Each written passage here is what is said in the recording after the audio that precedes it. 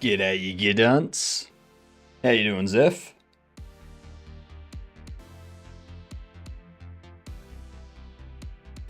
Let me just finish getting set up here. That's the one we want.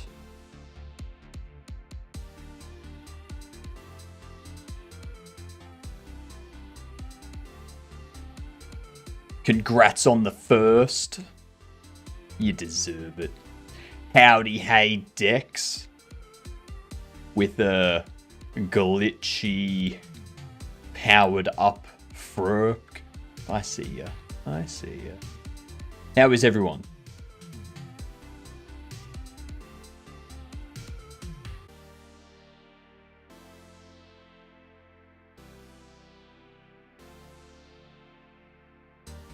Doing good? Good to hear. Alright, we're doing some 3D modeling tonight. Good old Thruder. I'm early. Too early? Nah, you're not. You're right on time. Perfect timing. That's what I think. Anyway. We're gonna model more of these guys. While the ads play, let's do this. Struggling with scene work, how are you? I'm doing good. I'm doing good. Just plotting away over the break there. Got another 2 shorts done. I'm trying to get enough shorts made over the next 3 or 4 days that I don't have to worry about shorts while I'm in Munich.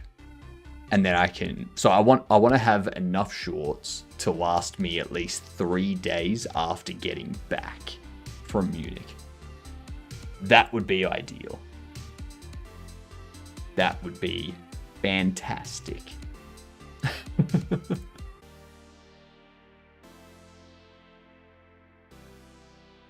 So it's not Mario Kart. I hope you're wearing shorts in Munich. It's going to be a bit cold, I think, for shorts. It's not Days Gone, but it is a third-person Unreal single player.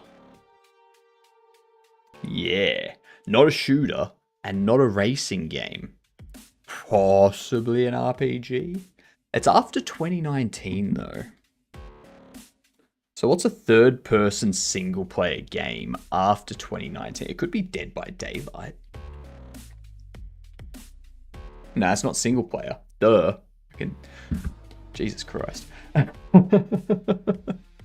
It's not strategy, not indie. It does look like it's possibly horror.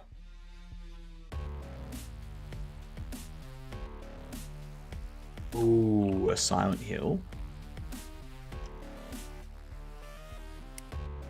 Alright, it's 2024. Single player, third person, Unreal Engine. This could be the Wart of Hog Legacy.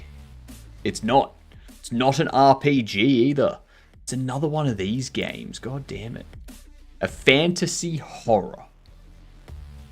Third person, Unreal Engine, single player, 2024, fantasy horror. Not a shooter. Not a racing game. Not an RPG. Not a puzzle. Not a strategy. Not an indie. A hack and slash? Is this going to be... No, because if it was Final Fantasy VII Rebirth, I don't think they would consider that horror. I don't think that's usually considered horror. You know? Thinking maybe...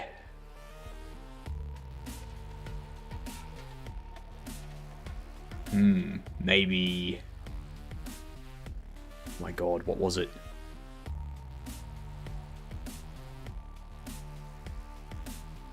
Because it's not going to be Dead Island or Dead Rising. The new Dead Space clone. There's a Dead Space clone? There's a Dead Space clone?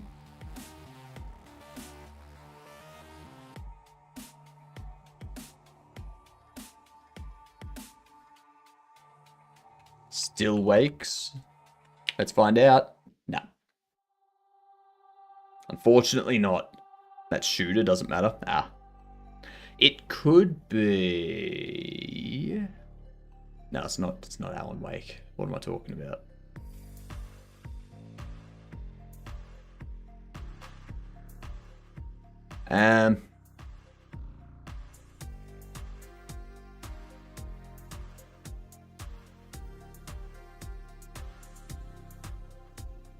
No, I don't know. I cannot think of a horror fantasy that's not a shooter or an RPG of some sorts, or survival. Like, Dead Rising and Dead Island are obviously survival as well.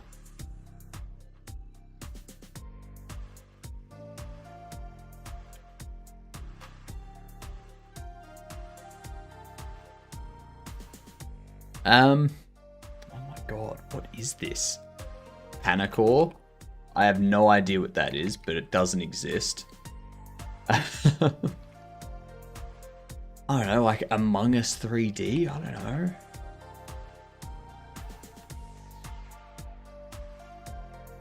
No. We need to know if it's a hack and slash or not. So let's go with Dead Island 2. Alright, so it's definitely a hack and slash. Needs to be a hack and slash. Third person hack and slash horror. So it's going to be a zombie kind of game. Going to be that sort of game, I reckon. Or...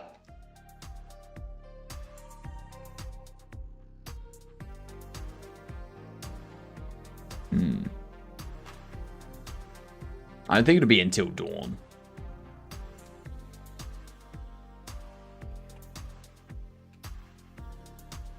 Is it Until Dawn Rush of Blood? Is that the remake?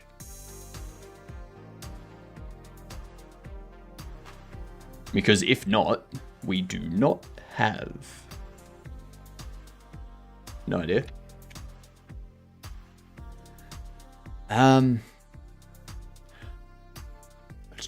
It's not gonna be anything like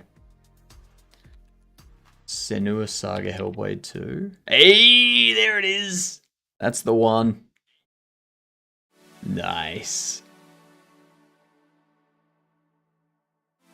Very nice, Oki. Well done. Yippee indeed. Congratulations. Alright. Who are we making today? Totally forgot that it came out. I've never heard of it. I've never even heard of the first one. Yippee. I gotta pee now. Yeah. Yippee.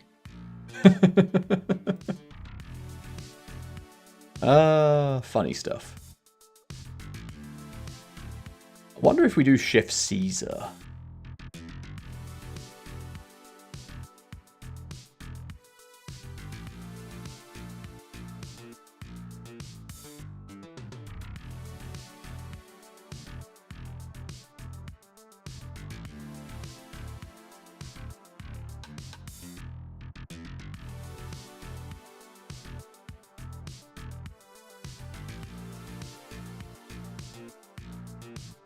Let's see.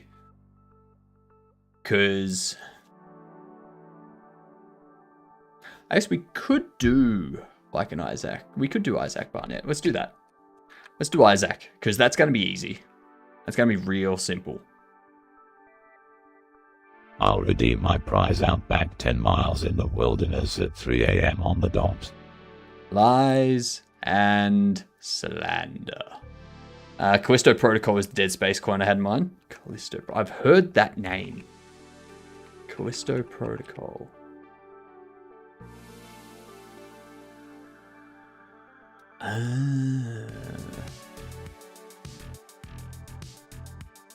Okay. Yep.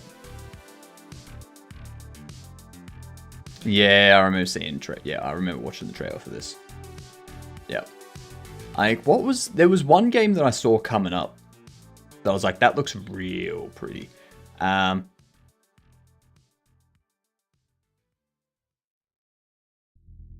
that one, this one.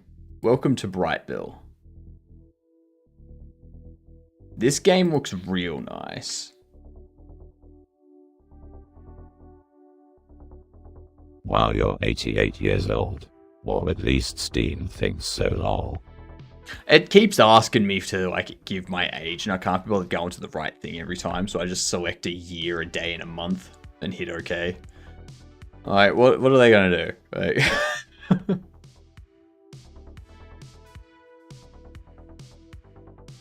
But yeah, this game, I'm excited for this game. I don't think 88-year-old know what Steam is. Oh, they do. They do. You obviously didn't. You obviously never watched that that grandmother gaming on Twitch. I think she was like in her 90s or something, and she was playing like Skyrim or Fallout or something.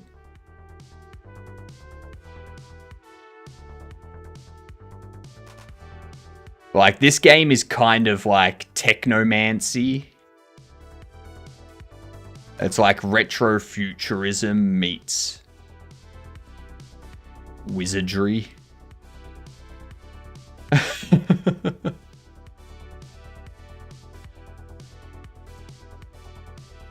It looks so nice too. Definitely an like I'd say this was made with Unreal Engine with the lighting. But yeah, looks very nice. Looks very pretty. Very pretty indeed.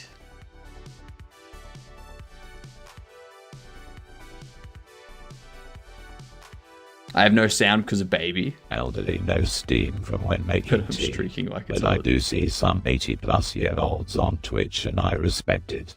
Yeah. Yeah, they do well. They do well. What up, Tolna? This is called Welcome to Brightville. This is the trailer for it. Like the gameplay for it. It's a very nice looking game. It's very pretty. Looks like a mix of Bioshock and Dishonored. That's exactly what I thought when I first saw it. A mix of, like, because Bioshock's got the steampunk robots and stuff going around that you gotta beat. Bioshock's got the magic and the, like, old school setting. I mean, they both have old school settings, but, like, an upper class old school setting. I'm doing great, Escamina. I hope you're doing great.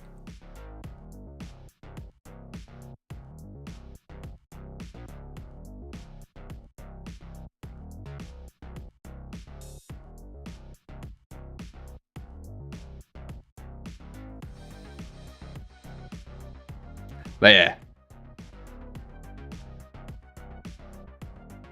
It's very nice. Very nice looking. I'm looking forward to it.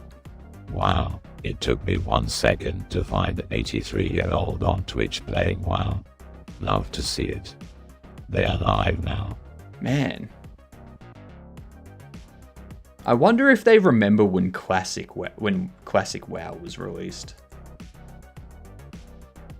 But yeah, I do like the look of this game. I do think like everything we saw was definitely like a... I think it was just like the demo test area thing that they have set up. Because like all the screenshots are from that as well. So like it tells me that there's nothing else out there, sort of thing.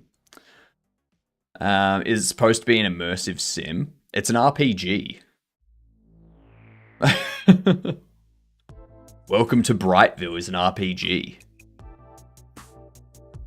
It's nothing about it is sim. Wait, emergent immersive. I don't think it's an immersive sim. No, it's just an RPG.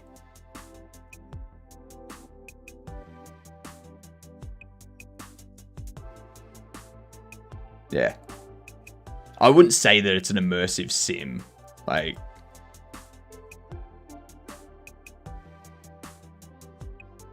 Also, I don't really like how games are put into like 40 different categories these days. They're like, here's a game that is an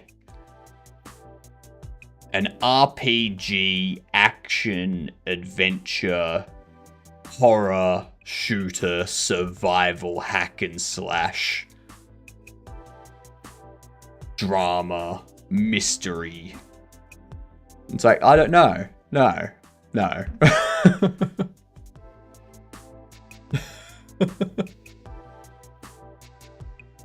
don't give me all that bullshit. It's an RPG shooter. Everything else is just story and environment. Alright? Piss off with the rest of it. What's going on, Fanny? So hungry for a good immersive sim. A good immersive sim's very difficult to do. It's very difficult to do. You know what? You could almost be a golfer. Almost be a golfer.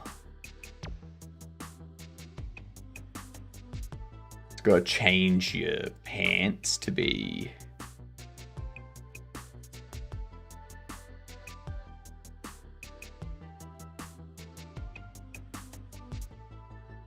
Yeah, unfortunately, yeah. I mean, make one.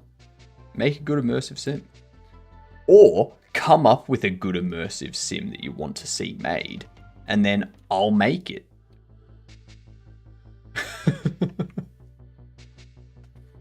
You come up with the idea, I will do the easy part.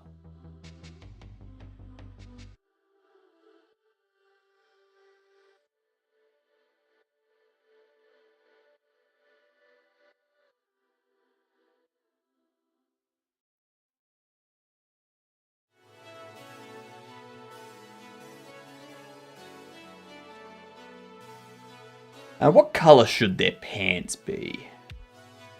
I feel like we go with like a Yeah, my game is an action, adventure, RPG, shooter, first person and third person, fighting, platformer, puzzle, simulation, strategy, sports, racing, survival, horror, stealth, MMO, sandbox, open world, battle royale, music, rhythm, visual novel, party, casual, educational, idle, incremental, and narrative, story-driven game.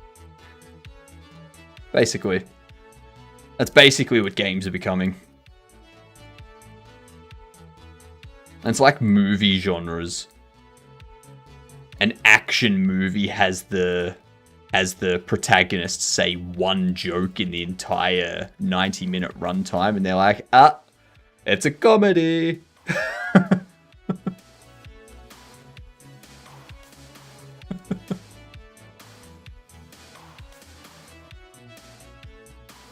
It's the most annoying thing in the world.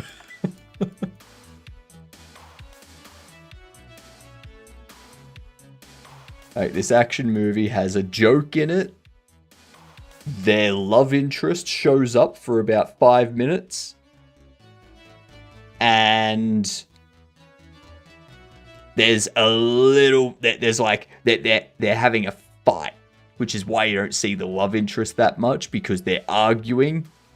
So they're off with their family while the protagonist is dealing with the main issue. And then the protagonist rocks up and sees them for like 5 minutes at the end. And they're like, cool. It's an action, comedy, romance drama.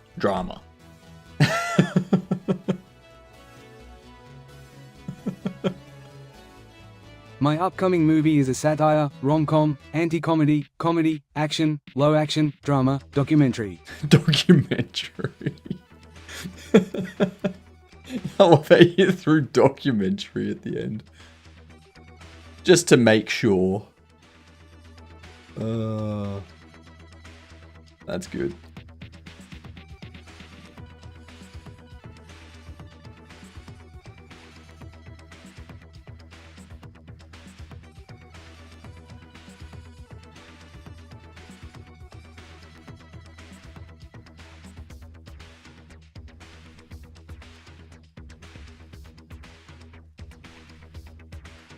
I'm just glad that music can't do that.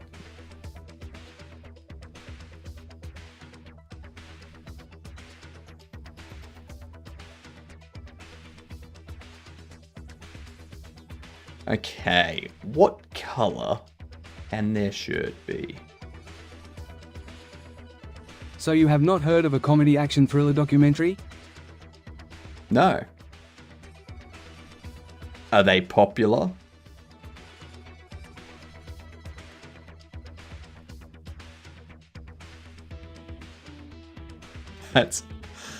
That is totally a pro golfer right there. I have not heard of one either.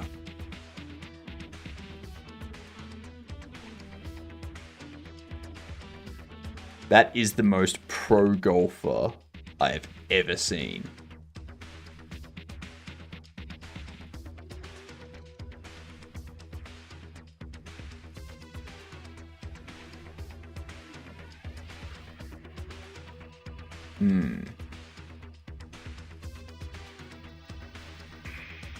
I wonder...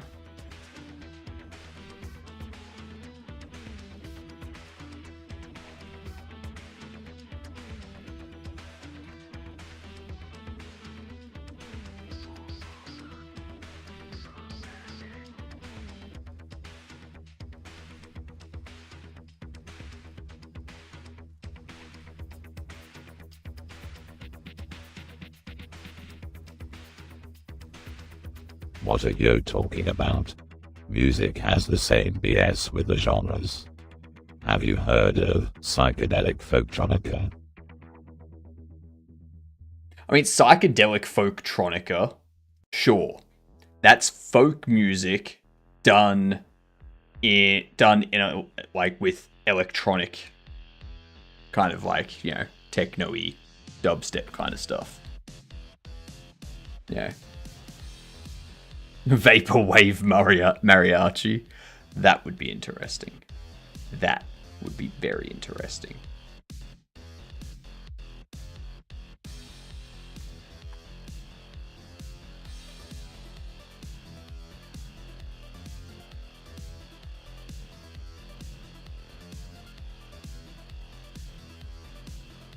That is 100% a golfer.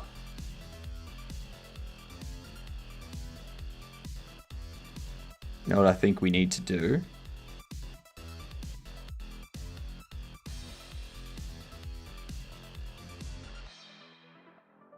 Give him a mullet. I'm giving this golfer a mullet.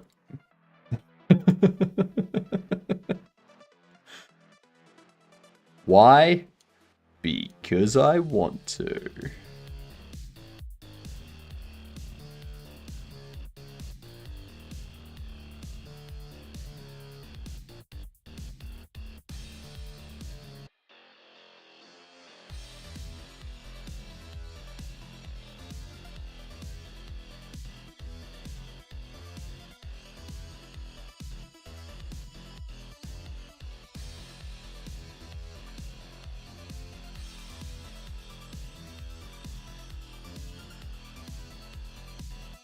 Now, I know what you're all thinking.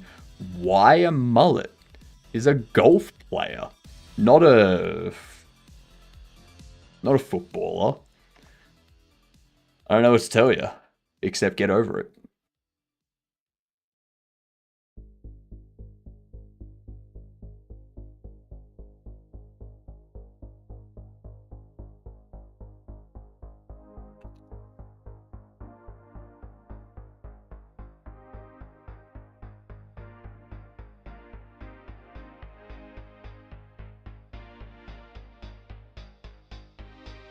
Let's grab this one here.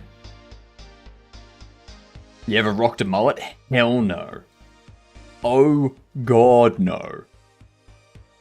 If you live in Australia and you see someone with a mullet, the first thing you think of is, okay, they have too much time on their hands. Unfortunately, the mullet is making a comeback in Australia.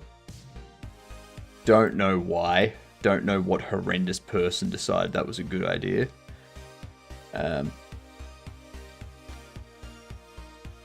I think it's because there was like some people in the AFL that were rocking a mullet, and then a bunch of other people were just like, hey, that's coming back.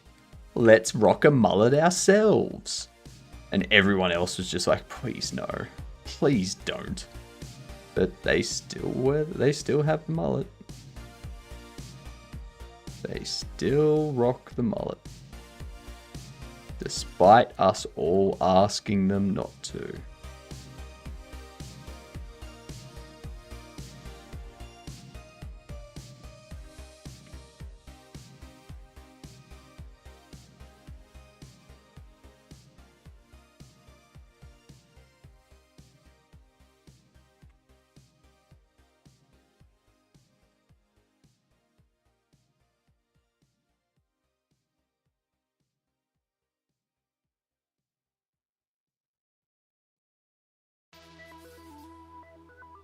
There we go.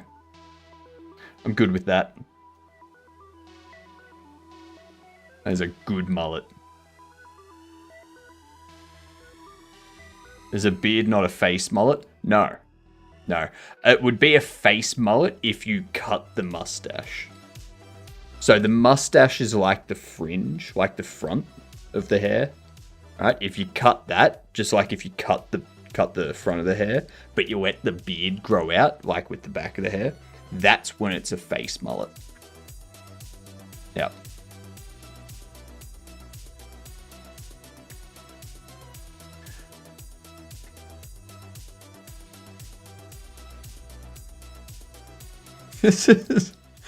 I'm sorry, but if you told me that this person's profession was golfer, I'd be like, yeah.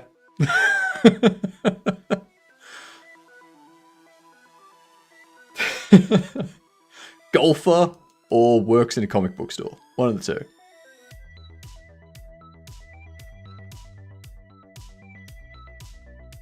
Demon looks like old mullet hair. I see that.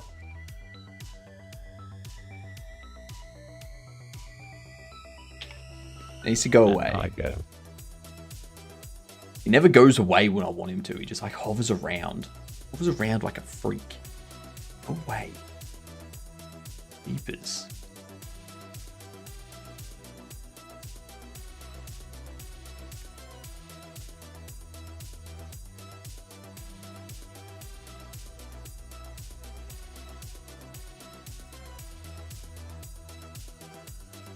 Your game of the year?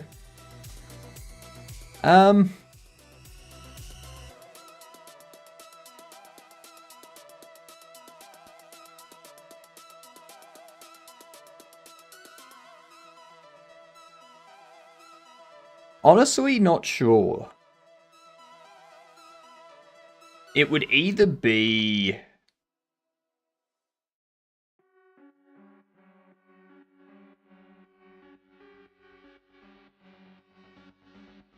It would either be Claire Obscure or Mega Bonk.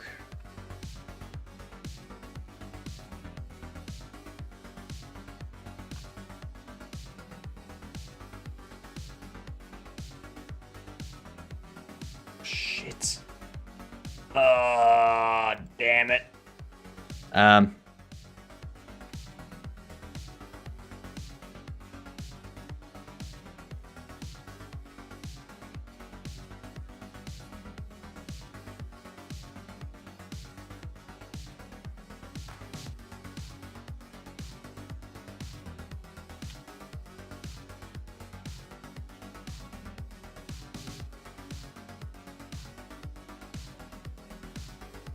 Gosh darn it.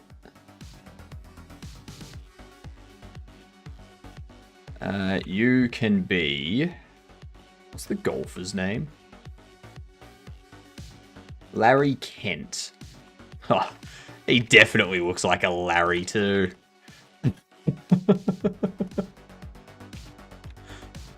He's totally a Larry.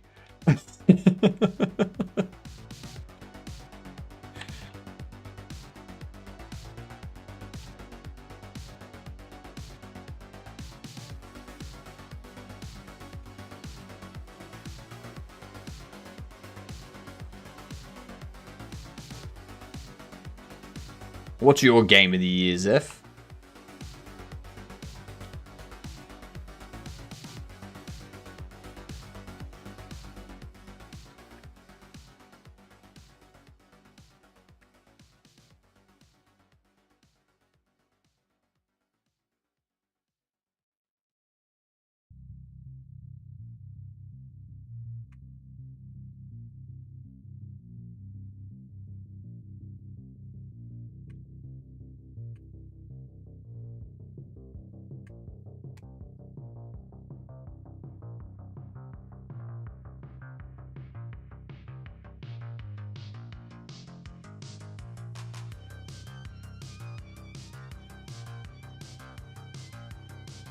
Let's see what we've got here.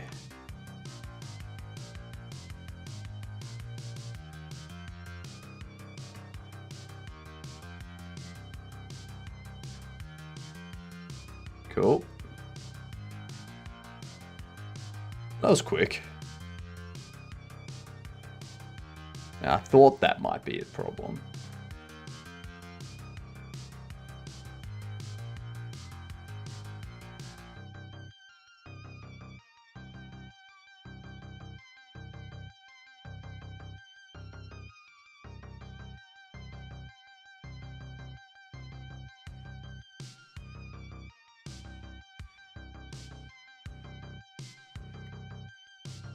Beautiful.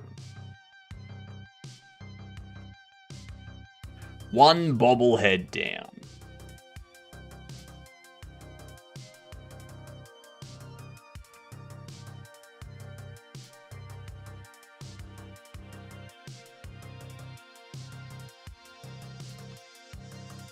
ACD2. But in play Expedition 33. Split Fiction, now Dispatch are also really good. They are. Dispatch is actually an interesting idea. I do like that because it's like a new way of doing the narrative. Yeah. Split Fiction. Split Fiction was really good, but for me it was overhyped. I can see that being Game of the Year. Just because it's like the blending of multiple environments and genres together, sort of thing. So that's a good call. Kingdom Come Deliverance 2. I don't feel like that brought anything new. Like it's a good game, but it's not as interesting as Expedition 33 or Split Fiction or anything like that, because it's an RPG with a bit more detail. Yeah. It's not like it's taken RPG to like some crazy... Yeah.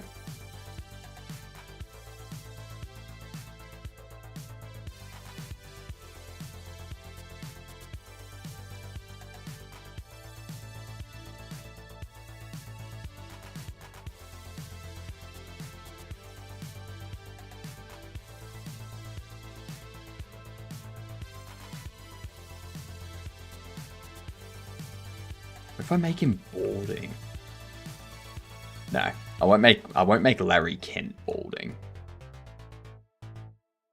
That's something I'm gonna keep in mind though.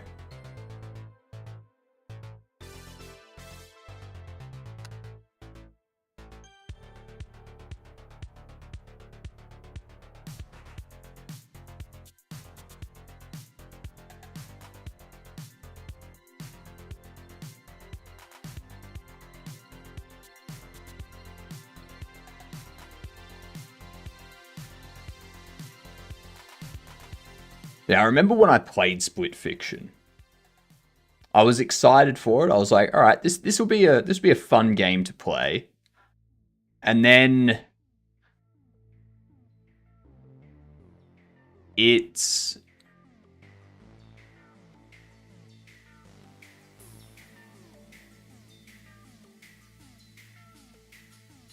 was overhyped, I feel. They're like, oh, it's going to be amazing. Like, nothing's ever been done like this. Oh, it's going to be so good. It's going to change gaming forever. It's like, I mean, it's It Takes Two with different settings every act kind of thing.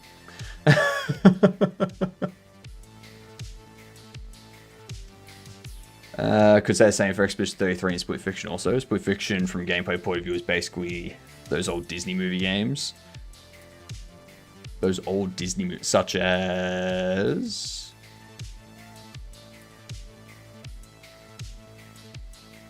Like, I'm not saying that Expedition 33 and Split Fiction rewrote RPGs or gameplay in any fashion. I'm just saying that Kingdom Come Deliverance 2 is Kingdom Come Deliverance with a little bit more detail. Like, we've already had a Kingdom Come Deliverance. Is Kingdom Come Deliverance 2 so much of an improvement on Kingdom Come Deliverance that it is Game of the Year?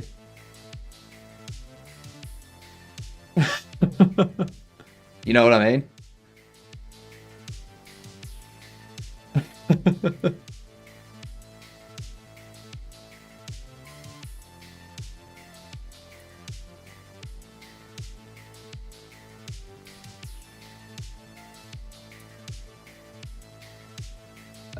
Let me check this.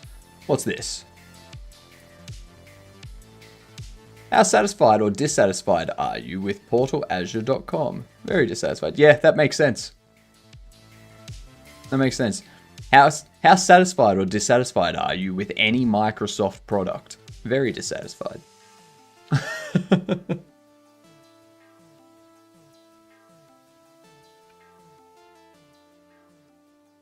Turned off KCD1 midway through the story. But Game of the Year shouldn't just be which game had the best story.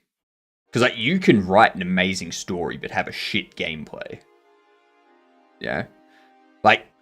Everything of the game has to be amazing. Yeah. Everything about the game has to be amazing in some sense. Or majority of the game has to be amazing in some sense.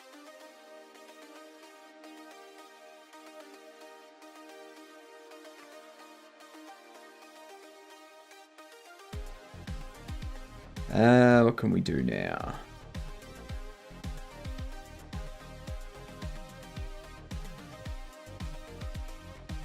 That's what I need to do.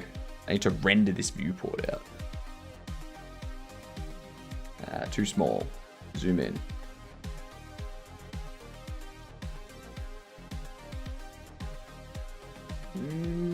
Yeah, that's pretty center. That's pretty center. Save this as icons, products.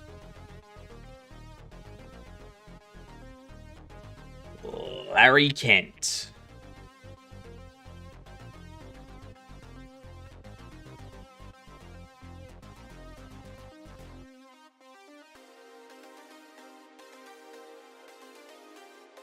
Save this as Larry Kent X180. Oop.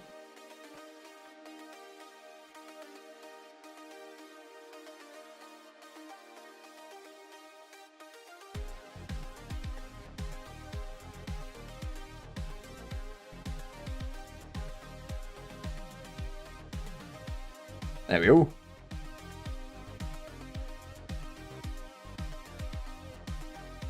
There we are. I like it. I like it.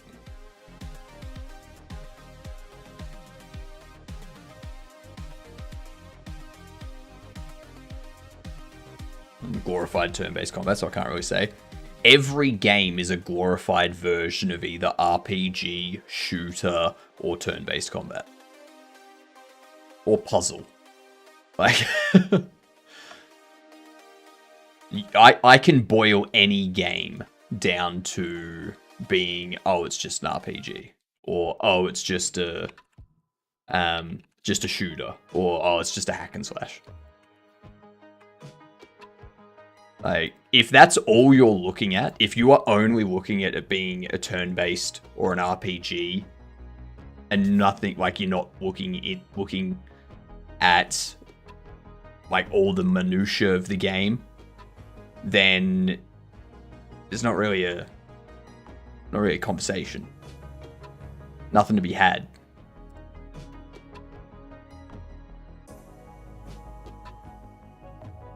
Like, Game of the Year needs to take into account more than just if it's an RPG or if it's a shooter.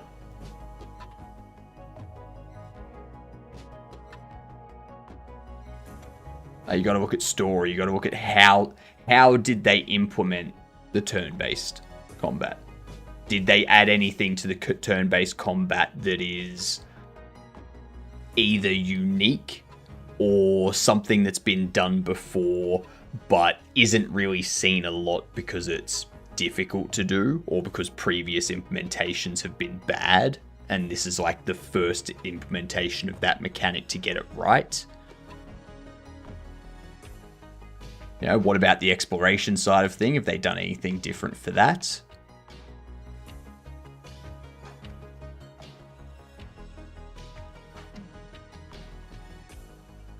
So I don't understand what's so good about it. The intern is absolutely crazy about that game. I mean, Zeph, it could just be a game that's not up your alley. That's all it could be. It could just be that you personally don't just, for whatever reason, aren't intrigued by it or aren't interested in it. That's fine. I like the Game Awards show, don't get me wrong. I am mainly there for the incredible orchestra. But yeah, like there's a ton of games there's a ton of games that become really popular, and I'm just like, I don't see what that's good. I don't enjoy it. Like, what are you talking about?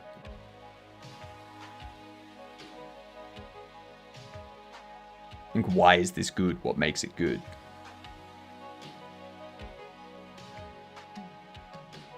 The flute player is amazing in that show. The damn flute player.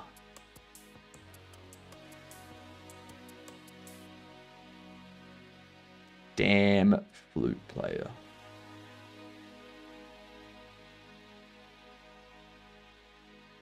All right.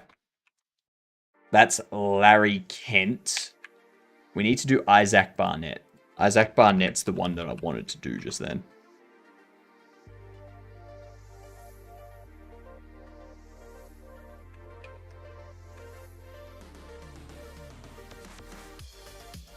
Don't save that.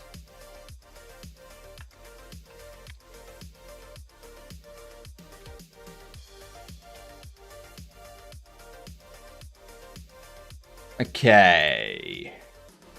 As we could look at football.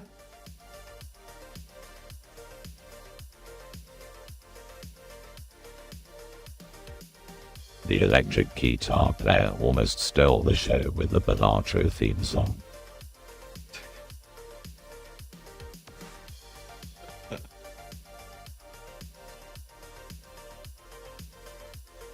The electric guitar player.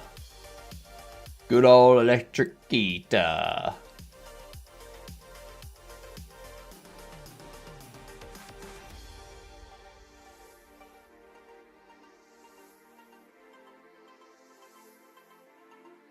Let's see. Did you see the performance? I did not. I did not. Honestly, I think the orchestra this year just needs to play Expedition 33 music, and that's it. Like, the Expedition 33 music is just music of the year, I think. The soundtrack to that game is fucking the best thing ever.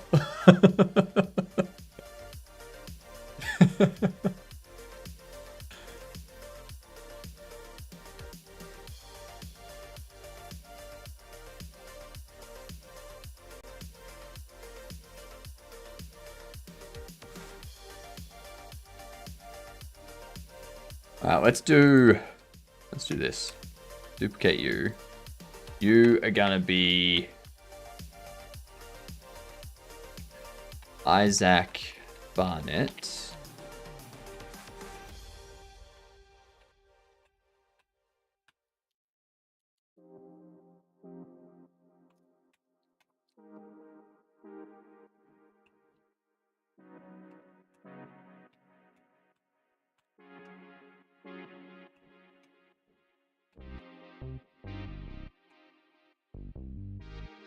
There we are.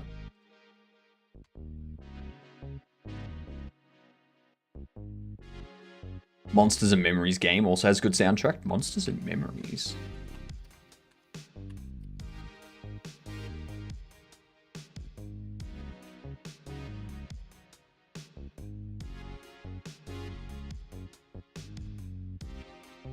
That does not appear to be on Steam. Subscription-based MMO. So it's in early access. Okay, yep. 2025 Q1, development of proof of concept continues. Friends and family testing returns. Development begins. Module D1, Descent into the Deep. Closed alpha begins. 2025 Q3 to Q4, final testing and polish begins for early access. Closed beta begins. 2026 Q1, proof of concept finalized. Module D1 launch prepped. Open beta, early access launch. How many people do they have working on this? I'm sorry, but can I just say, if you have that soundtrack on YouTube, if you have an MMO that you're working on, and you go from the proof of concept development through to like this here, if you're at the point where you've got an open beta and an early access launch, that's no longer a proof of concept finalization. Proof of concept was done like 2 years ago. Okay? All you've been doing is developing the game. You've had the proof of concept. You know the game's gonna work. And now you're just building the game.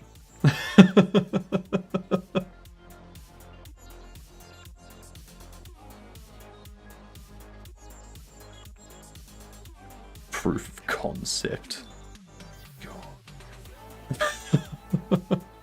all volunteer team of ex-players and ex-developers from EverQuest. Ooh, from EverQuest.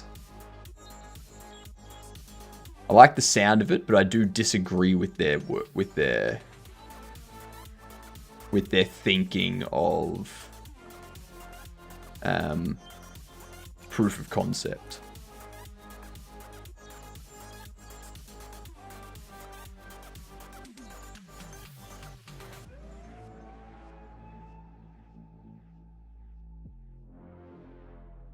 You don't finish a proof of concept and already have your beta ready to go. No. Your proof of concept is finished and you release the alpha.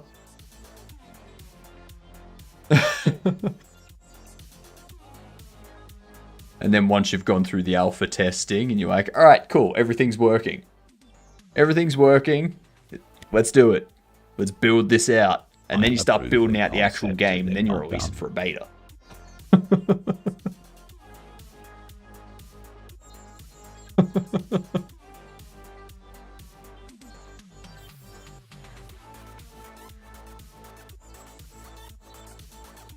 do we do with the hair for this guy? Let them cook? I'll let them cook, but just terminology's a bit off, that's all. Like a proof of concept is the thing that you use to go to someone and get funding. Here's our proof of concept showing that yes, this game idea is feasible and will work. Let them cook, but the food is moldy when they start using it.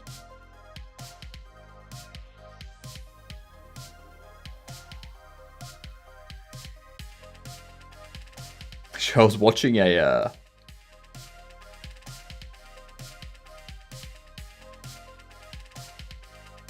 a video with it was like a contest where they had like two Asian cooks and two black cooks. Like, which one makes the best fried rice? My God, that was the most infuriating thing I've ever watched. Thought it was a black crown. It was the most infuriating thing I've ever watched.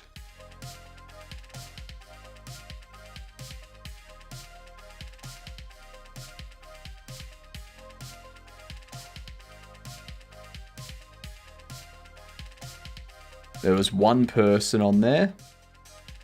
Their stuff was terrible. They had the worst fried rice. Well, second worst fried rice. They had the second worst fried rice.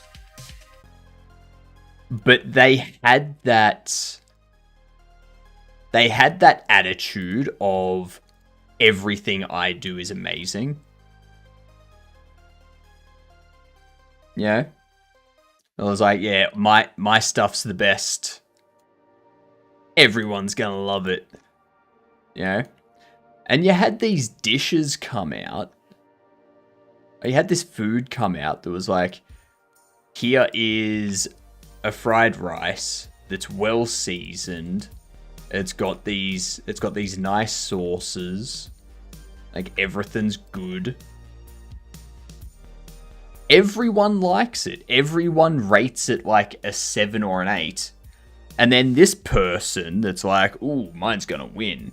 Mine's gonna win. It's the best. They give it like a 2.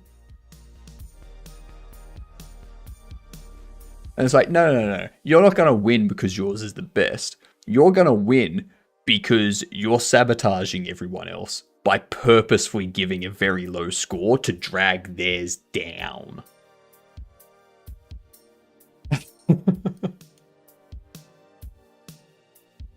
So infuriating. I got so angry watching this.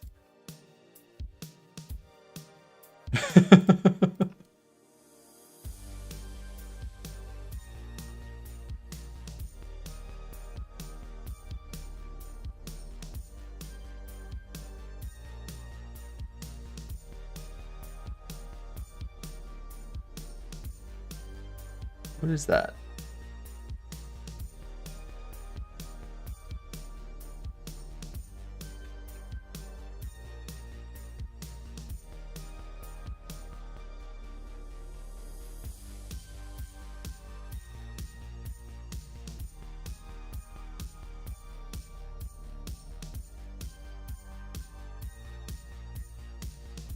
Okay. Get rid of that. Going through the games that could be nominated for Game of the Year, and I completely forgot that Death Stranding 2 came out on PS5. That makes it even harder to make out what's going to fit into nominees. Death Stranding 2...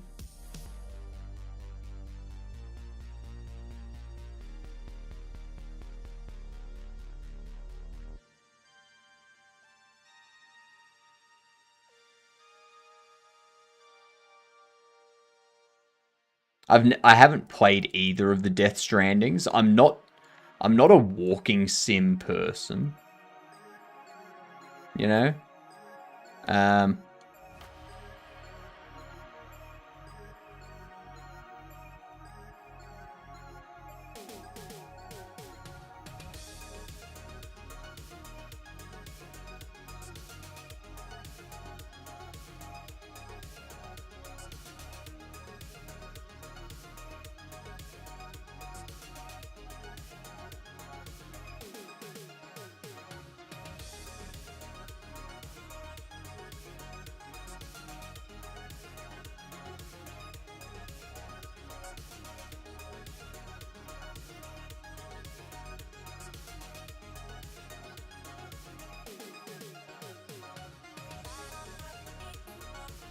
Alright.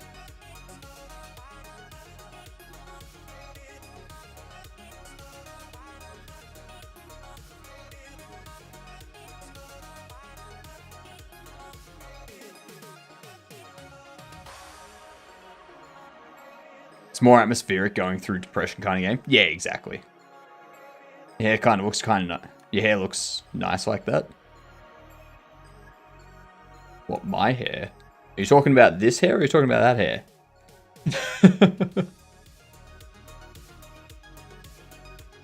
I don't know whether to be offended or not.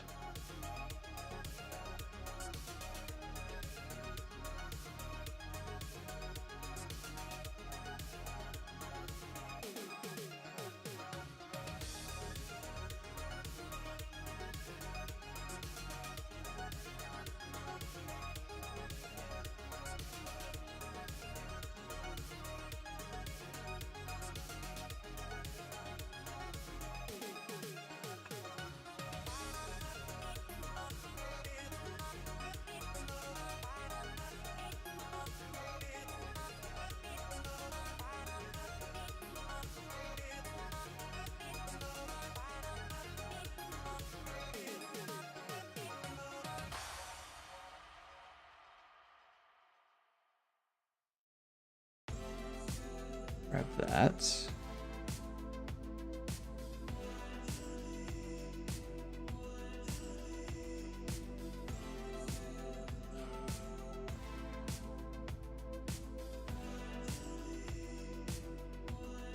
Grab that.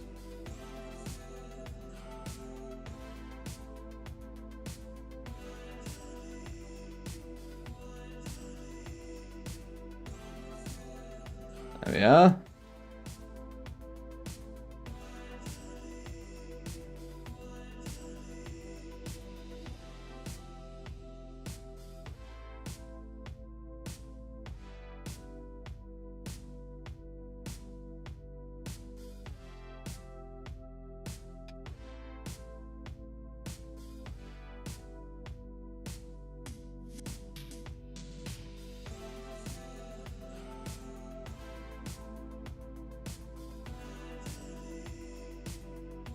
See. Put you over there. Grab this. Bump you down there. Put this there. Bump you there.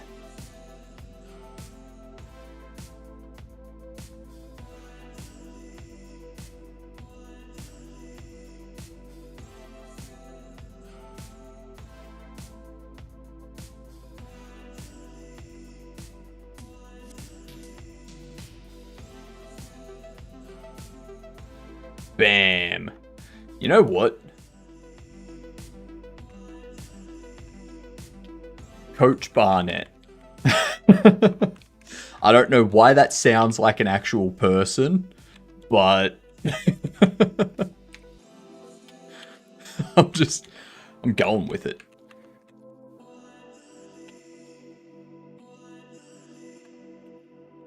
I feel like Coach Barnett's from a TV show or something, but I can't remember. That hair? Ah, the Z fighting brings out your eyes.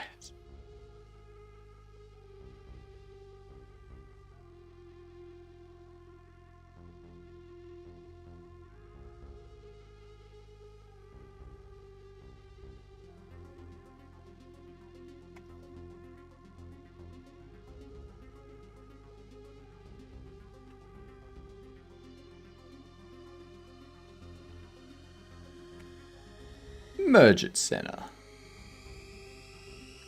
Merge it center. Message for me.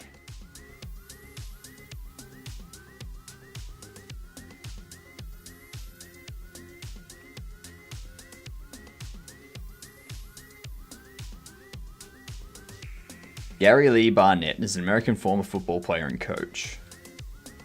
He served as the head coach for Fort Lewis College, Northwestern University, and the University of Colorado at Boulder, compiling a career college football record of 92, 94, 2. Yeah, don't get sued. I mean, does he look like this? If he doesn't look like this, then I can't really be sued, can I? And you can't sue me for using the last name Barnett, because then I can't use any name in existence. No one would ever be able to use any name in existence. So.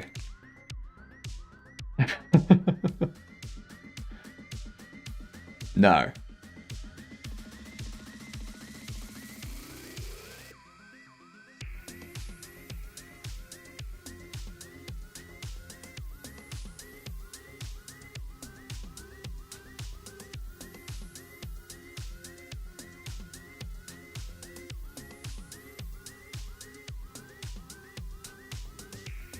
I mean, if you took your hat off, I'd be able to see. But I'm not seeing any bald Coach Barnetts, apart from, obviously, you. But there's a bigger difference between you and you than the hair. So, Pixel has a point. They own everything. Disney or Nintendo might have a copyright or trademark for it. Bring it. Bring it.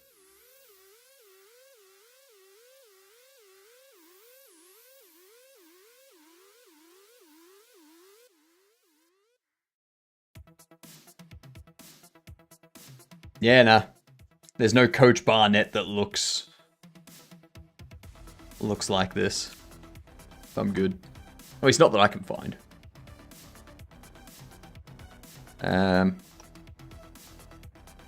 That's why I'm thinking of it. Because in Community,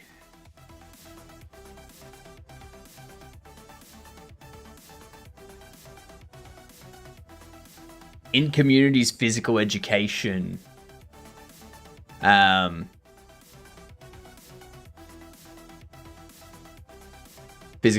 episode, Troy, whose last name, I think it's Troy Barnett is his last name or something like that.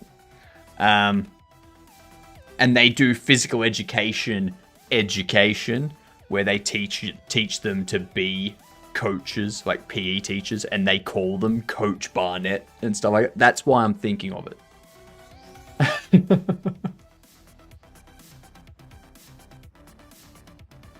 I knew it. I knew it was something. Third person single player hack and slash. What have we got, chat?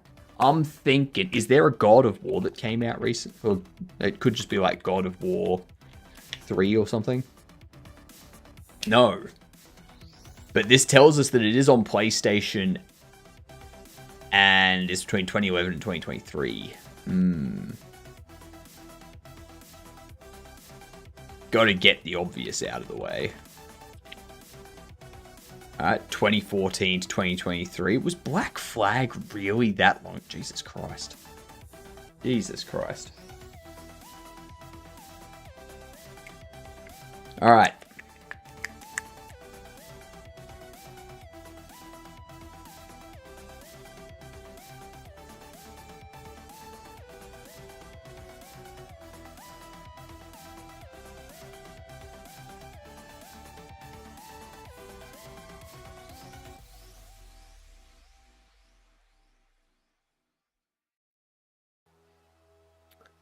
I don't know. Maybe change it to Mr.? Nah. If I'm worried about someone suing me over one of my bobbleheads being called Mr. Barnett with no physical resemblance, then I can be worried about someone suing me over calling a bobblehead Mr. Barnett with no physical resemblance. So, I'm not going to worry about it, because it's not going to happen. It's just not going to happen.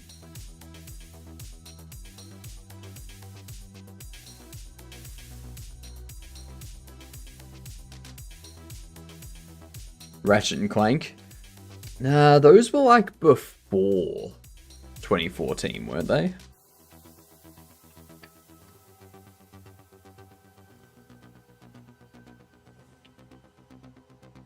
I don't know. There you go. It's not a shooter and it's not a platformer. Okay. Is it... What's the other one? Jak and Daxter 2? No, it's not a Jak and Daxter. What is it? Sega. Sega. We've had this game before. We have had this game before, and I completely forget I completely forget who it is or what game it is.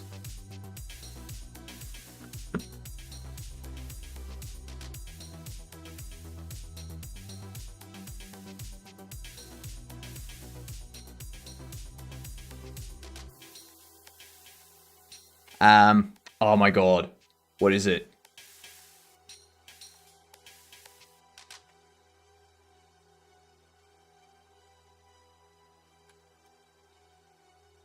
Genshin. That's it.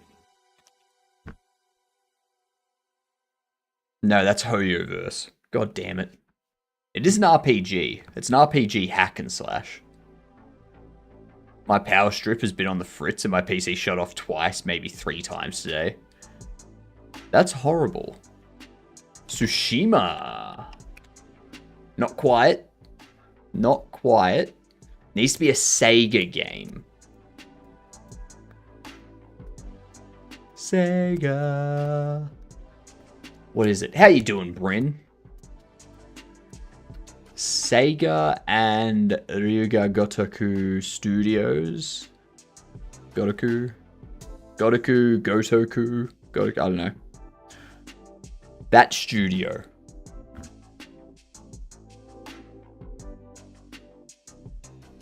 RPG hack and slash. Third person. Let's cut this down a bit. I'm just going to go Dishonored 2. Alright, it's a 2016 game. 2016 third person RPG hack and slash.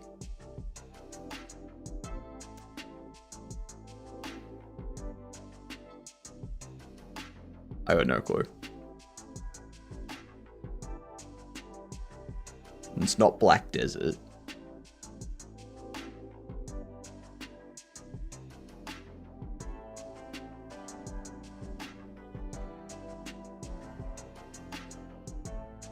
What themes? It's an open world. Open world stealth or open world drama. I feel this is like Thief Simulator.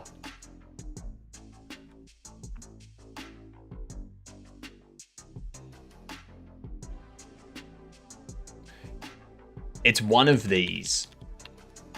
I forget which one was the 2016 thing.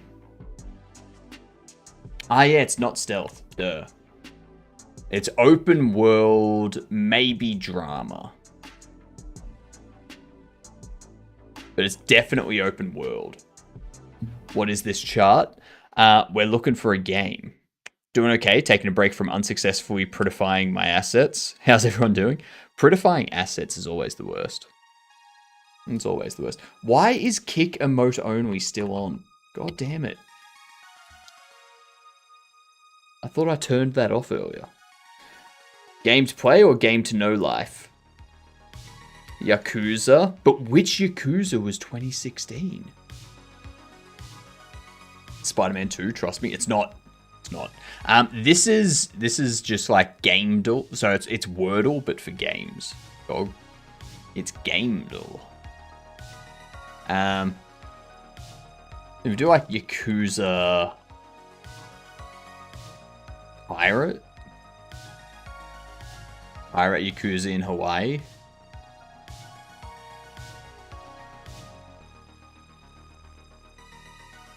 Or Yakuza Like a Dragon. Kiwami. Yakuza Kiwami. Let's see. Now, Yakuza 6, The Song of Life. Okay. Yakuza 6, 2016. Okay.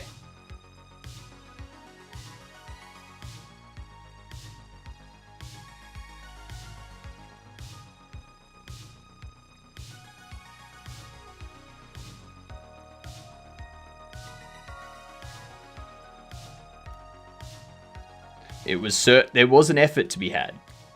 There was indeed an effort to be had.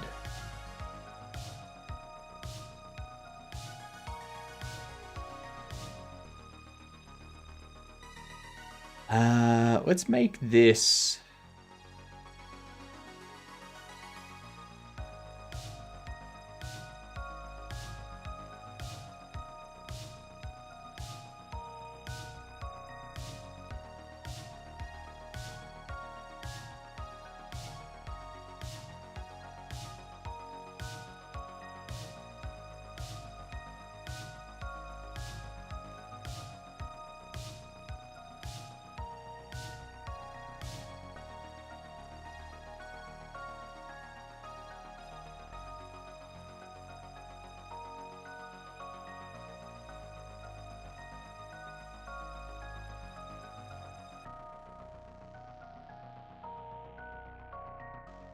I now realize game dev streams not the best escape from game dev. Yeah, no. Why must Blender haunt me so? I mean, this is why I do such low poly stuff, so that it's just like very, very easy and relaxing. Because most of what I'm doing at the moment is just like finding color schemes.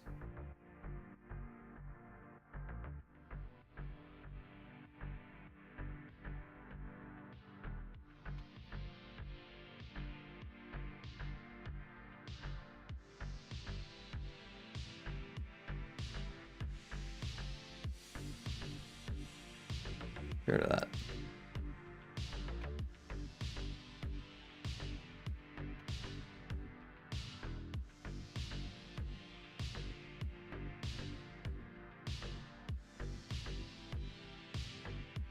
There we are.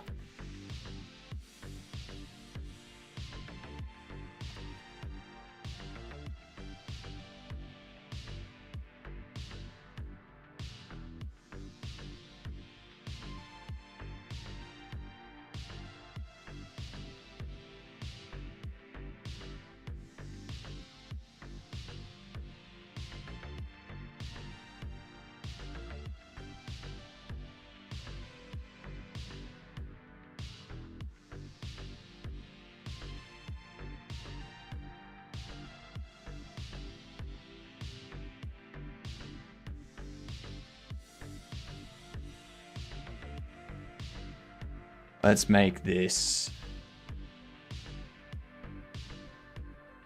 down there.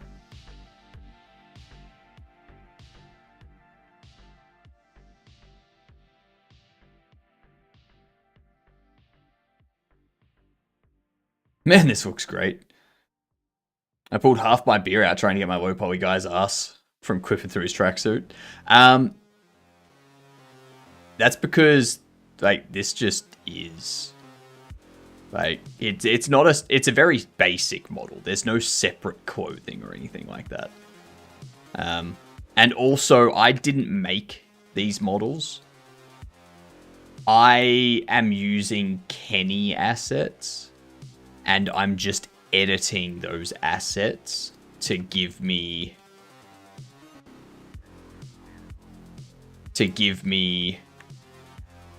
sort of the different characters that I want.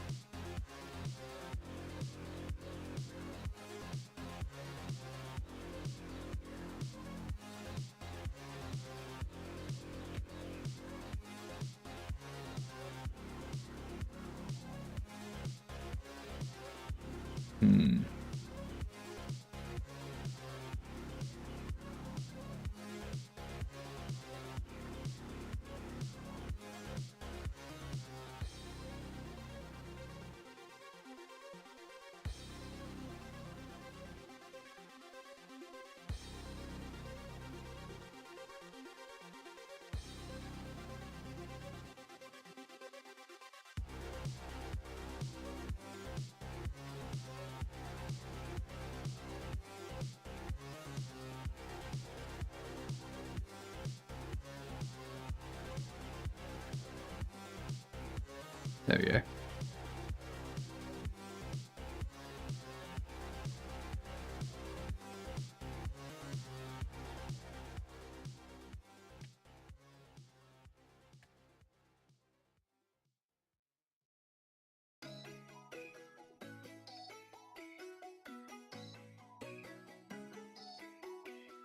All right.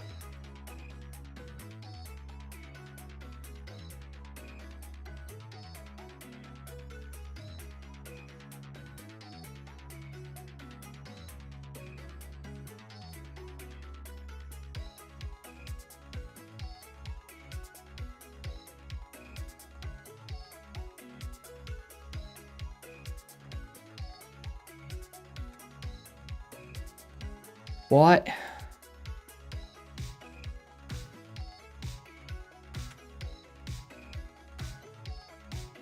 How is it not? How do I have this face here? How do I have this face?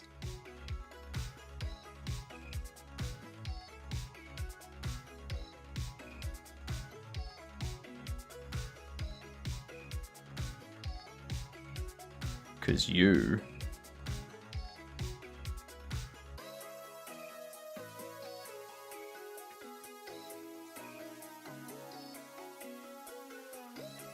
Okay.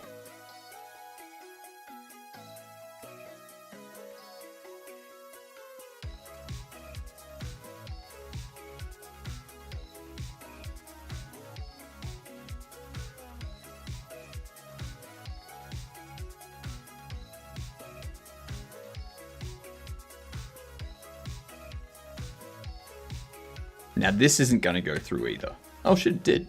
Ha! Well, there you go. There you go. I was not expecting that. Actually, I should probably switch into this mode.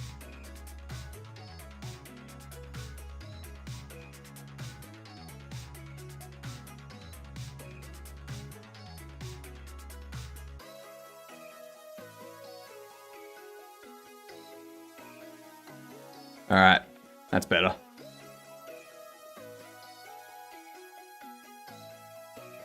This is the only thing. This is the only thing about Kenny's models that are a bit frustrating for me to work with. Is the fact that the faces just aren't connected. Like, very little of this is actually connected to each other. And I don't know if that's a Kenny thing or if that's just how the FBX format has been imported. You know?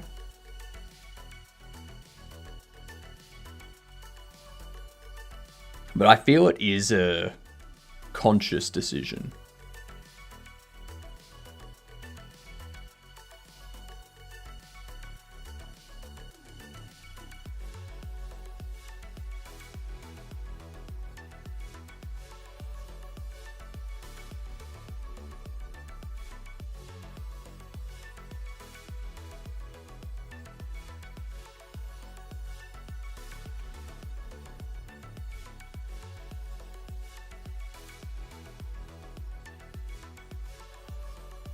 Blame Kenny.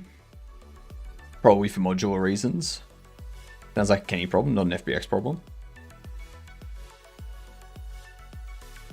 Like, I think they've done it purely for, like, keeping all of these straight edges and stuff.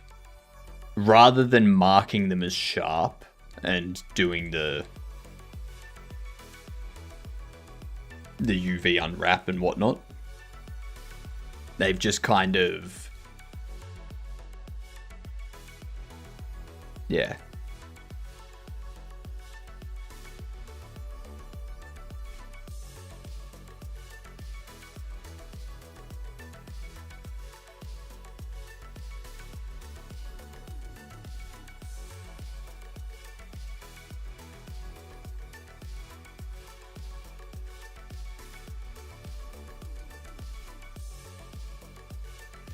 I know I should make arseless models, but there isn't a tutorial out there to teach actual detailed workflows. Like for when you want to animate the character to make it customizable. It's always pop your model in, so you go to a separate video lesson on how to model a character and accessories and stuff, but no context on how to create it so it's swappable with the game.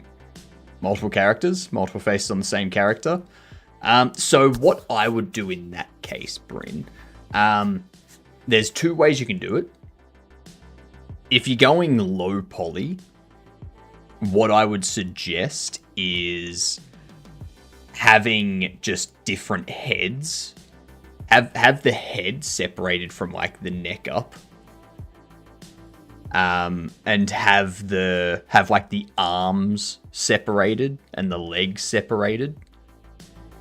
And then you can duplicate those meshes after you've weighted them. Of course, like after you've weighted everything to the armature, you split it out. And then you can like customize those as you see fit. You can like duplicate the head mesh and give it like different face or something. And because it's low poly, it's very quick to do that. If you're going a more detailed model, then you'd probably want to use shape keys. And then you can use shape keys to like adjust like upper arm, forearm, thigh, waist, stomach, chest, neck, all that kind of stuff, and have it like shape key those positions to give you all these different models.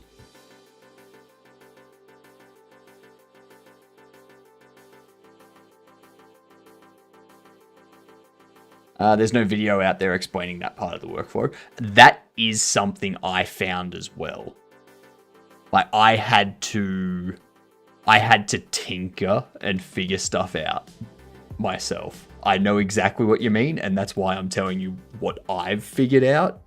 I don't know if that's the right way to do it or if that's the best way to do it. That's just how I know to do it.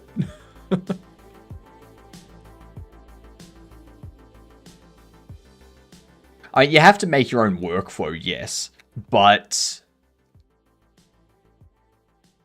when it comes to process, like when it comes to identifying the correct way to do something, you would hope that there's things out there that you could reference.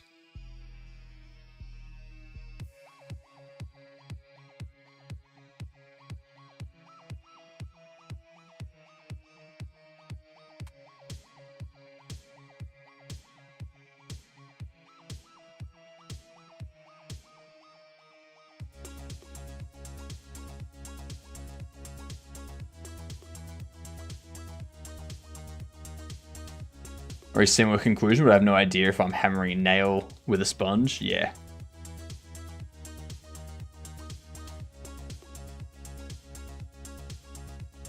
But yeah, I've done it. I've tinkered with it that way before, where I've had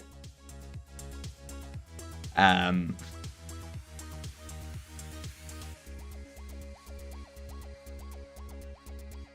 mesh that I had rigged to an armature that had animations.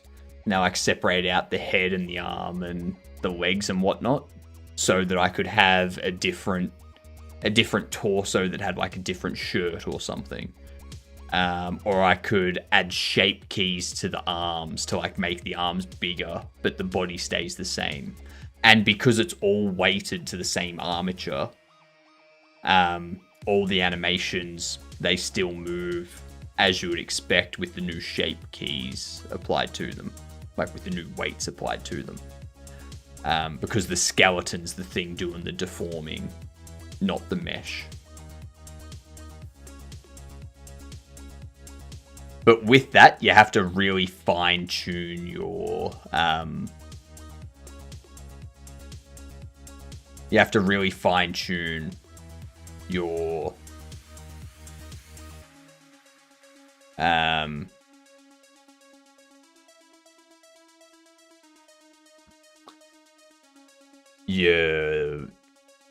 your weights, your weight painting. That's what I'm thinking of. Hello, Theatre. How are you doing? Using 2 skeletal meshes. Have the shirt follow the leader for the main anim, but that's more spendy. Yeah. I think the way I've seen some of the shirt stuff done is you use one animation for... Like, you use one armature for your player character. And you use that armature for both male and female versions. And then you have...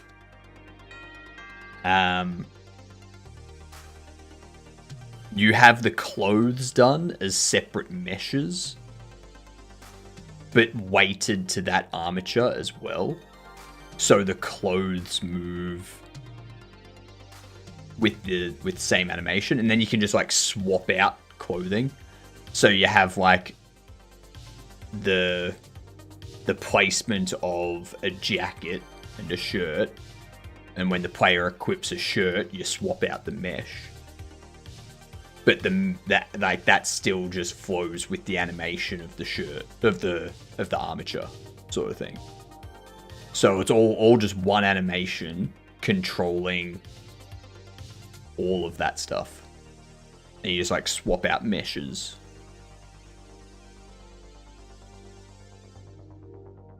And the only issue with that is if you want like flowing clothes in the wind and stuff, then you would have like the tail of a coat or something, which wouldn't be weight like that.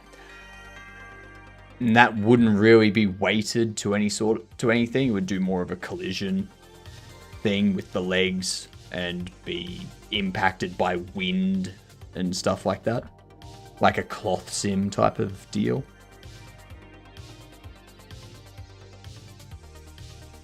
The shirt's hovering off the ground, so it still hits the root. Yeah, exactly. And if you don't want to deal with animations, Mixamo is an option. Mixamo is an option. I like to think of Mixamo as prototyping option. So you use that for prototyping stuff, and then you do your own animations once you've got an idea of everything. Becoming a dentist too. Yeah, if you don't want to deal with animations, become a dentist. Become an IT admin. Assist a network admin. Maybe go into mechanics, like become a car mechanic. Yeah. All of this stuff, you don't have to deal with animation. Mixamo's its own bag of weasels. Bartender also. Bartender is a good call. Bartender's a very good call because then you can also have drinks. Yep. This is my first game, so I want to learn the thing. Mixamo was really tempting though. Mixamo is very tempting. But yeah, I'm with you, Bryn. I like to learn the things myself. And that's why I'm using Cinti assets and Kenny assets. Because yes, they've done the modeling for me, but now I get to practice my modeling. And the next thing I do, like the next modeling I do for characters, I will try to do the model myself from the ground up. Yeah. Cook. Be getting that food. Ooh, that's nice. Learn them skills.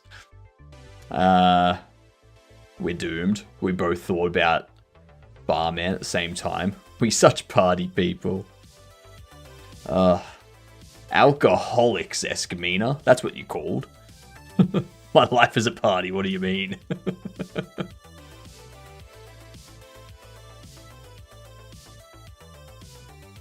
What theme song does your,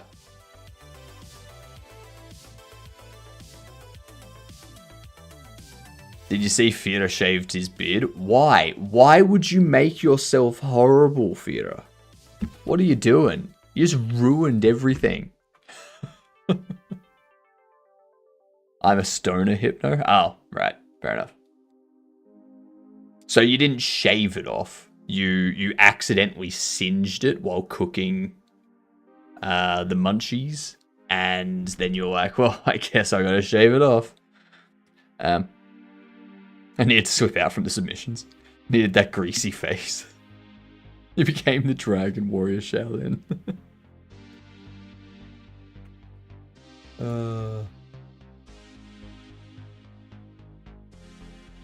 It no shave November.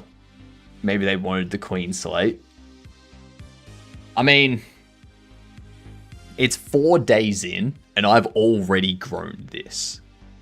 So you've got a lot of catching up to do, Theatre. If I can grow this in 4 days, you've got no excuse.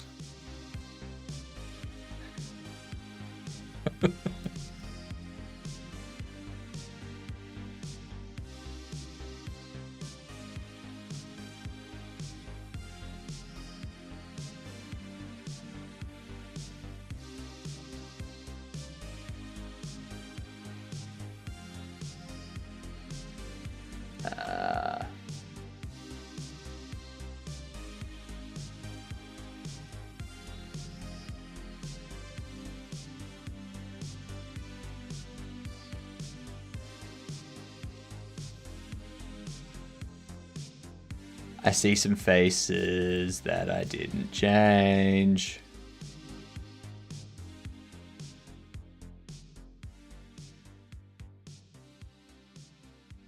Pop, pop, pop.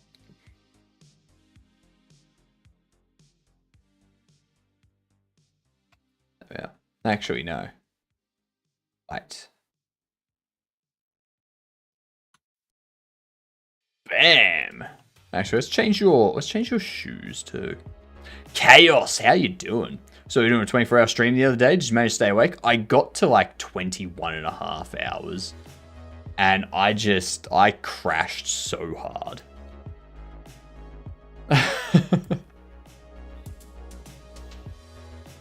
I crashed so hard.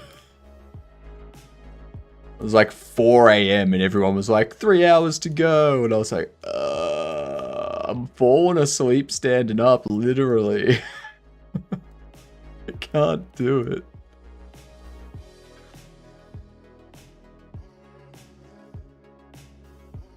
My stream maybe 4 hours, so taxing for my social battery. See, that's why I was trying to keep myself occupied, trying to do stuff while I was doing the 24-hour stream. But it got to a point where we finished what we set out to do. And as soon as we finished what we wanted to, it was immediately just, my brain wasn't focused on anything. It wasn't staying active, and done. That was it. There was no coming back from that.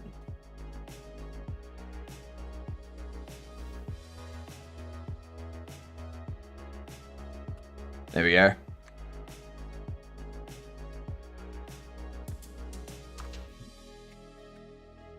Coach Barnett. It was the last breath of adrenaline. It was the last breath of adrenaline. I know, right?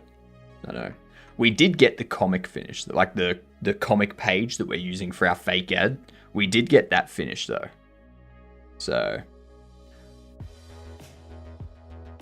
I gotta tell you, FedEx. It's not FedEx's fault. Like, FedEx need to choose someone other than TNT for delivery in Australia. So in Australia,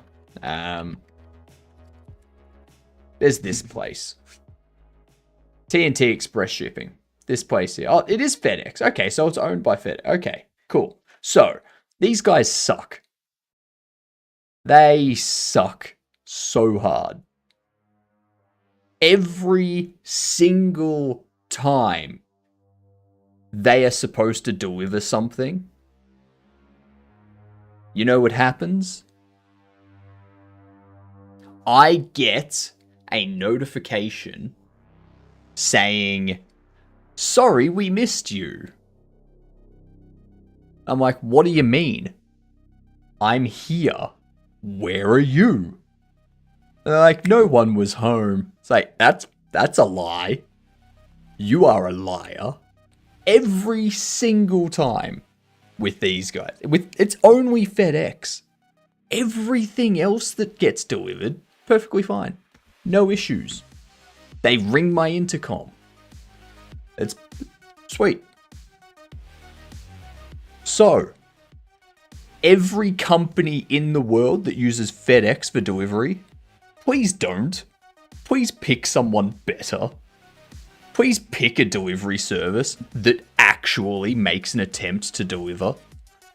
They said they left a calling card. I went down to my mailbox. No calling card there. There is no calling card there, so that's another lie.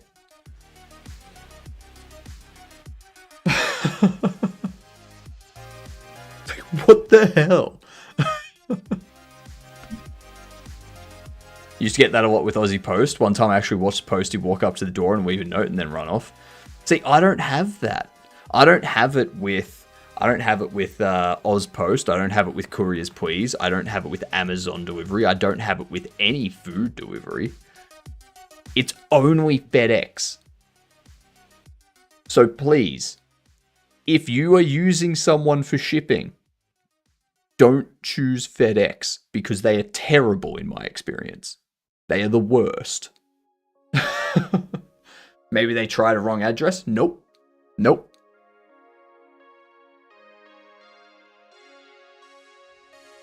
If they tried the wrong address, there's a big question that I have. Why are they the only ones attempting delivery at a wrong address and no one else? Maybe FedEx is using Apple Maps. Who knows? They provide a service to deliver things to you, and they don't. Yeah, exactly. Yeah.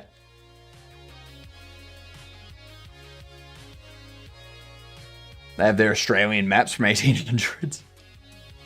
Mercado Libre is the best on Earth. They will find you in International Space Station if you went there for a quick trip.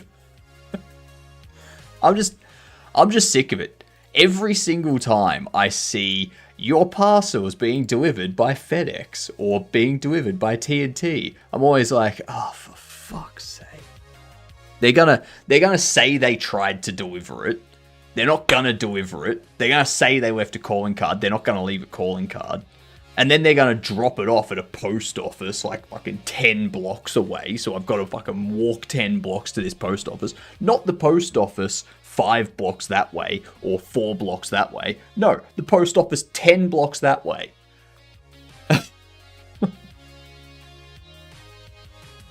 Fucking hell. In case you can't tell, I hate FedEx.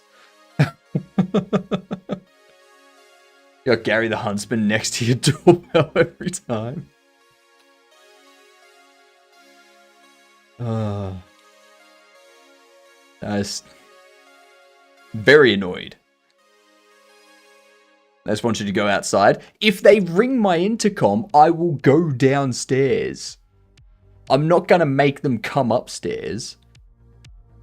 Also, the other annoying thing, they told me either in the SMS or I think it was on their website where it has like the tracking details. It says somewhere, did not leave at address, signature required. Okay? Signature required. Right there. Okay?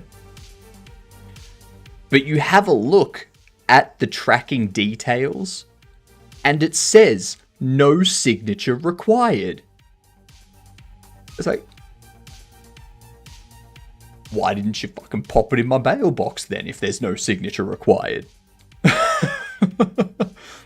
Why are you saying that signature is required? It says in one spot on your website, no signature required.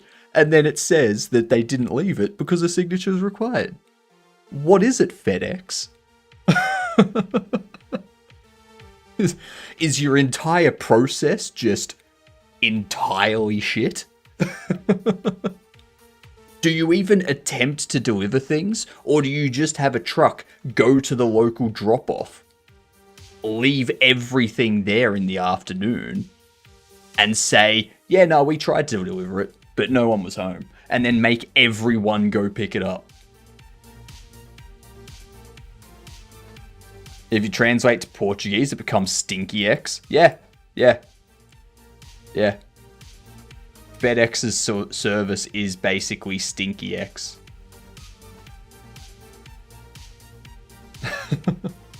It's like playing Katamari game in reverse. You should check next time how many FedEx packages are at the drop-offs. Well, today's a public holiday, so no one's picking it up. So I'm gonna go there tomorrow on my 5-hour intermission, on my 5-hour break, and we'll see. We shall see how many are there. Guarantee there's gonna be like a huge pile.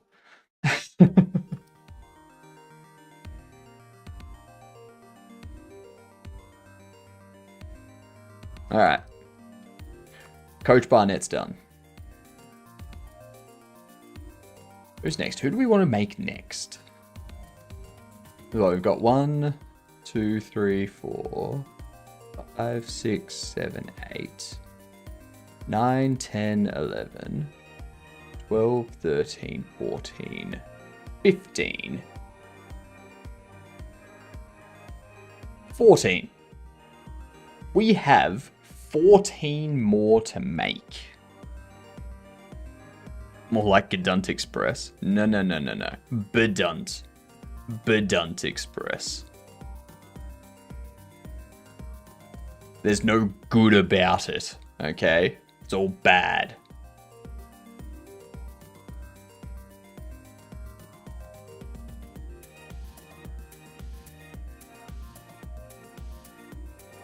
Gedunt stands for good C word. Bedunt stands for bad C word. Yeah.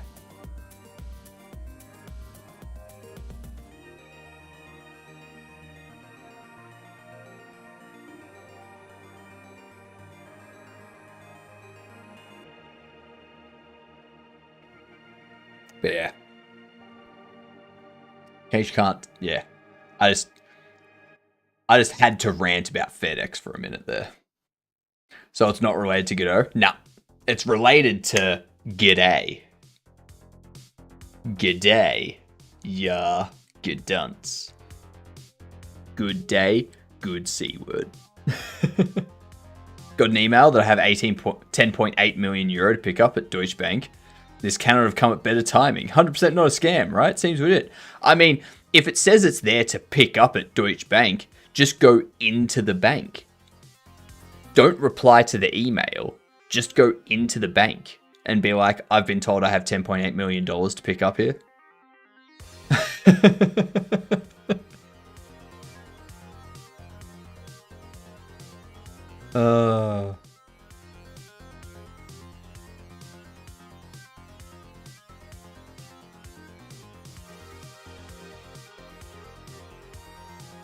So, almost 5 a.m, time for my morning routine. I'll lurk a bit. Thanks for the lurk, Escamina. Who in their right mind would fall for this shit? Old people and the uneducated. C word. So Christmas. I'm innocent. Sure. Christmas ends with UNT. Yep. It's like 2 a.m. I should try the lie down. Try the lie down. Just prop me up. Prop me up on your bedside table. And just lay down and watch. And eventually you'll fall asleep. And you'll still count as a viewer for the next 3 hours.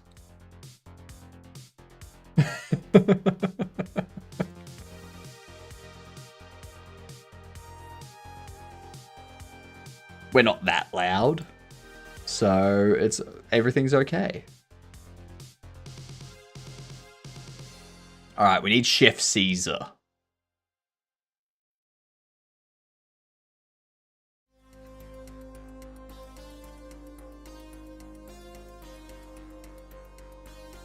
I can turn you into Chef Caesar. That'll work. Comb the beard. I can certainly do that for you.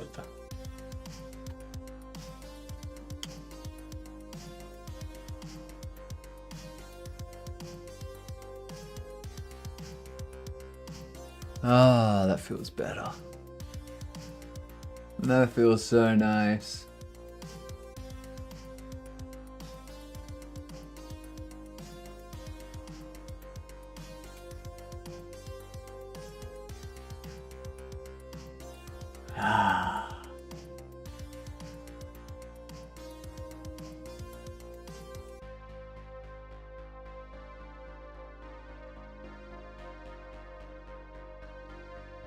So nice.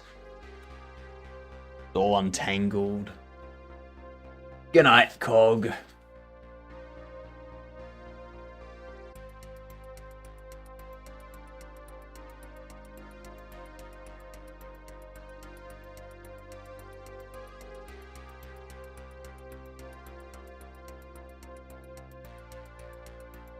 There we go.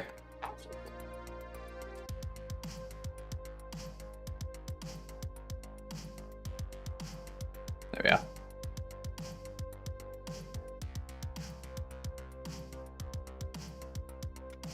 Okay.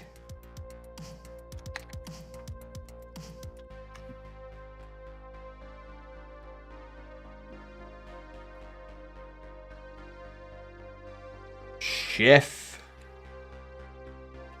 Caesar? Is that how you spell it?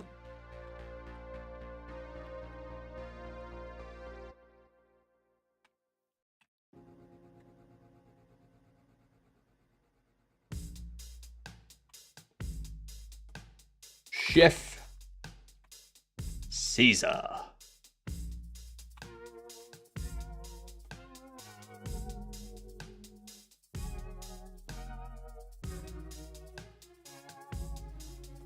Okay. Okay. So.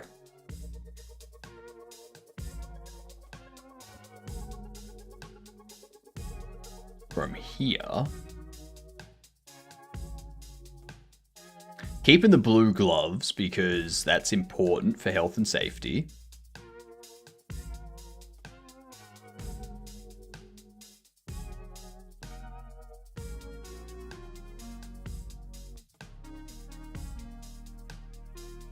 Get rid of all this.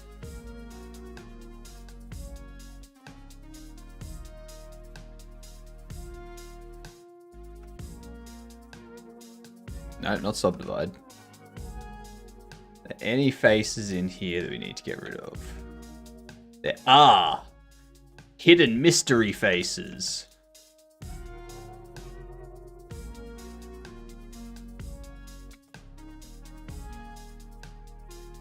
Okay.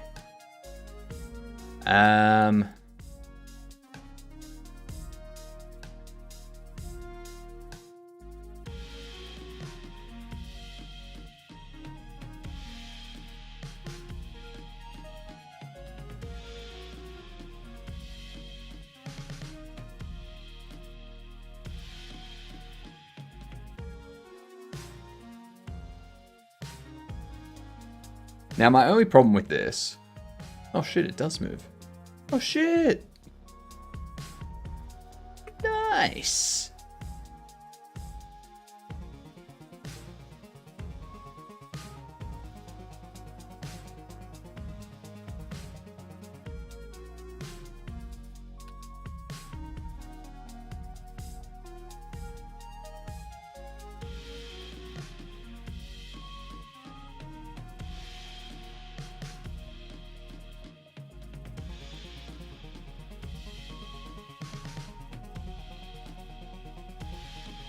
Merge at center.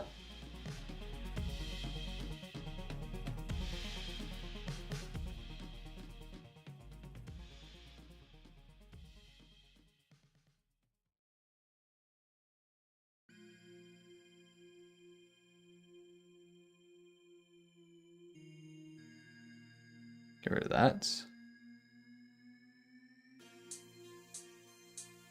We can also...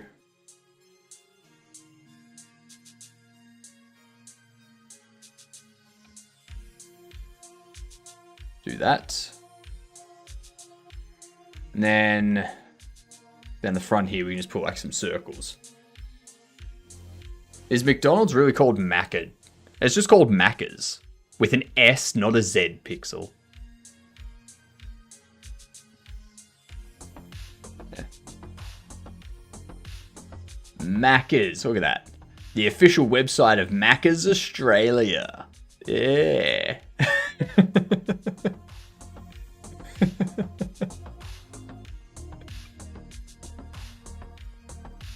If you go to images, all right, there's a place that actually has Macca's as the sign. Yeah. McDonald's Australia to officially become Macca's. Mates make it Macca's. Yeah.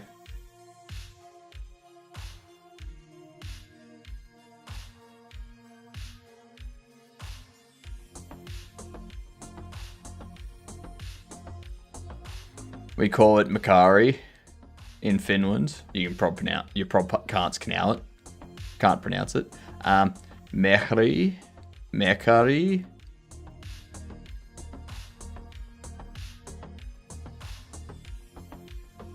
Markakararaya. Is that how you pronounce it in Finnish? I reckon that third one's probably the closest to the actual pronunciation of that spelling.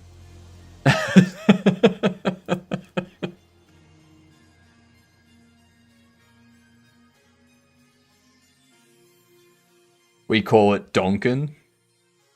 Are you sure that isn't what you call Duncan? Slang for McDonald's? Oh, because you've taken the Don part. The Donald's part. And gone for Duncan. That's the thing, though. That's what I find interesting. McDonald's is the name. So why is McDonald's being translated to other stuff? Like, I understand a nickname. Like, Macca's is a nickname. What does Donkin stand for? Like, what's that mean for it to be slang of McDonald's?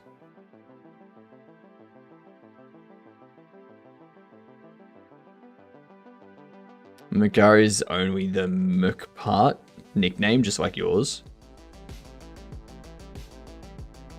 You've got a second umlaut in there now. The first one didn't have an umlaut over the second A, so that's why I was pronouncing it wrong.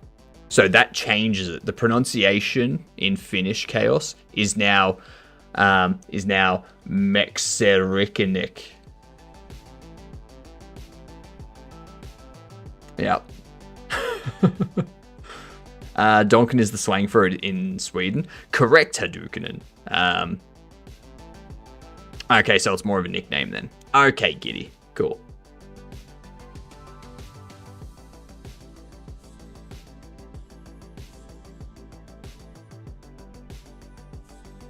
I bet you don't call it that so often that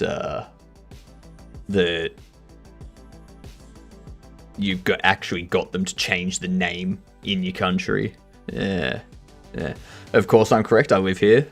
I know Hadouken, but I'm talking to Giddy in YouTube chat, and Giddy is also in Sweden. And they were the ones telling me about Donken. Which, honestly, I still think that should be short for Dunkin' Donuts. Dunkin', Donkin', Denkin'.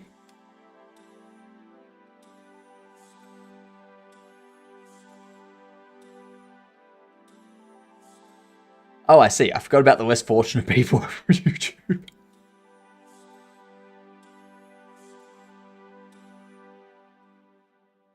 going to have to stop you right there, Hadouken. Giddy's actually a YouTube member. while you are not subscribed on Twitch. So you say unfortunate. I say fantastic, amazing, gedunt.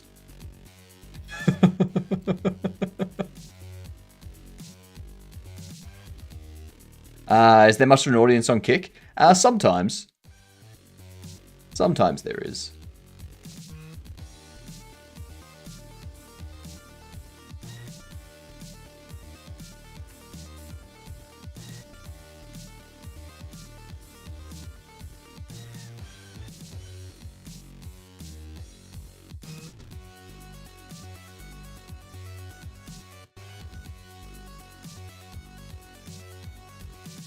Kick is very much more of the gaming side of things, though.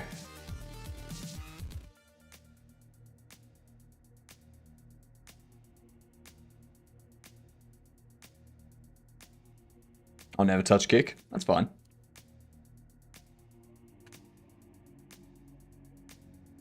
As long as you've got a reason other than they endorse gambling. Because, I mean, it's not like Twitch endorses anything better. I read that very wrong.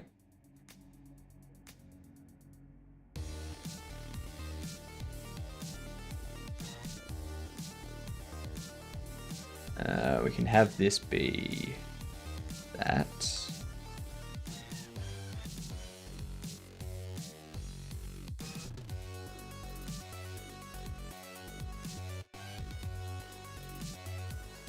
I stay as far away as I can from gambling. Oh, that's fine.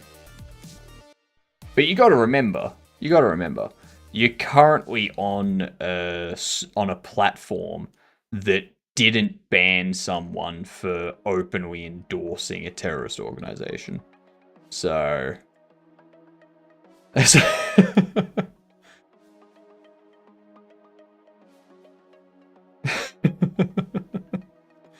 you gotta pick and choose here.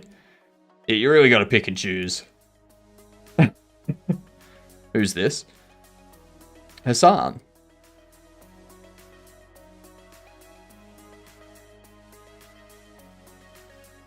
It happened months ago.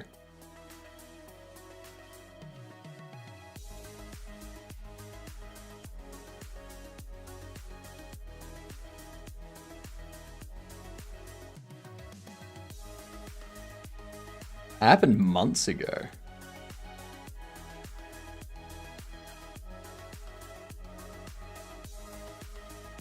But yeah.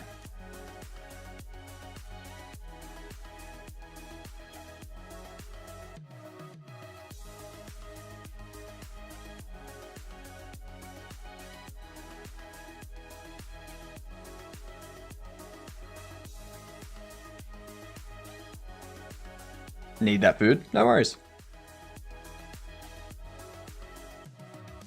But yeah, like I think it's fine for people to.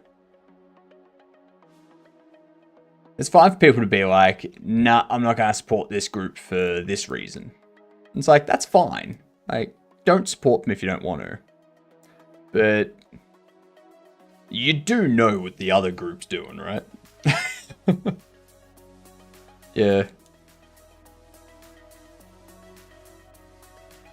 You're taking a stance against one but not the other. So, a little bit odd.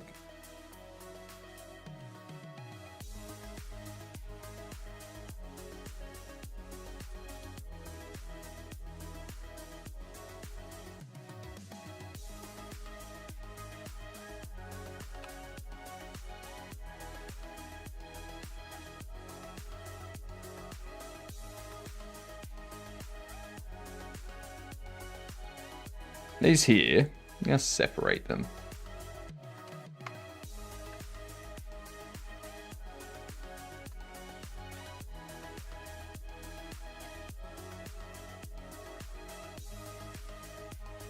I'm from Israel. Literally, don't get me started on that clown. Yeah, like I'm not talking about the politics side of things. I'm talking about the Kick versus Twitch thing that goes on. Like as someone that streams on on Twitch and YouTube, I don't think it makes sense to leave Kick out of it because of their gambling affiliation when Twitch has even worse things that they've endorsed. You know.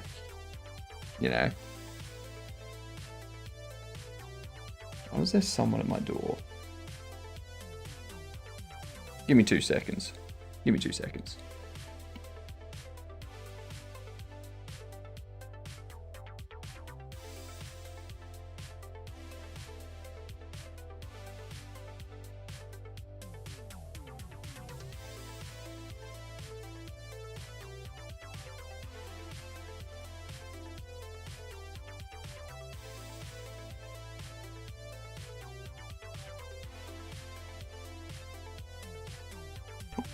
No idea.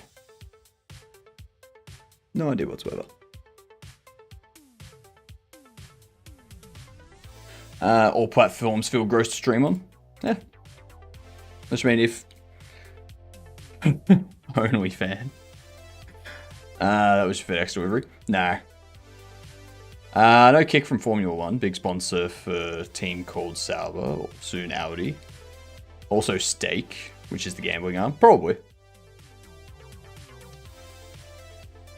But yeah, like, my point is, like, if you're gonna stream, you may as well stream on all platforms that have some form of viewership. Like, don't go and stream on Omegle and stuff like that, because there's no audience there. You know? Talking about like actual streaming, like Twitch and YouTube and Kick and whatnot. Like, if it has an audience for what you're doing, may as well stream to it. No point in cutting off some people that could be in your audience just because the parent company's affiliated with some bad stuff. If that's how you're going to go through life, then you're not going to buy anything ever, because every company's been involved with some shady shit at some point. Let's go Fez. Side view single player. Could be platform, could be puzzle. Ooh.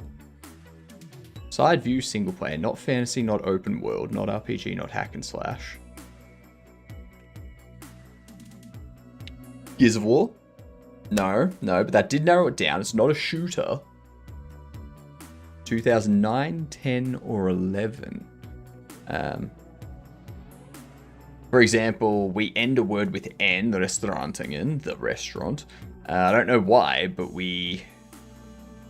I don't know why we do it, but for the K after Don, it could be Donnen. But that doesn't sound right. Donnen, Donken. That's fair. People still support Valve even though they had the huge skin gambling business. Yeah, it's like people still support Apple even though all of their phone, like, people still support Apple and Samsung and like all these phone companies even though all of their stuff is made in like China or another Asian country that has people being exploited for like terrible work conditions and such, also that they can have a phone that they can send out a tweet being like, stop bad work practices. It's like, you're using a phone that was made with bad work practices. Shut up.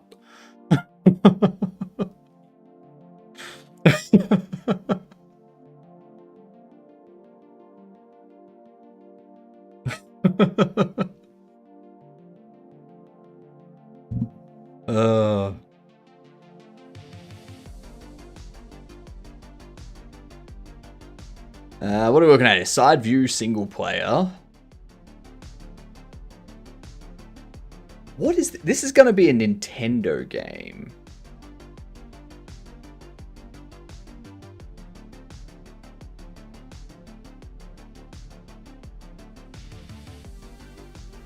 Is this going to be like a Mario?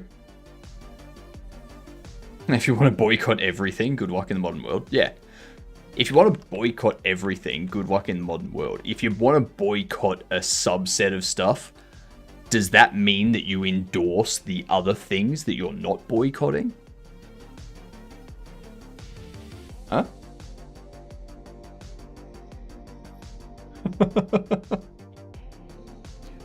Or are you doing like religions and picking and choosing the things that make you feel better about yourself while ignoring the other stuff?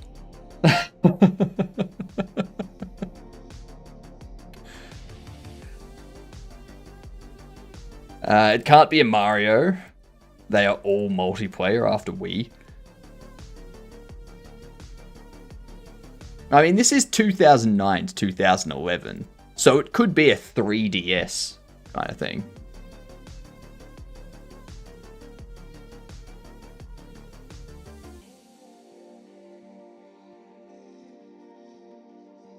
Mega Man? Ooh, Mega Man, that's a good option. Which Mega Man would it be, though? There's like 30. Mega Man 10? Alright, not quite marred. What platform is this on? 2009, side view, single player. It's either a puzzle or an indie game.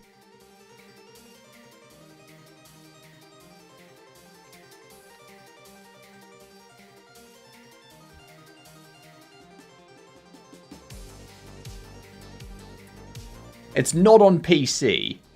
It's not on PlayStation 3 or 4. It could be a... Would it be PlayStation 2 in 2009? No, it would be PlayStation 2 in 2009. Konami and WB Games. What side view game did Konami put out? Yeah, it's a puzzle game. A puzzle Konami game with Warner Brother Games. I love how this game has 2 publishers and no developers.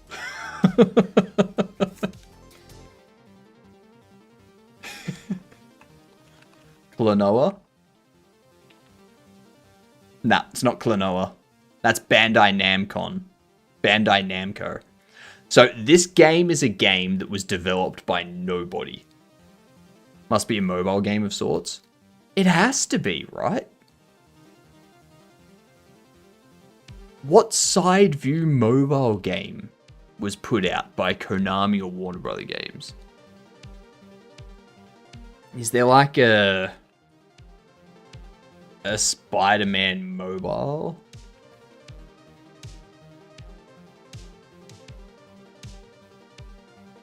A Batman mobile?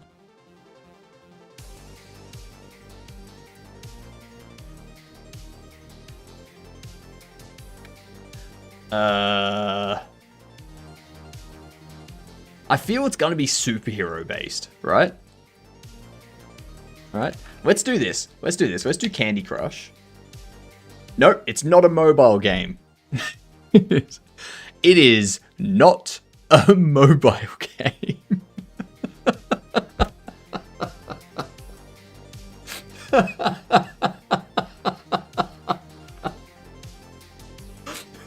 What is this?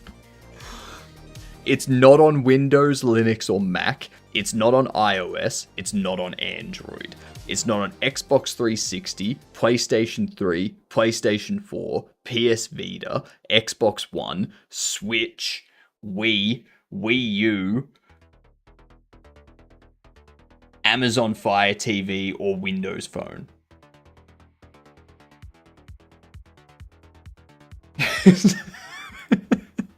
It has to be the 3DS or something. It has to be Nintendo. I'm thinking, like, is it Oddworld? No, it's not Oddworld. Oh my god, I don't know. It's Konami publishing with Warner Brother Games.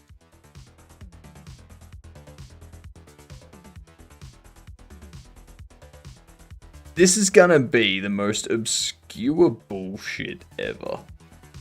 Not developed by anyone, multiple publishers, money laundering operation.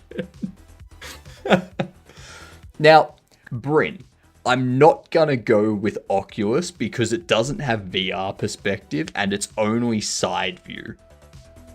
Could there be a Scribblenauts game? I mean, Scribblenauts came out on more, like, Scribblenauts was out on, like, PlayStation or something, right? Pro Evolution Soccer.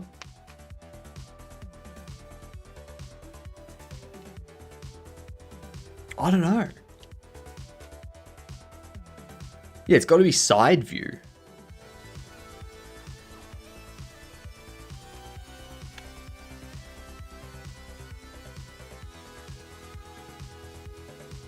It feels like it's a game on the Nintendo SD or 3DS or something.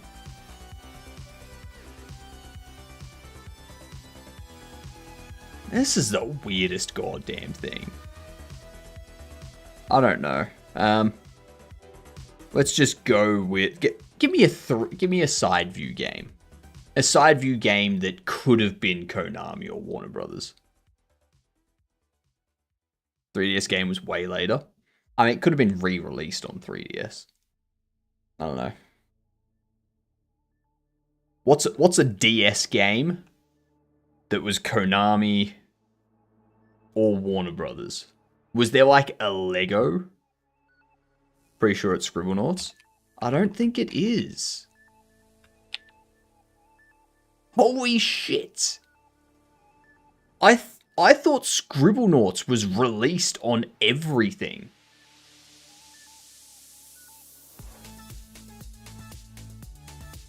Wasn't Scribblenauts released on everything?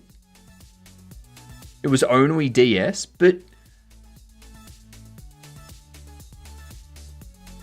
why do I... Maybe the later games? Maybe that's what I'm thinking.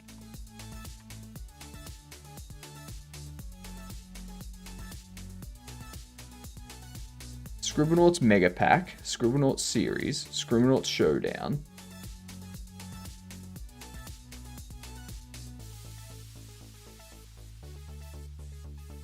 Hang on.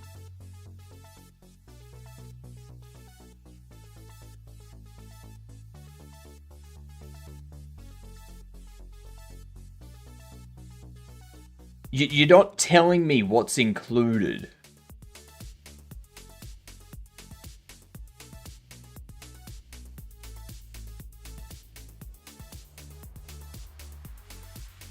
Two classic games on Scribblenauts Unlimited and Scribblenauts Unmasked. Okay, so it was later versions of Scribblenauts. Jesus.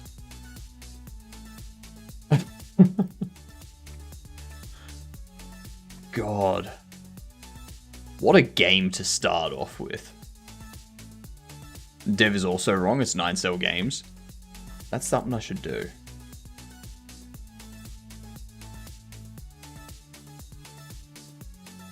Bug report.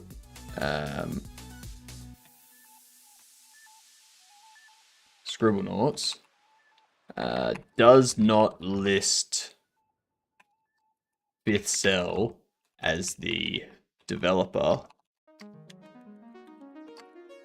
Only lists Konami WB Games as publishers. There we go. There we go. That's very frustrating. I'm so annoyed at that.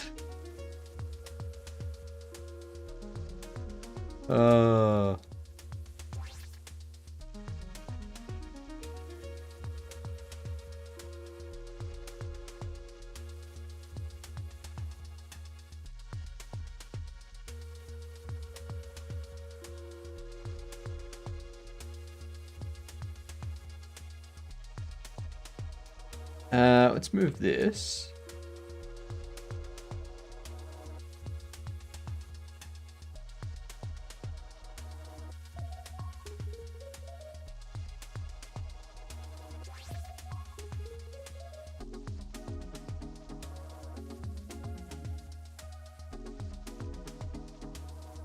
Do this.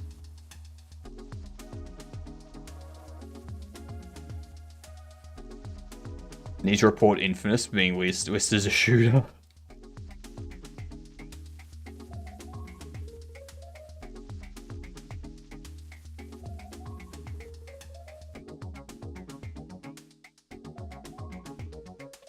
Alright.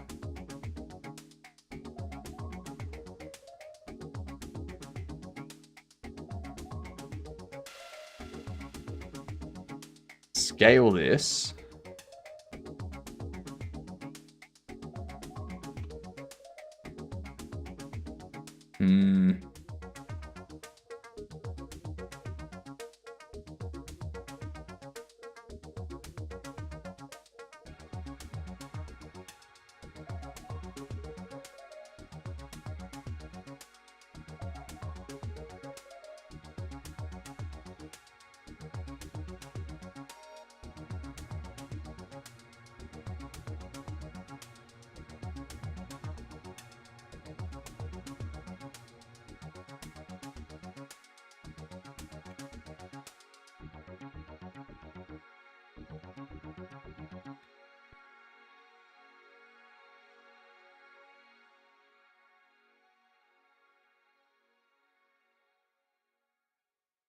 No. Not gonna bother moving that. Need to add some buttons down the front here.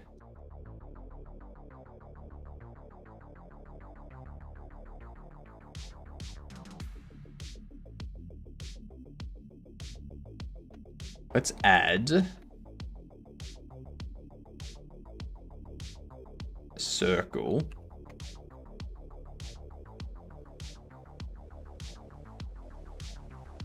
Rotate it.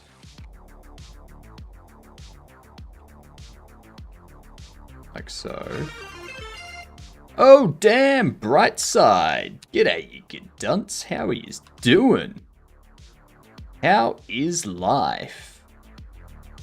I would like to request from you, Brightside, a custom shout out. What do you want your custom shout out to be? So I can add it into my list here, and I can, whenever you raid, whenever you shout me out, whenever you say something in chat for the first time, I can go pop and say that message and shout you out back. Masterful looking stash today, my friend. It's a bit shaggy today. Like, it's drooping a bit down here. Over here's like starting to come apart and stuff. Same with up here's coming apart. But thank you. Thank you. It is looking, it is very nice. It's a beautiful stash. Hey, thank you very much for the follow. You are officially a Gidunt. Stands for good C word. And I would like you to, I don't know,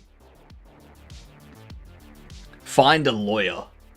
Find a lawyer, just go up to them and say, "G'day, I'm a Gidunt."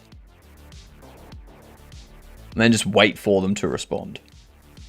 I want to know what a lawyer would say in response to that. So, can you please do that? Too poor for a lawyer? Oh no, you don't have to hire a lawyer. Just, I want you to find one. Like, whether they're coming out of court or out of their law firm or go on a lunch or whatever it is. Just walk up to them and say,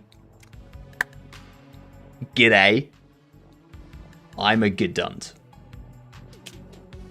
And just wait for them to, like, see what they do. No.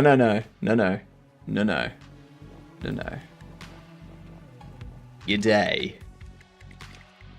I'm a Gidunt. Not good day. G'day. No O's. No O's. Yeah. Yeah. Lawyer, straight to jail. They should. Lawyers should go straight to jail. That is correct.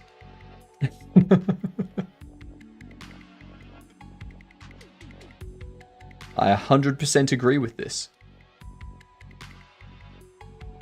Pro bono, g'day, g'duck. That seems illegal. G'day, g'dunt. And it's not, they can't really do anything to you for like verbal assault or anything like that, because you're not calling them a g'dunt or anything. You're calling yourself a g'dunt. So they can't do shit.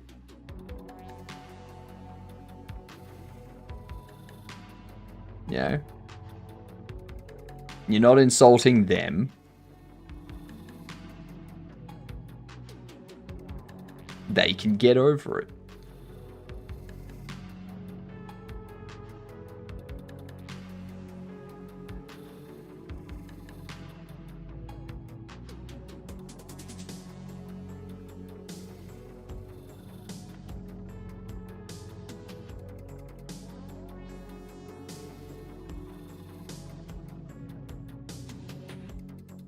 Yeah, what were you doing today, Brightside?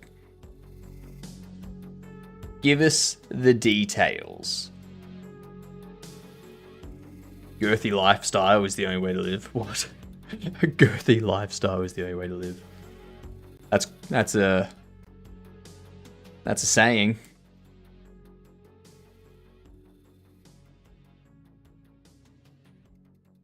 Have you been growing out your stash?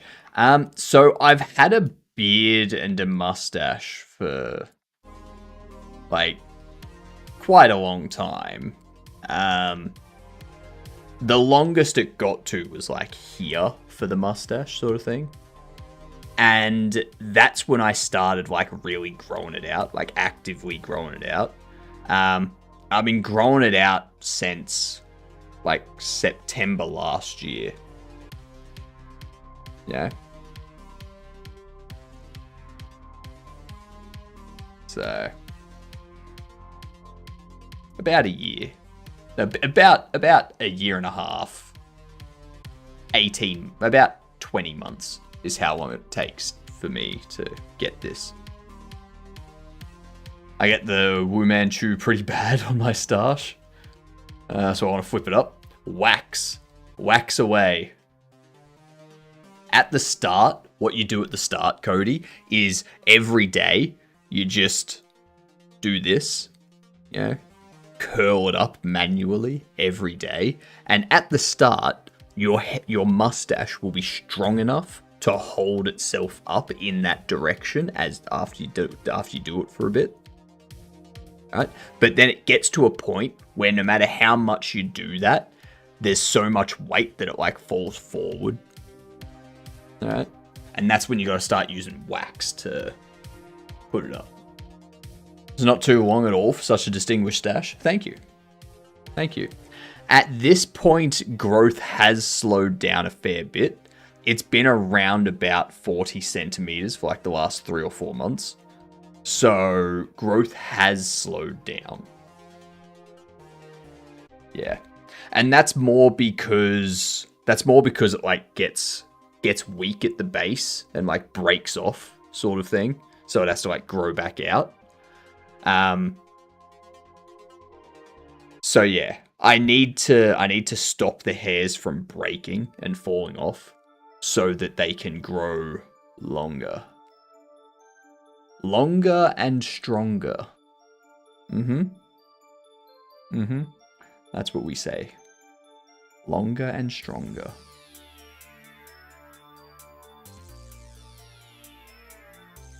Long and strong. That's the only way to please people.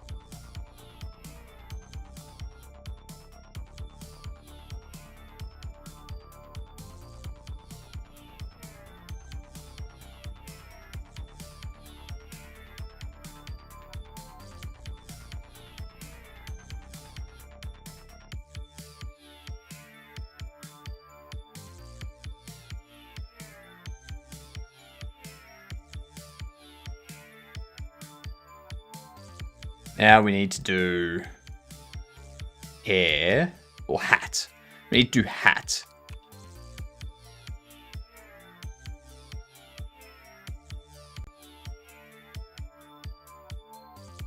There we go.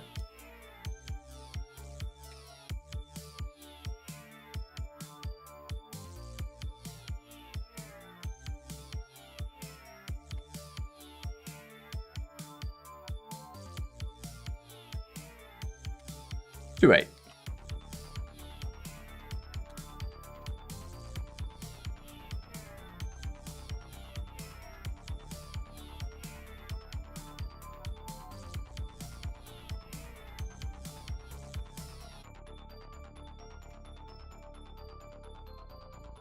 Down.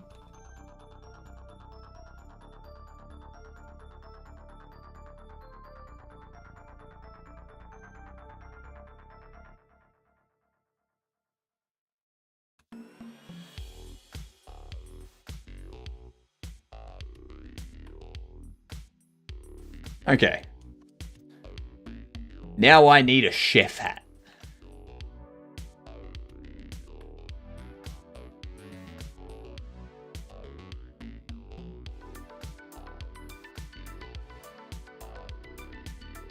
Let's see. Torso, assign.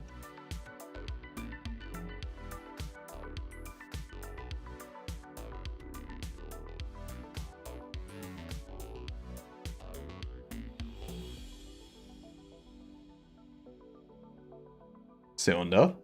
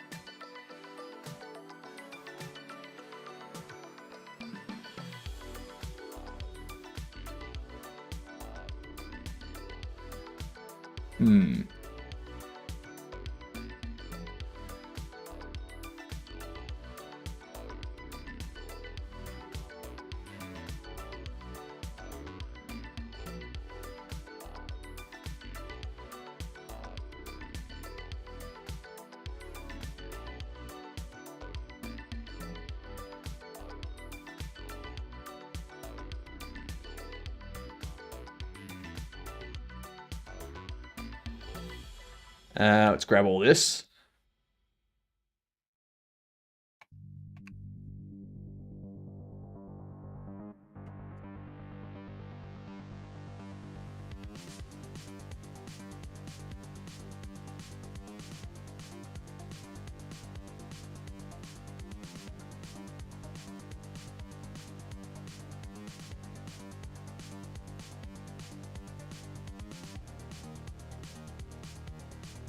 Okay, so now we need to extrude this along normals.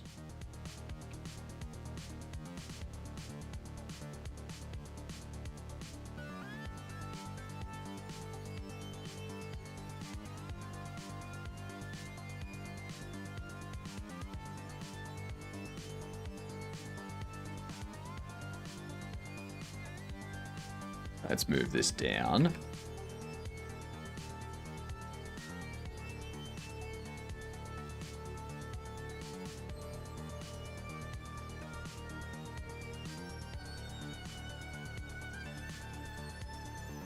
And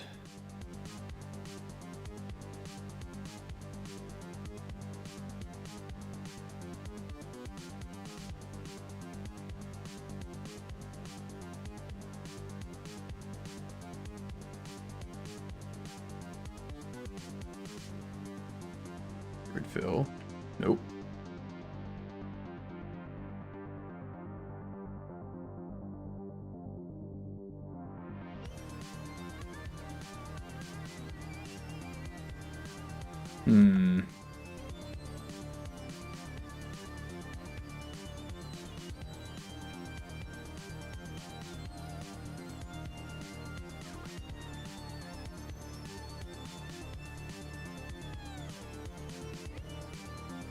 do that.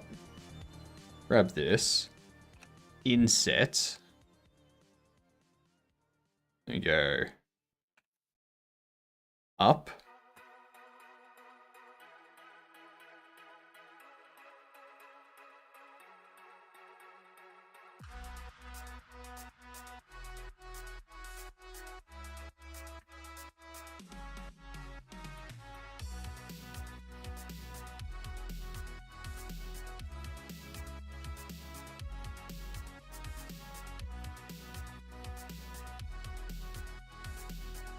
And we can take these.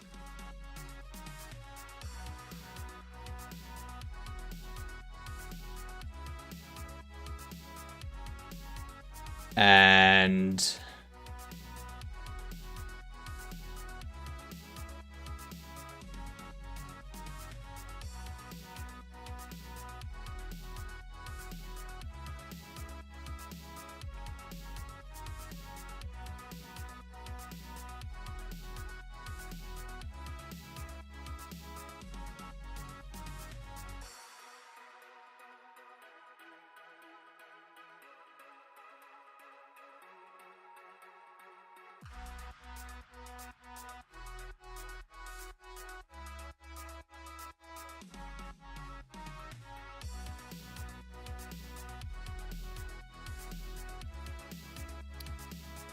local.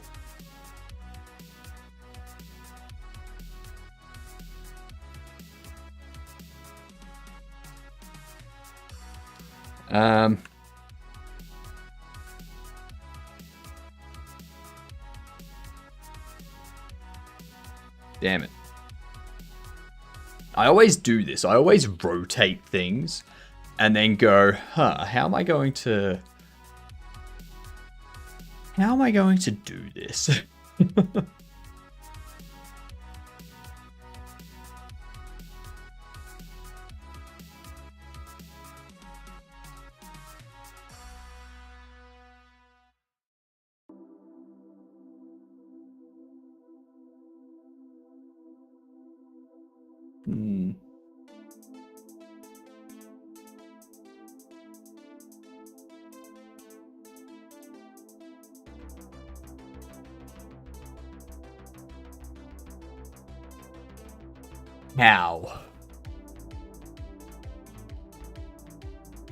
How do we do this?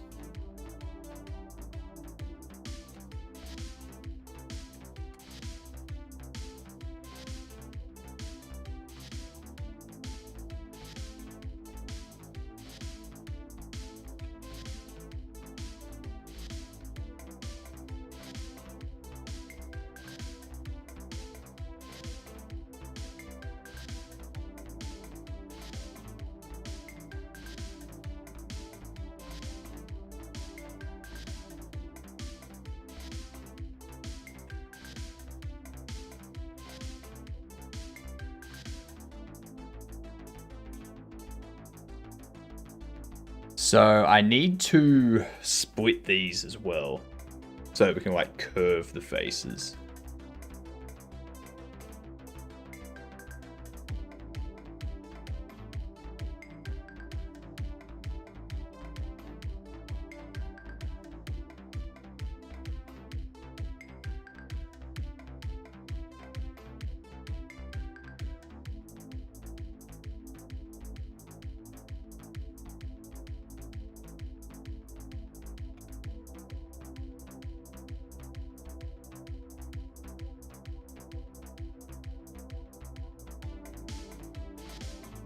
Let's see. Do that.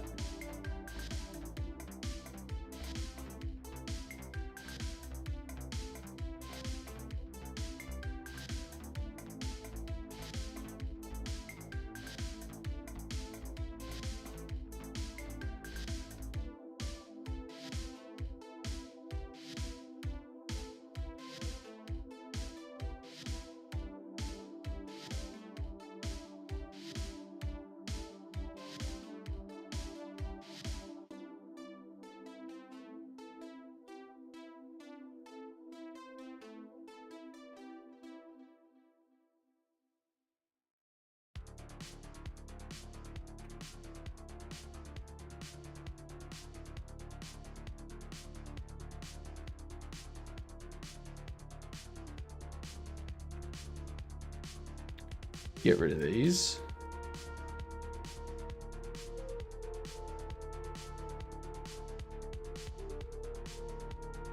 I see what I did wrong on this side.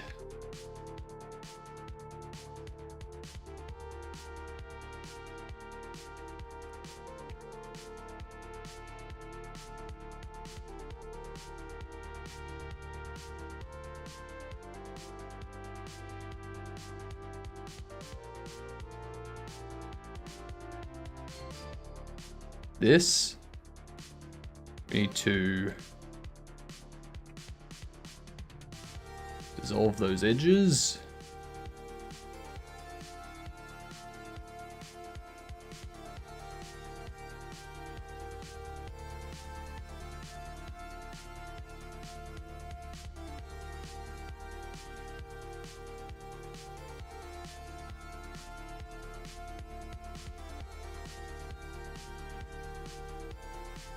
Let's do this.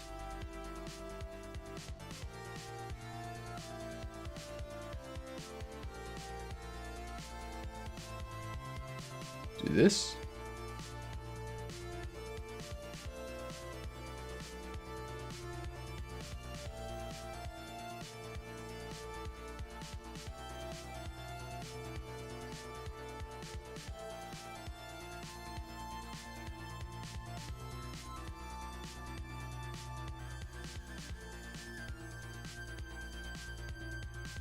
All right.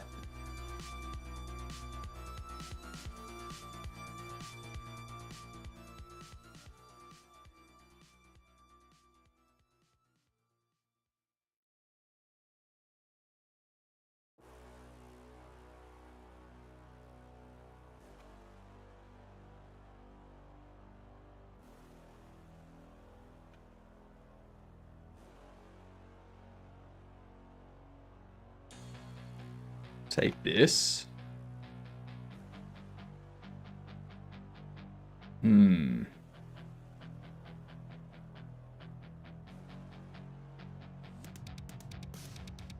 know what?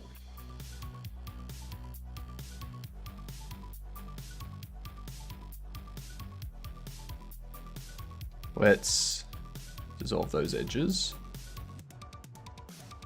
Grab these ones.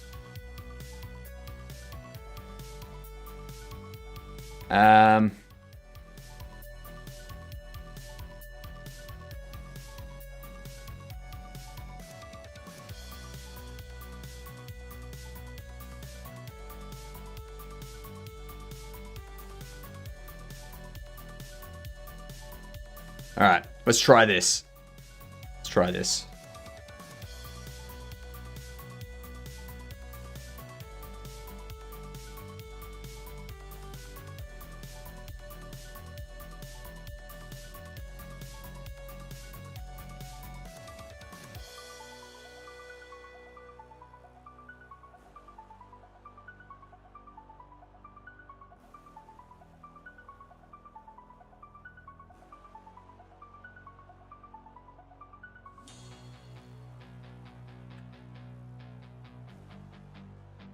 Merge at last. Whoops.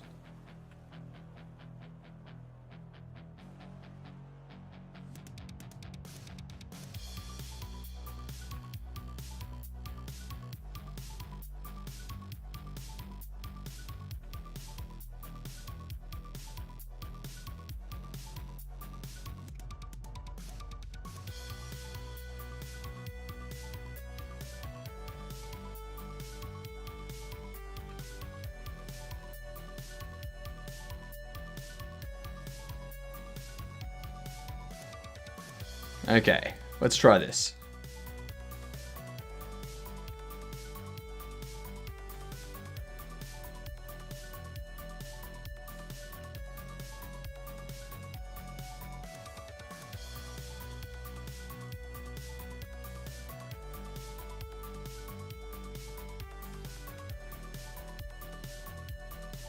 I wonder what happens if I grab these as well.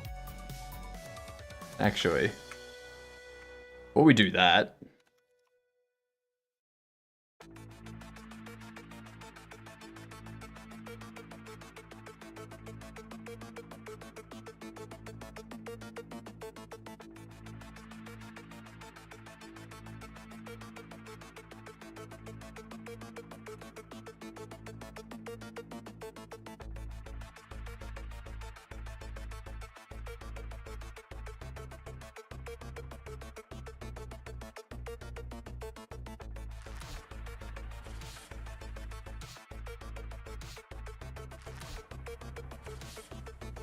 All right.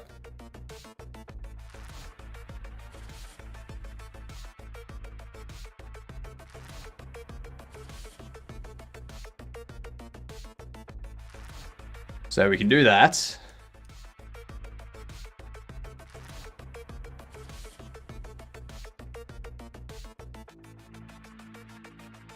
Merge by distance. Now we go around here.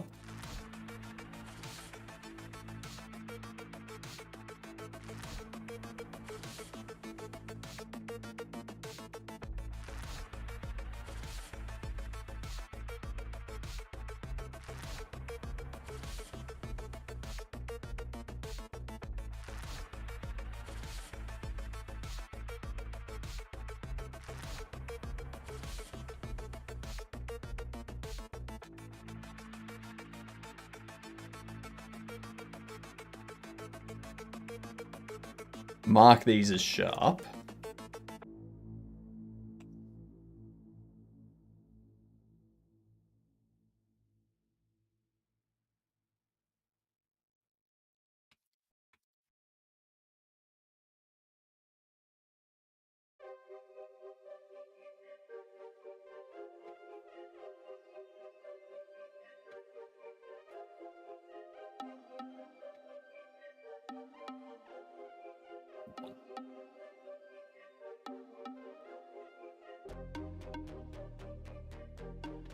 Almost got the hat done.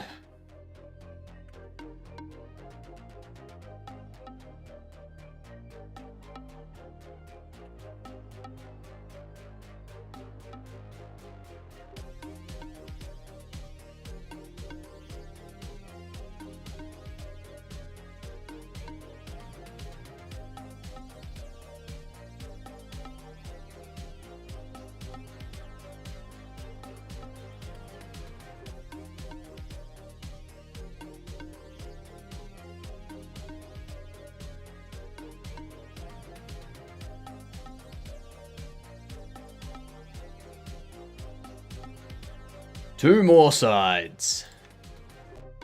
Oops.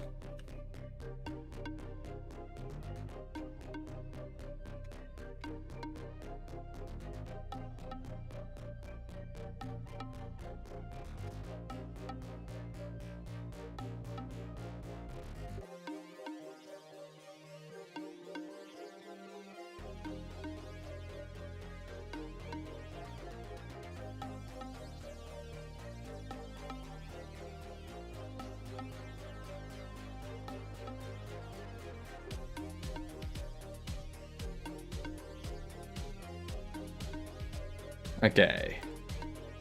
Let's... Ooh, hello. Oh, one right there that I didn't do.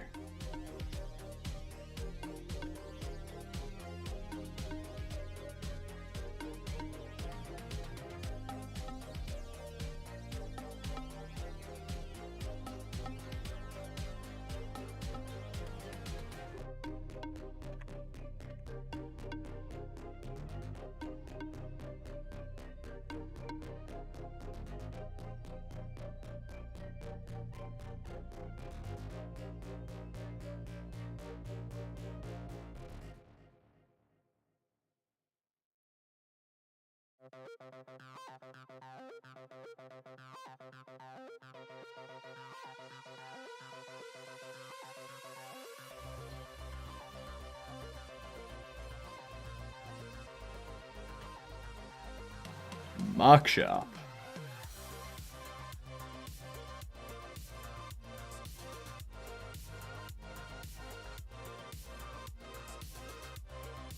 And then average from face area. There we go. That's a pretty good chef's hat.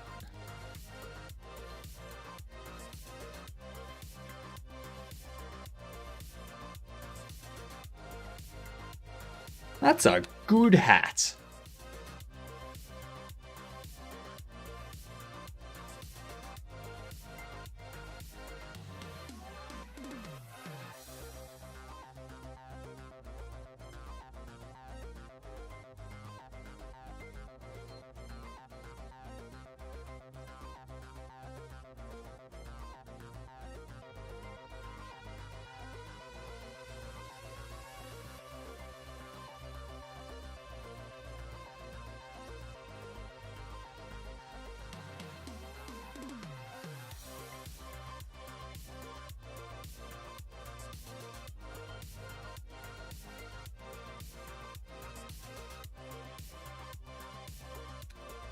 Let's see.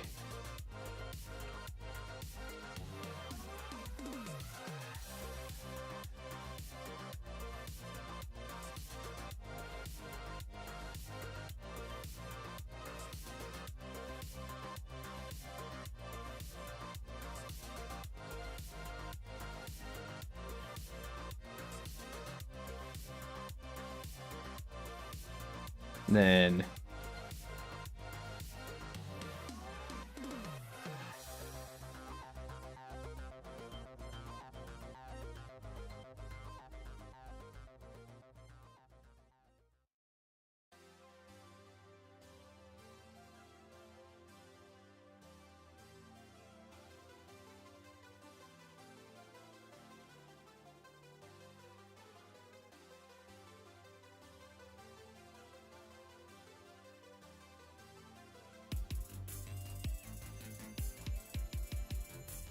okay.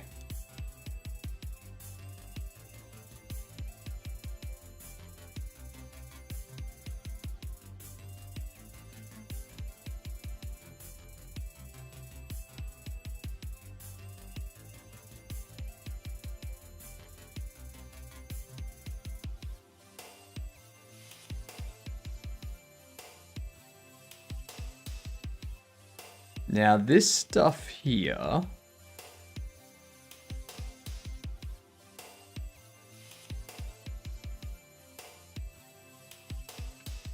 All right, so what we need to do now.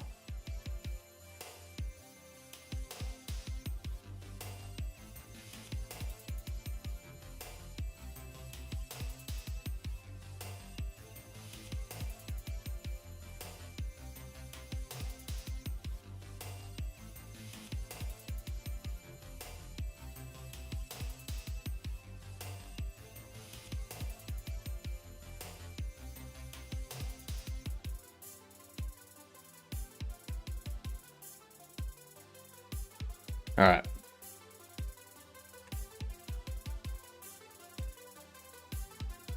What happened there? I don't know what I did there, but something went funky at that spot.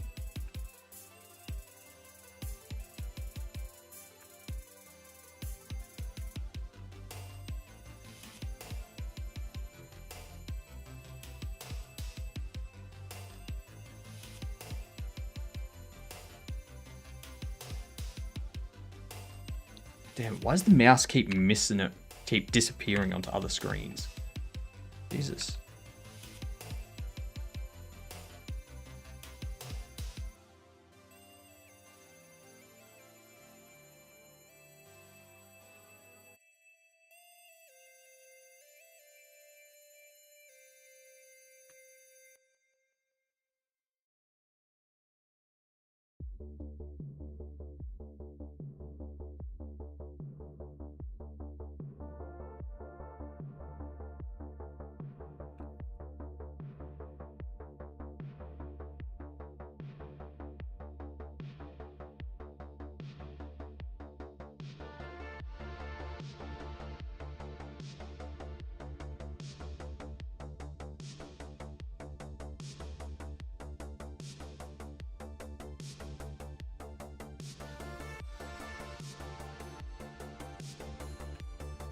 Merge at last.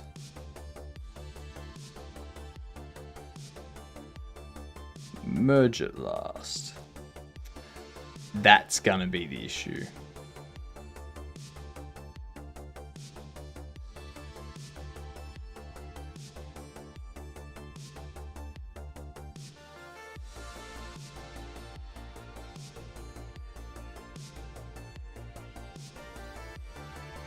Where's that one going? I think it's going over there.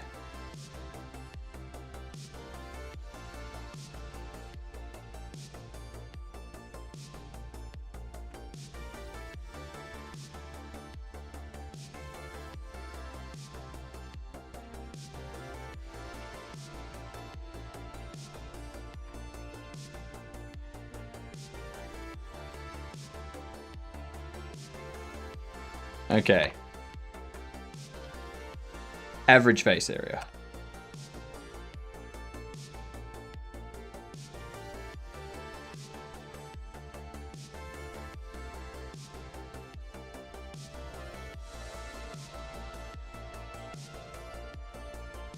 Perfect.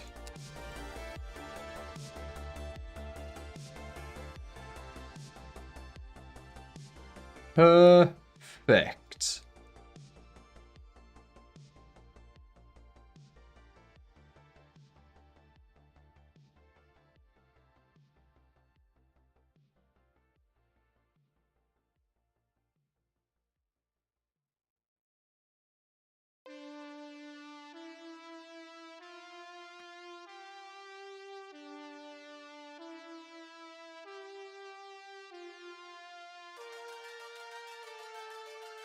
Make sure we get all these.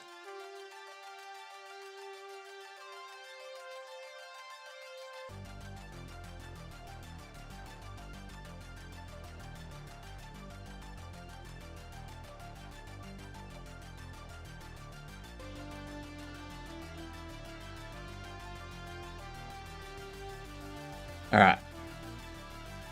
Let's change this hair, shall we? Let's not have them as a blonde. What color hair should they have? What up, Theodore? What color hair do you think this person should have? Huh?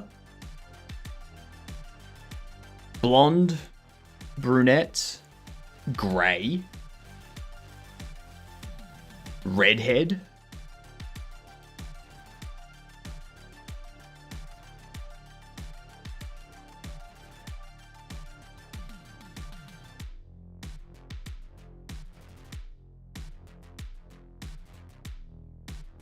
I reckon the redhead works with the chef outfit.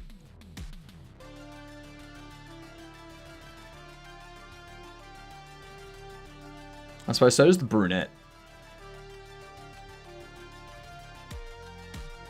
I don't think the blonde works. It's too much white with the blonde hair.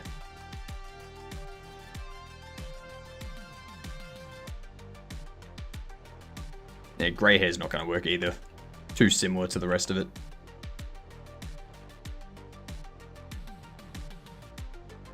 I suppose we could go that we don't have any characters that have like colourful hairstyle, so why not? There we go. There we go.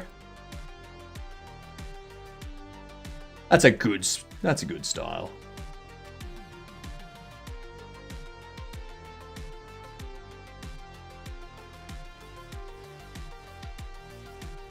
Done. Chef Caesar. We got 3 bobbleheads modeled. 3 bobbleheads modeled. How freaking great. 3 in 3 hours.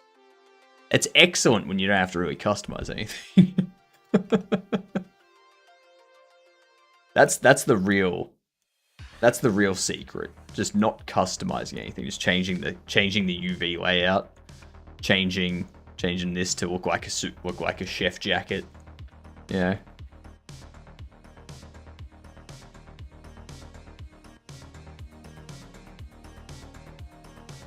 Question is,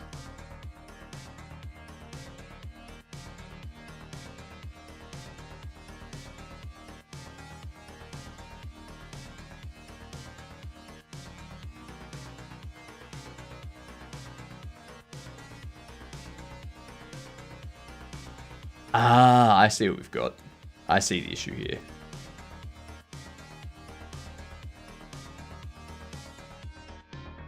That's the issue there. Then we have those join.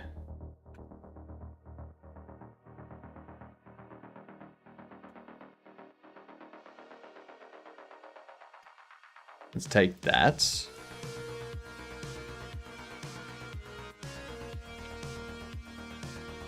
And then this one for the Z, the height. There we are. Now with that change, what we want to do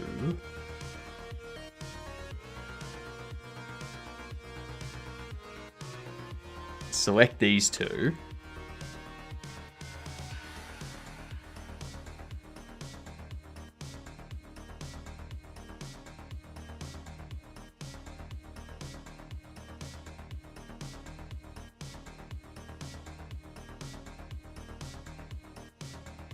Oh, not normal.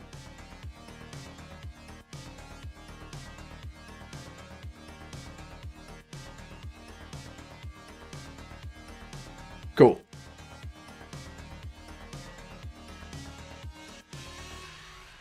Now we got to find a good color for this.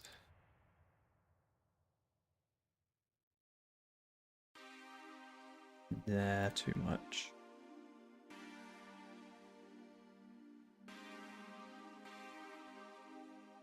The black kind of works there. It's subtle, but it kind of makes it look like eyelashes. If that makes sense.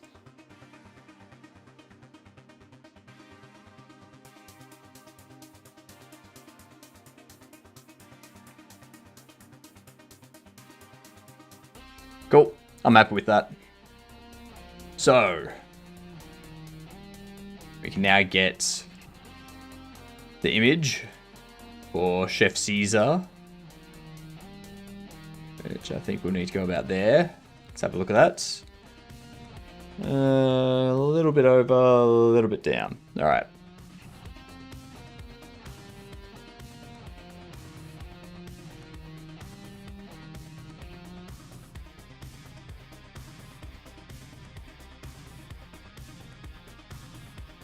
And a little bit back that way. There we go. Save this. Chef Caesar.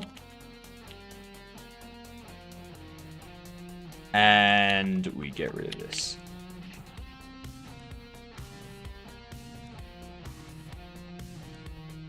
Save as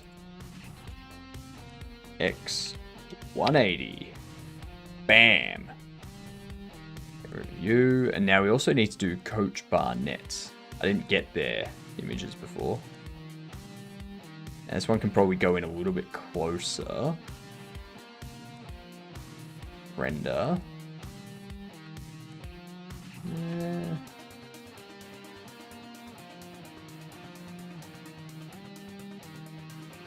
Okay, that works. Save. Coach Barnett.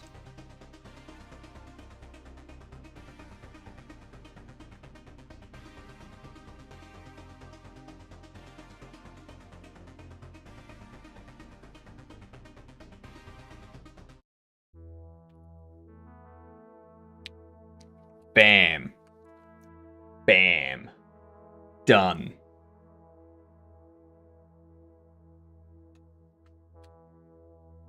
We have 3 bobbleheads done. That means we're down to, what, 12 left? 12 more bobbleheads to make for our demo, and then we can start working on like the model for the comic books, model for the cases, model for the cards, and the images for the cards, and all that kind of stuff. Yeah. And then the like the decor stuff, the statues and stuff, which I might let people buy those as well. Nope, ads. All right. Back off on to Gamedoll. Nothing correct for Scribblenauts. That's always a good start. Let's go the complete opposite of Scribblenauts and go Dishonored 2. Damn it. The complete opposite of Scribblenauts was everything correct. Well, we know it's a first-person game. Any guesses, chat? Anyone want to throw out a wild curveball?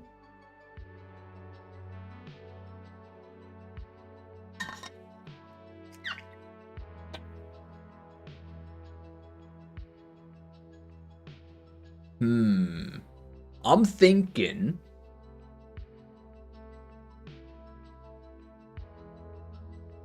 Mirror's Edge. Could be. Would Mirror's Edge fall under stealth?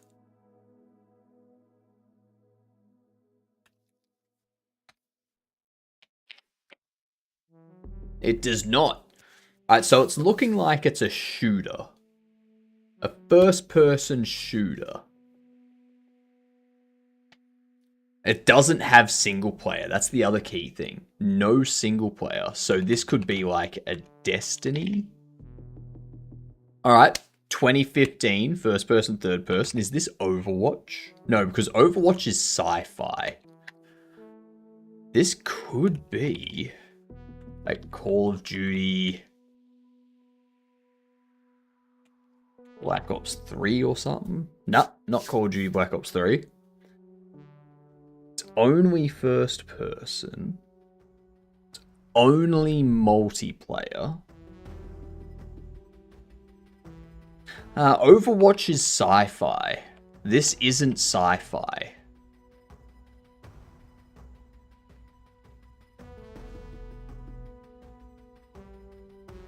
It's like a shooter, first person, 2015, Warfare. Warfare is key as well. Could this be Armor? Does Armor have anything other than first person? Like Armor 3? Yes, it does. Okay. I should have known that. Should have known that. It's not PUBG or Fortnite, because those are third person and come later. It's not Warframe. It's not Last of Us, because that's third person. And also not single player.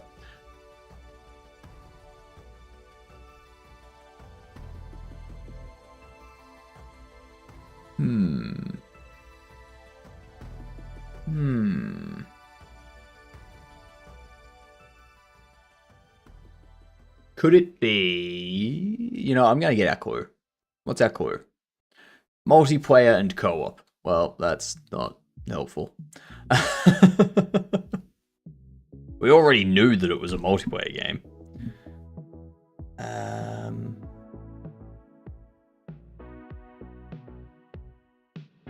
Ooh. No, that's third person. Never mind. Ignore me. Halo 5 Guardian, Fallout 4. Fallout 4, no. It's first person only. So it can't have any third person perspective. So no Halo, no Fallout. Um... 2015 multiplayer co-op first person. It's not Overwatch.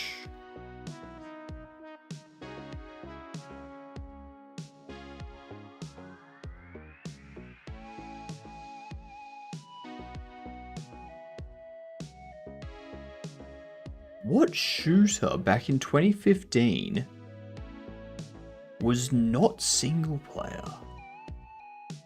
Oh, hang on. Is this going to be like a Counter-Strike? Dying Light has single player. Battlefield Hardline, I'm pretty sure, had a campaign. Killing Floor 2 is a...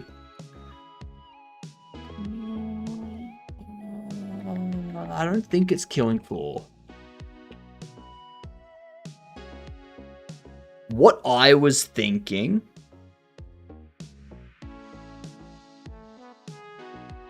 What I was thinking was... Oh, what was it? No, it wasn't a Rainbow Six. Not Warframe. I was thinking something along the lines of like Counter-Strike. Like Counter-Strike Global Offensive or something.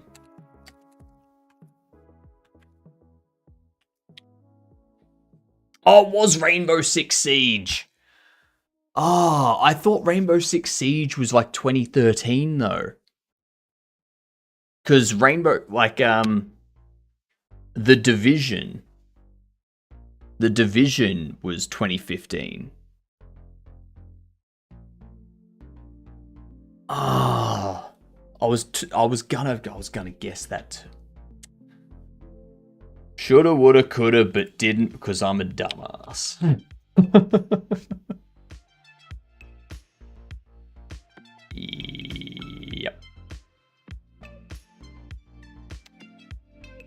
Yep.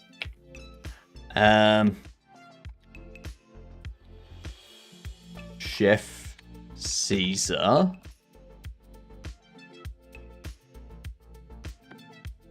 Coach Barnett. Larry Kent.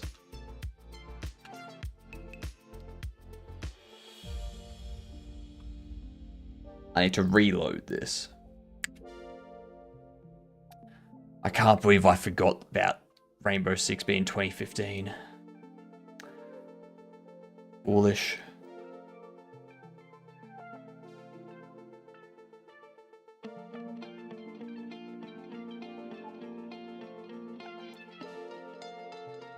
Andre Anderson. Football.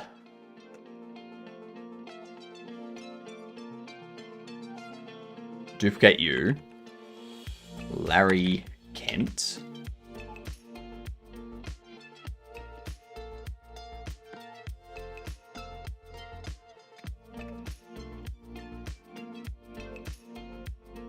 Swap this out.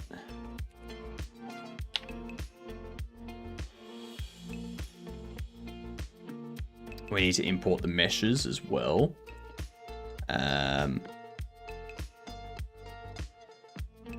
We need to duplicate you. Okay. Coach Barnett.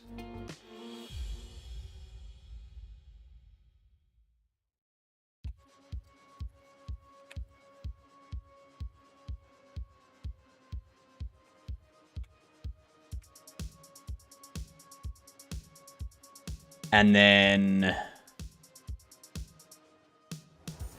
what else did we need?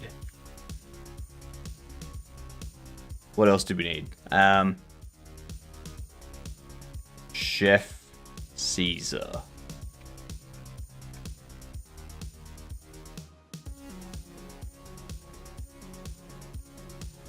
Chef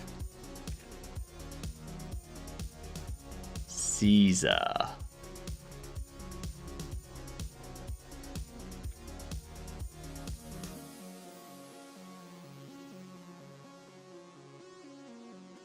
All right, so we have this.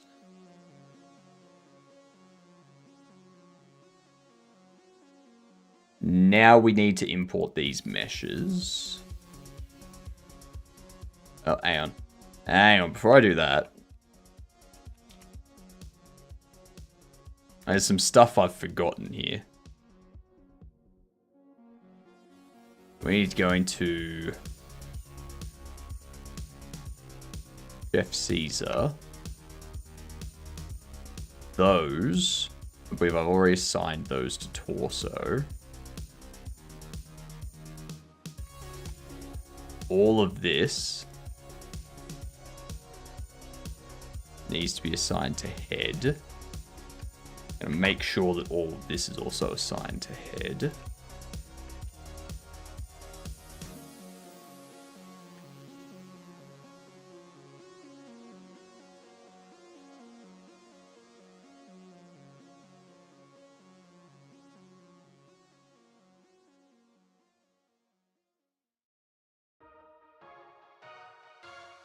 Okay, well, good to know that that's there.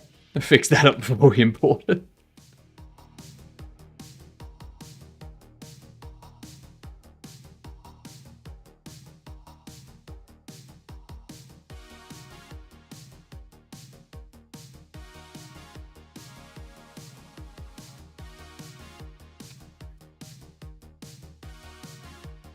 All right.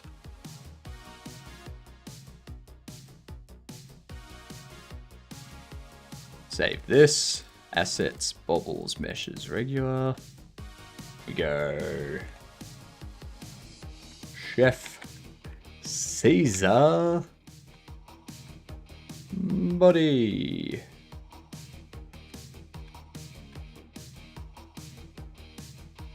.trez.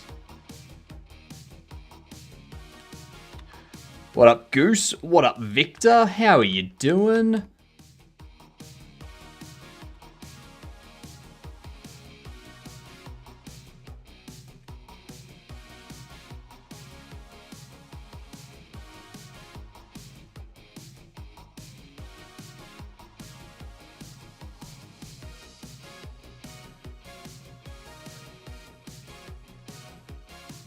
Coach Barnett Trez. Coach Barnett. Larry Kent.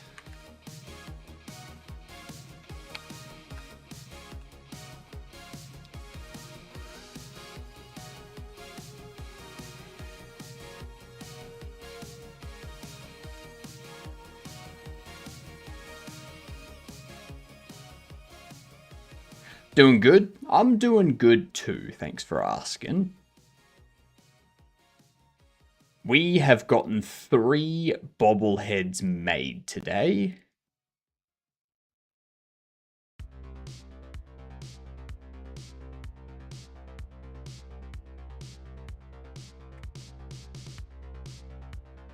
Three more.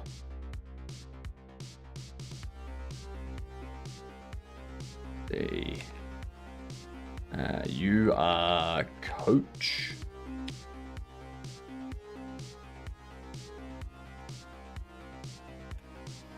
Coach Barnett Head. Chef Caesar.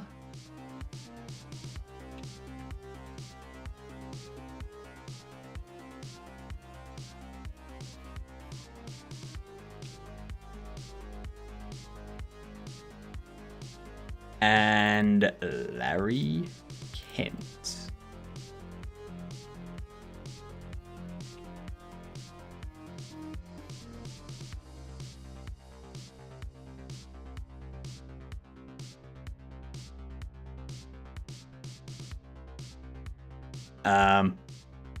Hello?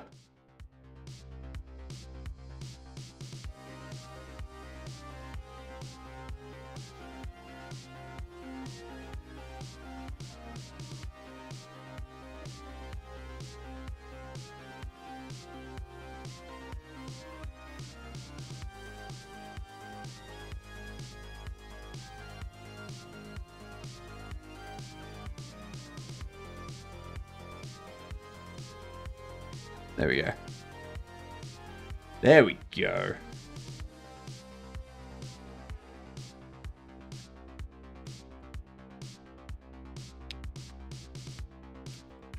Bam. I like it.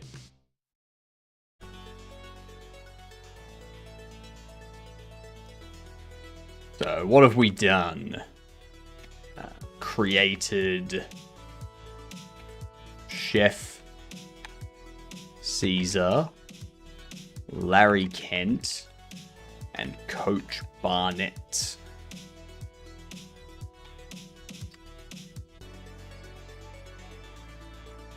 Barnett, Kent, Chef Caesar. Beautiful.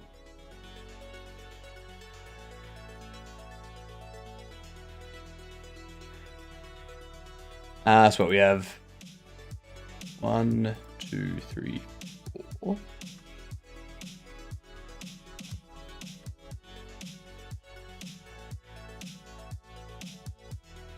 Six of 10. 10 of 10. 1, 2, 3, 4. 6 of 10.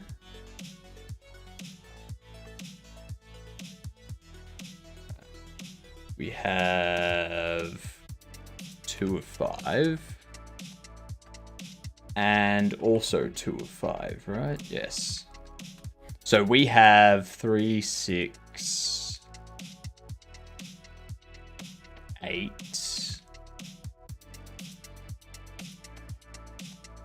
Hang on.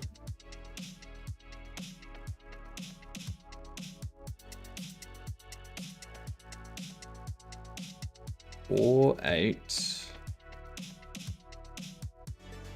and 10, 11, 13, 14. There was 14 before I started this that I needed to get done.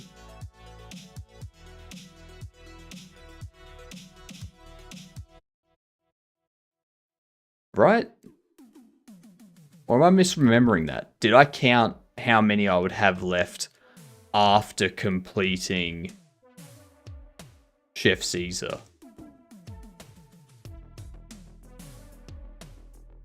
I don't know. All I know is that we have 14 bobbleheads left to make, which we'll have those done by the end of November, I reckon. And then we can create comic books and create their textures. And then create what else do we need to create? The accessories. So we should probably go through and document all of these accessories that we need to make, right? We should probably start doing that.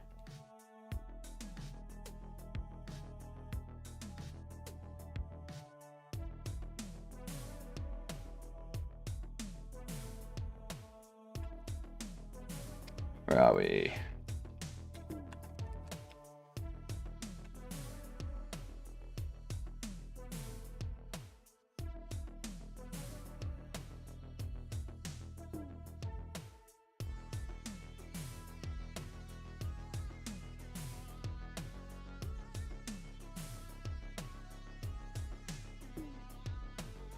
Oh, that's also what I need to look into. That's what I need to look into.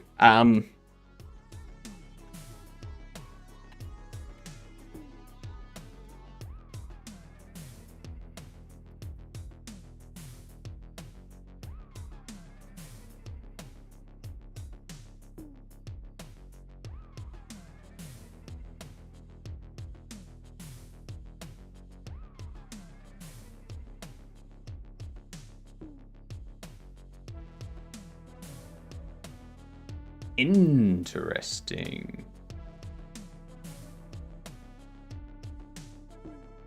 Are there companies that localize Steam pages as a service? Companies that localize store pages are the same ones that would localize a game. They generally charge on word count, so if you send them a copy, they could give you a quote based on how many and which languages you want. In a perfect world, they could put it all into Steam, and I wouldn't have to lift finger. They're a localization company, not your publisher. They will send back localization in whatever language, whichever format you agree to, but it will be on you to put it into the Steam portal.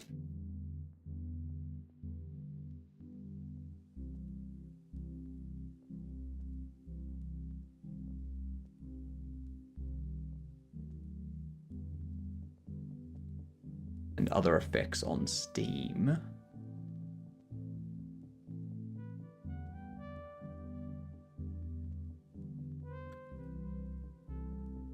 Basic findings are, click-through rate doesn't matter because the games that are most popular are shown everywhere, which is good, but it hurts the ratio of clicks impressions. Games without traffic nobody visits, so the click-through rate is very high. It is more important to look at the number of wish lists you are earning. See typical numbers. Games with most impressions are also games with most wish lists. That's, well, yeah. Valve recommends we translate our Steam pages. I believe them, but many people ask if it really matters because it is another cost you have to account for. Here's data from the games in the survey. Wishlist per week and translations. So yes, it does matter. Games that have been translated into English and at least one other language are in blue. Games that are English only are in red, yeah. Pages translated into more than one language. 62 median wish lists a week. 529 average wish lists a week. English pages only, 18 median. 124 average. Average and median. Isn't that... I think median is which one is in the middle, and average is all of them summed up and then divided by how many there are. So this 529 average would be like this here. This 692 would be all of these summed together divided by however many there are. No, sorry, the average would be all of them summed together divided by however many there are. And the 62 would be like this one here. Yeah.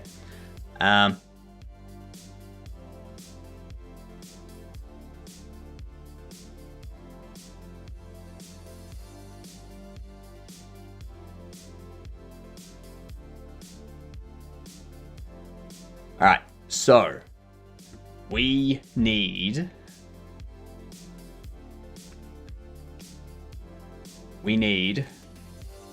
game localization services.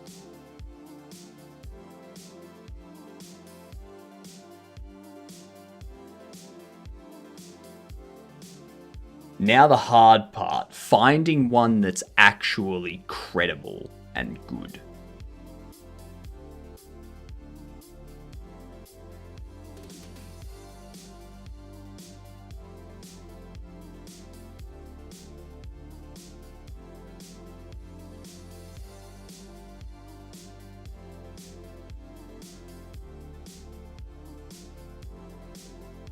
Alkanost.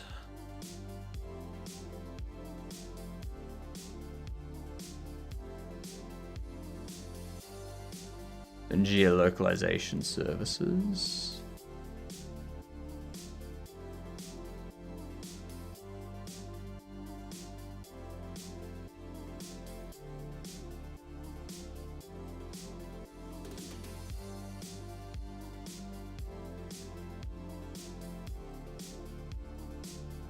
If we look at level up translation.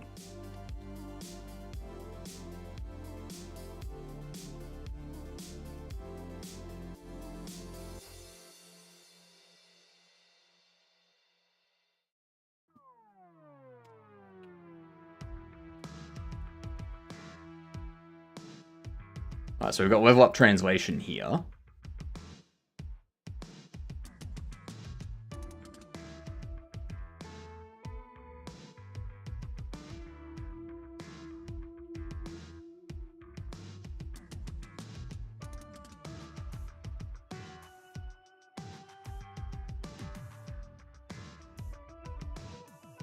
Have a look. Ghost of a Tale, 80,000 words.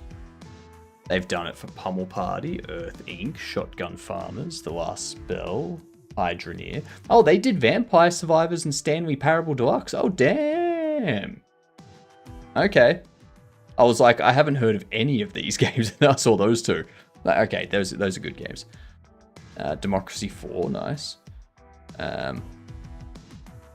know Q4's already out. Just give me time. Tastemaker.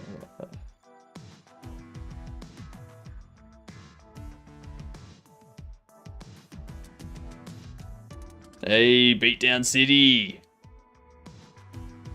Slime Rancher. Okay, this is good. This is good. I can see some well-known games here.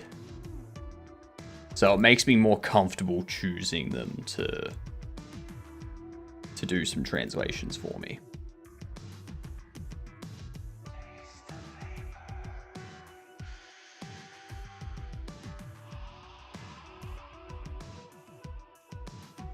Yes. Okay. Okay. Press kit translation. I should probably work on a press kit, shouldn't I?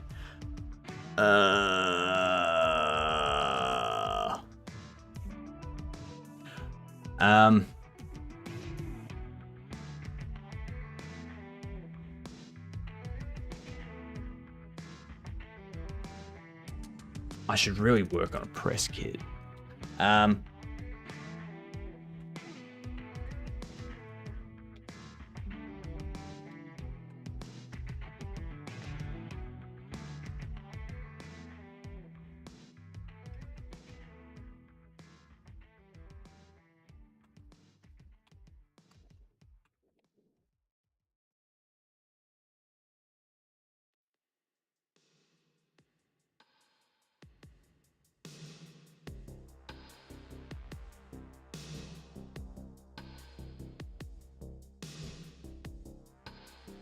Press kits.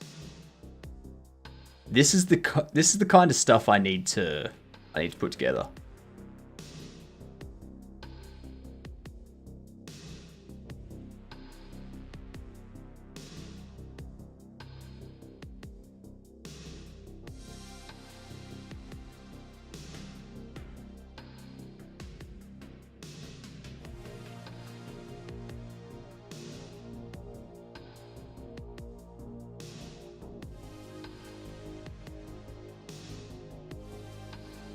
That's the icon.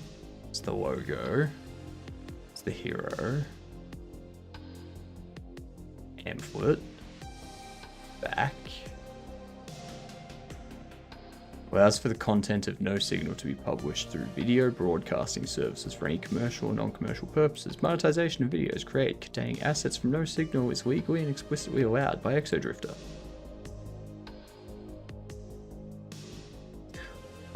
This is the type of thing I need to make. We need this for our press kits. We need to like make a press kit. And this is a good example of a press kit.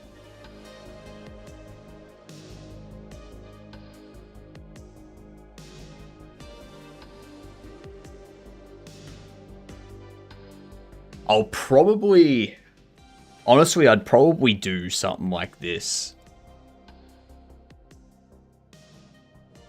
Obviously, it won't be hosted on a website because I don't have a website yet. I should make one at some point.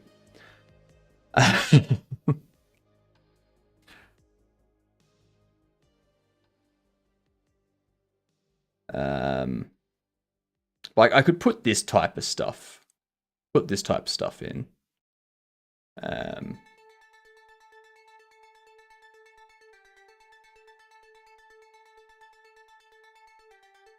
For a few months, the idea of yeah. So you got like history, you got features.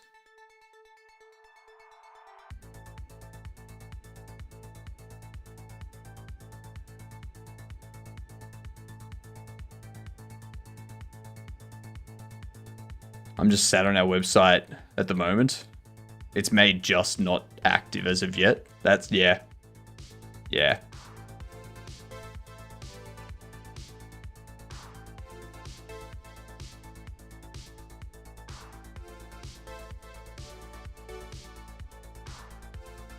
Yeah, like I already have this information. And this would be pretty simple to put together. I have all of this information except for a release date. I've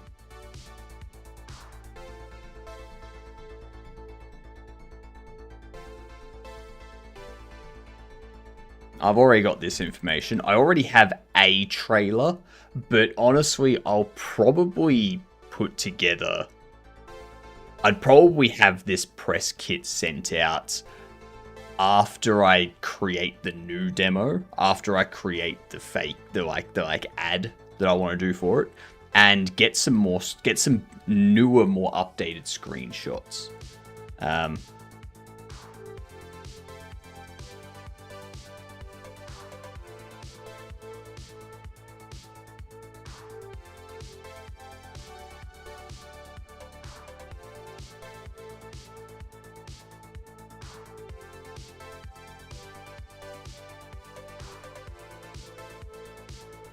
Ooh, that's something I should look into. We need to finish off stuff with that, but I'm not too concerned about that right now. One thing I just want to check on.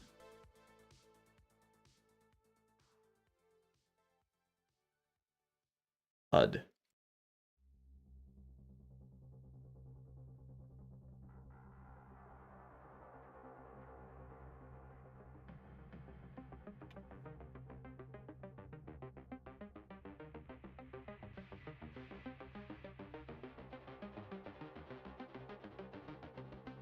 If we do that, where's the scale?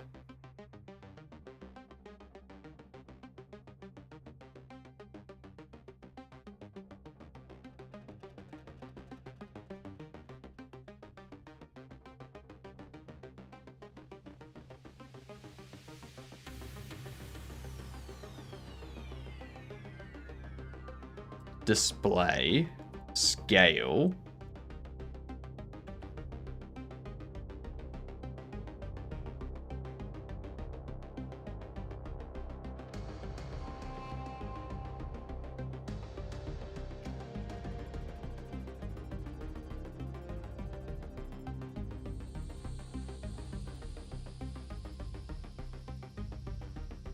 So here's the other thing.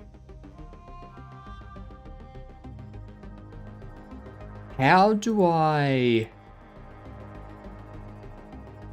We do animation. Speed, offset, turbulence.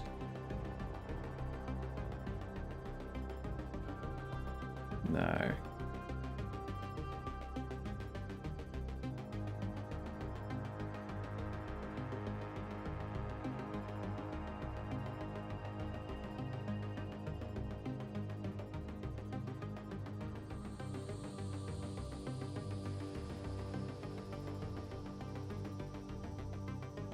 I want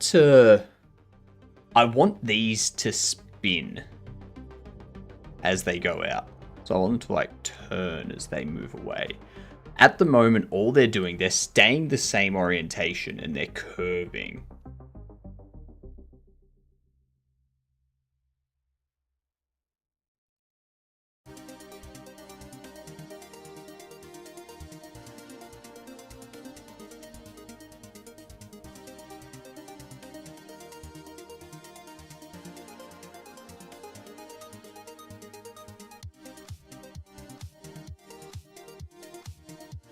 That's our radial velocity. Get rid of the orbit velocity and it just goes out.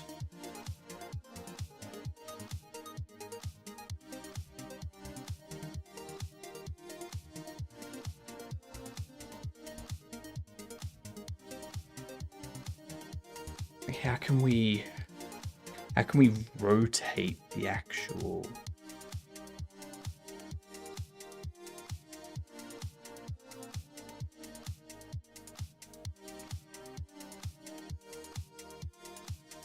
Go for particle emitter rotate. It's a lot of money each month with no income for companies, house, Google Drive, domain, and website. I mean, I'm renting a server. I'm renting a server that I have my private Git hosted on for like $6 a month. I can rent another one for like another $6 a month and just use that to host my website. Or I can use Amazon's S3 bucket to host it. Because I can make an SPA without using React and Angular and all that. All you need to do with an SPA is have stuff fade out and remove from the DOM while new stuff fades in and adds to the DOM. Like adds to the DOM and fades in. Or have stuff shift off. Or have stuff get covered. Stuff like that. Like it's just CSS and JavaScript. JavaScript adds stuff to the DOM. The CSS animates it.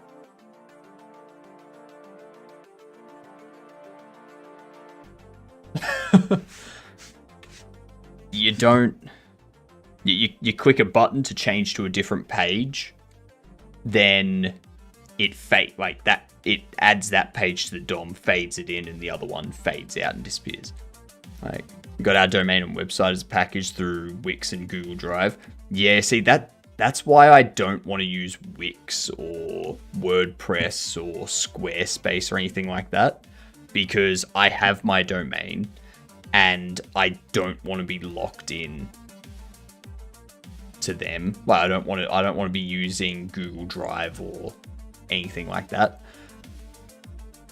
I want to be able to go, here's my website, it's hosted and accessible. I want to move my website to be hosted by this. There you go. Change the DNS stuff. Done. Don't have to worry about exporting it out of Wix and all this kind of stuff. Works well for us 12-man team as we do all our organization through Google Drive. It's probably overkill for your needs, but SST for managing deployment on AWS. Next.js site with React works pretty easily. I don't want to use Next.js or React or Angular. I don't want to use any web frameworks because that's way too much overhead. I don't want people to go to my website that should be 5 to 20 kilobytes and have to download like 5 megabytes of web framework, you know? Plus then I've got to deal with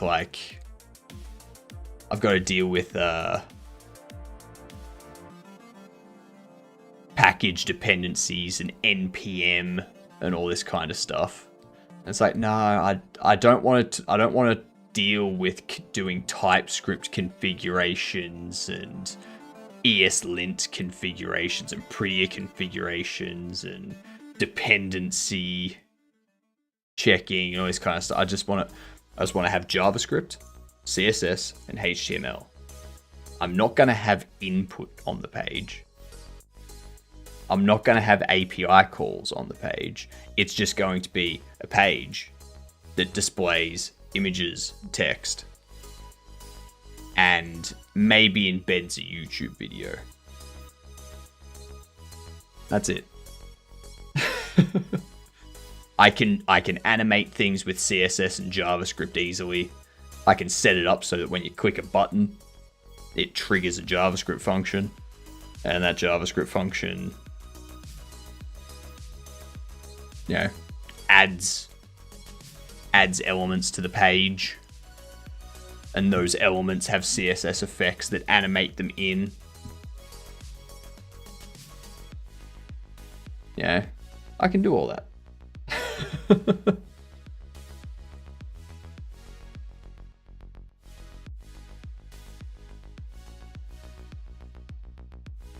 Maybe GitHub Pages thing. Let's push an MD.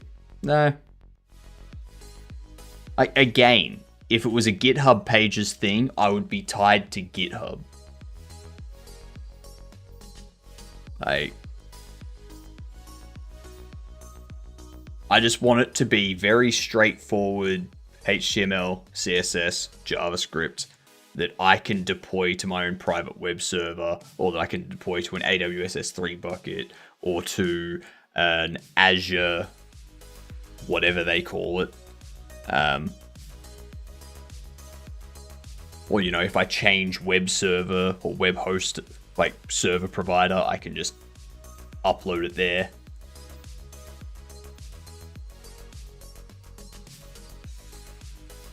I don't want to have to deal with all the extra stuff that comes with things these days. It's too much of a headache.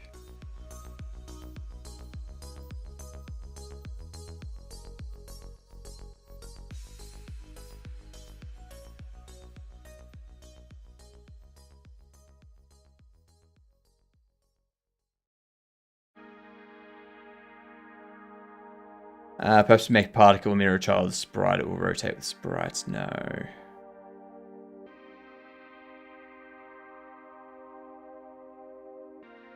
Once I switched to CPU, particles 2D, turn on flag, it finally made the particle emitter affect its rotation. No.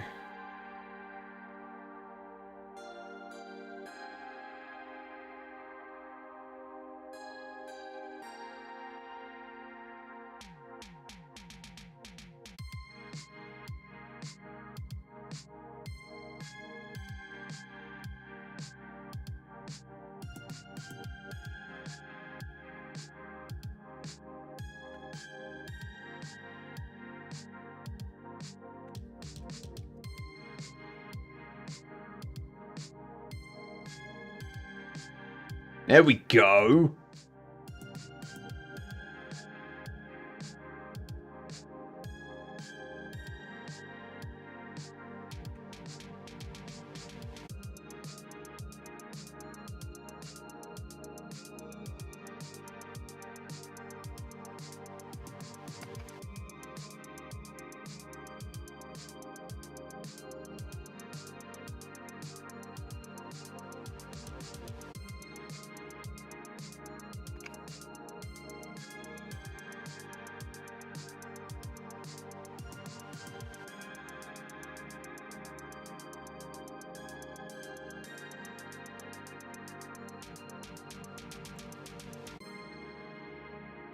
So the orbit velocity...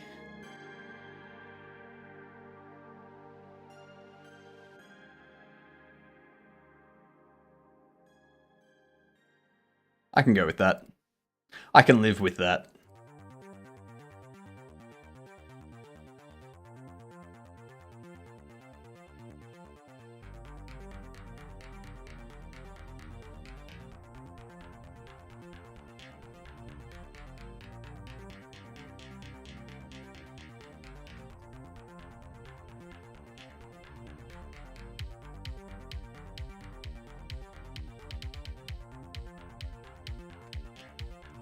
At 0.1.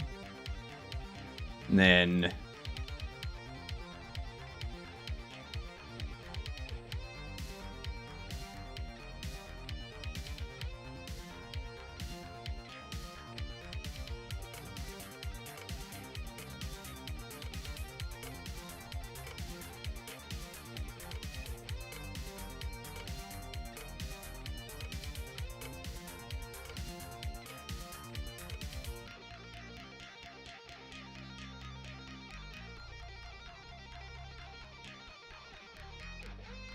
I like it.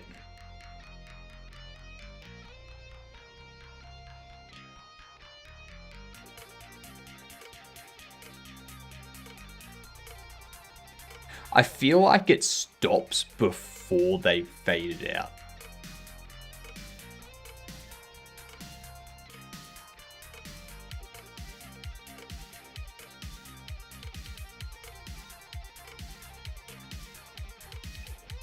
You know what I mean? I feel like it's just stopping a little bit too early.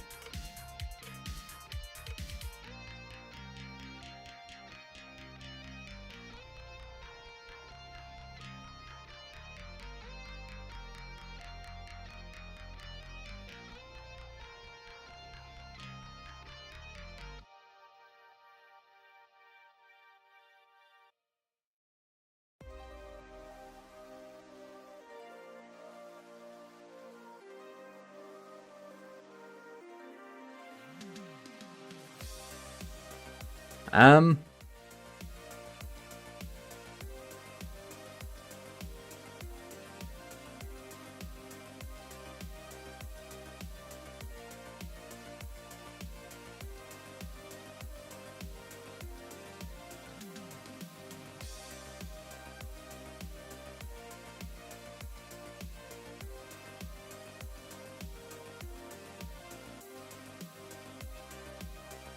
.98.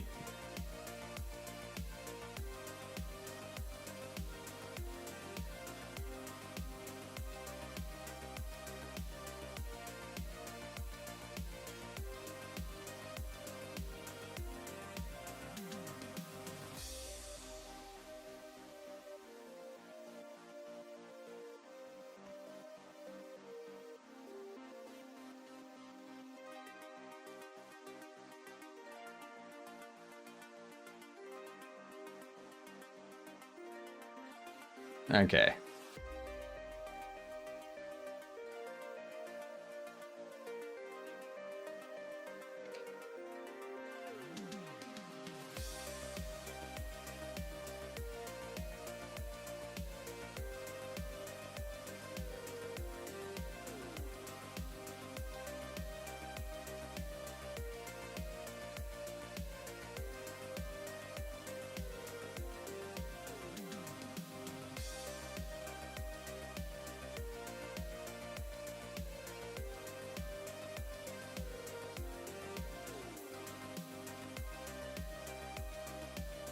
I can go with that. Very nice. Very, very nice. All right.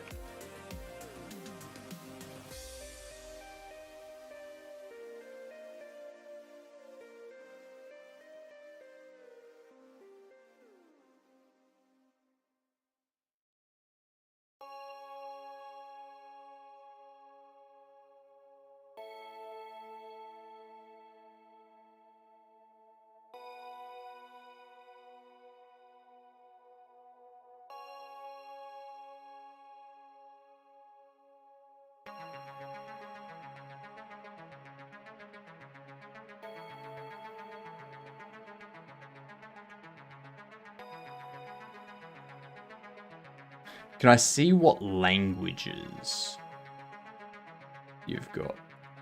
Like, I don't care about the people at this point.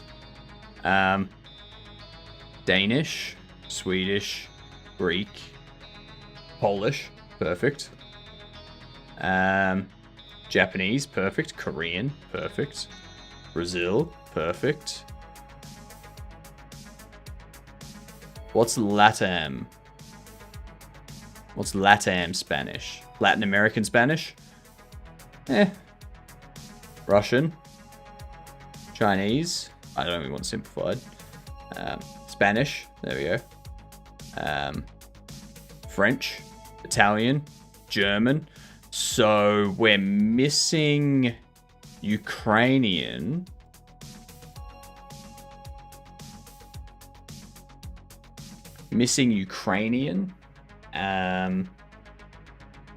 And Portuguese.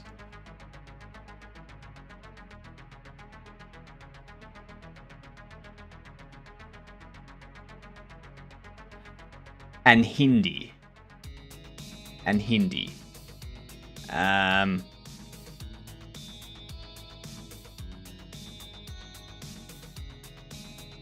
Arabic. I'm missing a few. Okay. Maybe.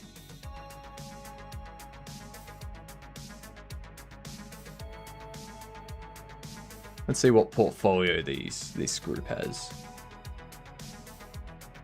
Website takes a while to load. What's taking it so long?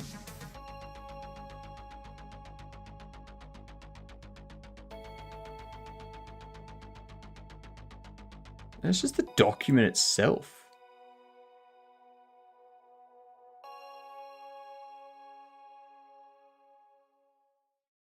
Look at this. Look at this. Look at all this CSS stuff.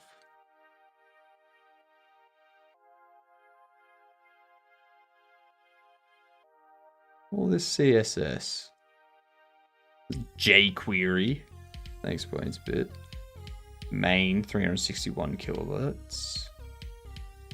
Elf site social icons, another 381.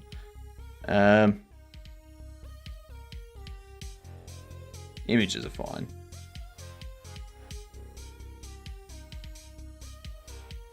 Yes, they did Uncharted Drake's Fortune, God of War Ragnarok, Jack 2 Renegade.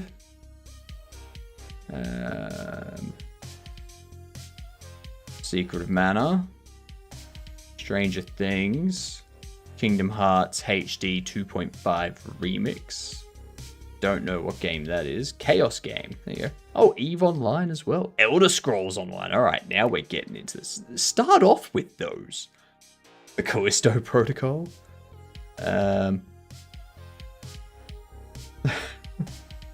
Start off with those. Don't start off with, like, Solitaire Chronicles and Pizza Ninja 3. Like, throw Elder Scrolls and EVE and Callisto Protocol at the top. Yapers.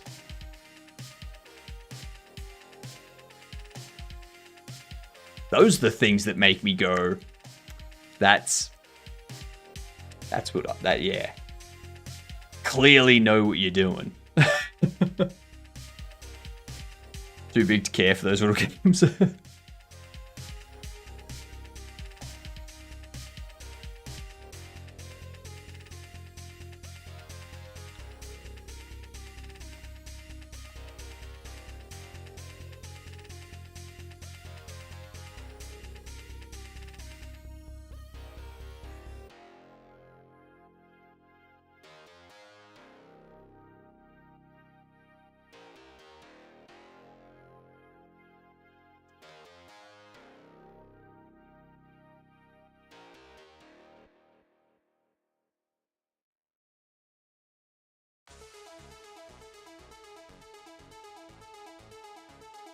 Our currency is quality, and our pricing reflects the level of care.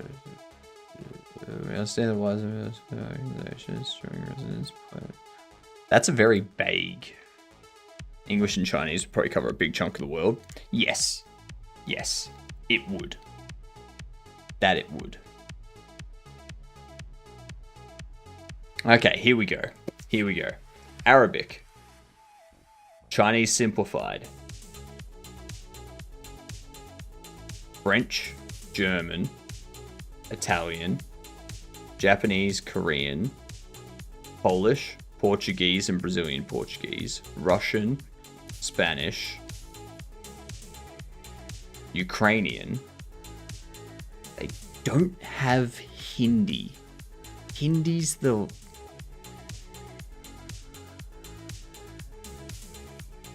Hindi is the one that's missing from that list.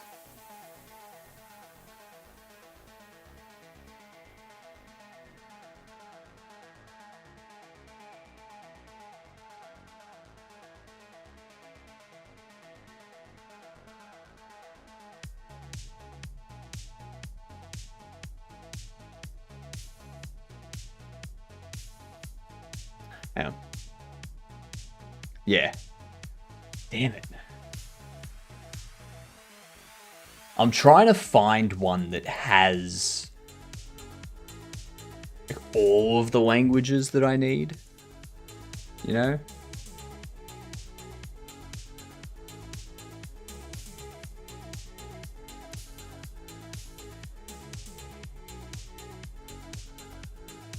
Game scribes.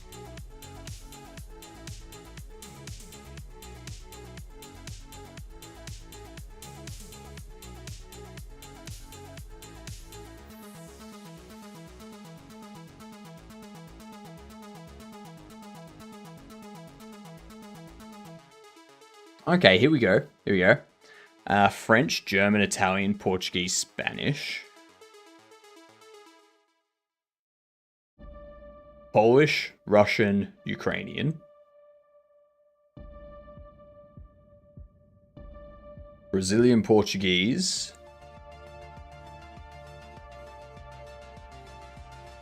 Chinese simplified. Hindi, Japanese, Korean.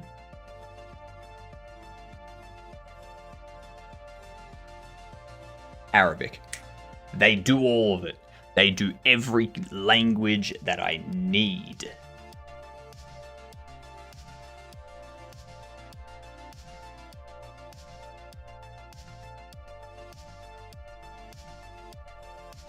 Let's see what games they've done.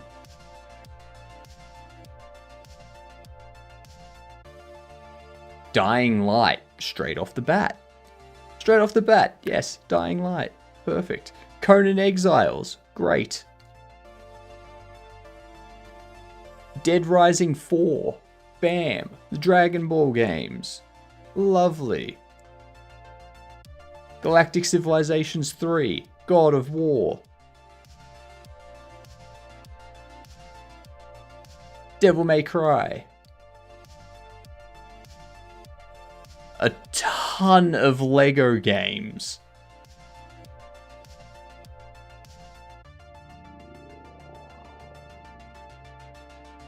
Rocket League.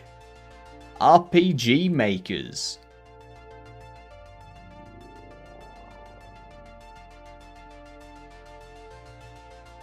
Shadow of Mordor. Yeah, alright.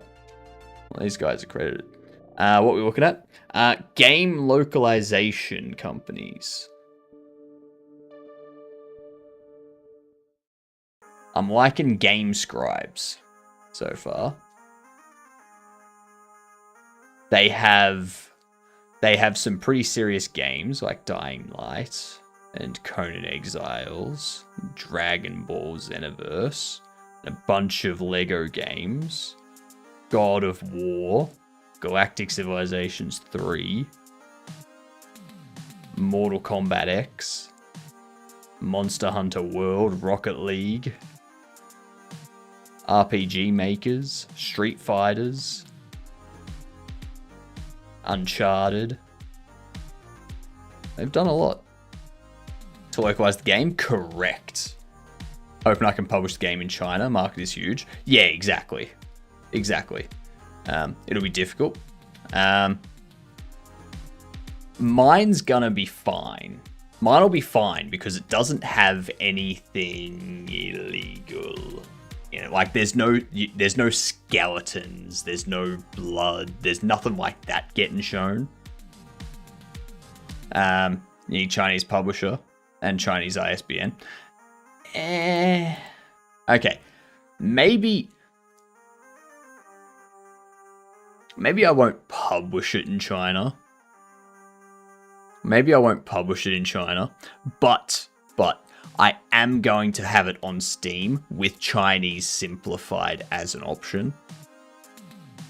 So that way people that maybe aren't in China, but still only speak Chinese, can still get the game. Won't show on Chinese Steam if you do that. That's fine. Honestly, if the Chinese publisher is taking 70% of the revenue of a $10 USD game, Steam will take 30%, which drops me down to $7 USD. If the Chinese publisher then takes 70% of that drops me down to what? $1.50 USD that I get for the game? What's the point?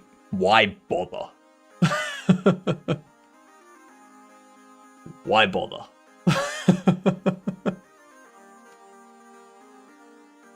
Because player base is biggest. So could sell 50,000 copies. 50,000 copies at $1.50. Like, I doubt my game will sell 50,000 copies in China. Like,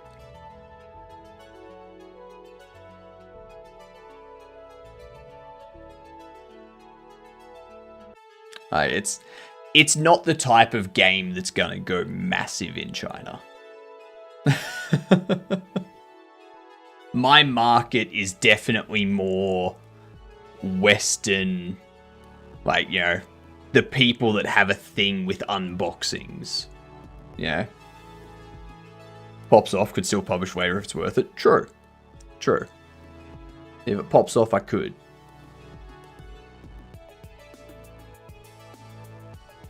Culturalization.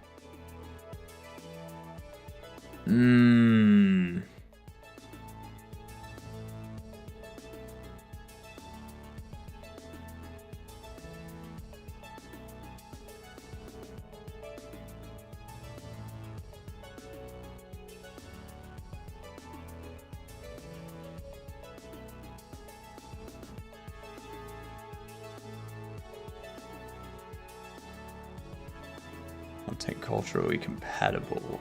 We provide culturalization, content review, and market strategy. So yeah, I don't care about that. I don't need that.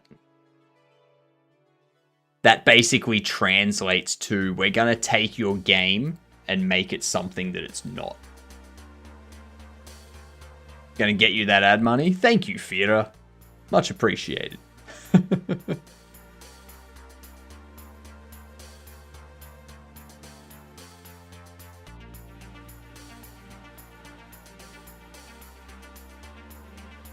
Wait, are these games that they translate? Did they do the translations for Silksong and The Outer Worlds 2?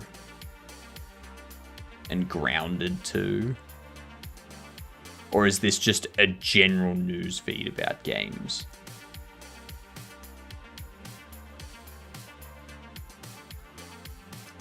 I do think I'm going to look into them.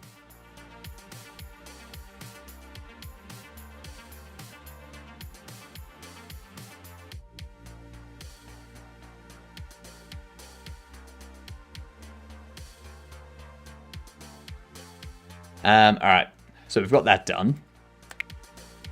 Let's do a game duel.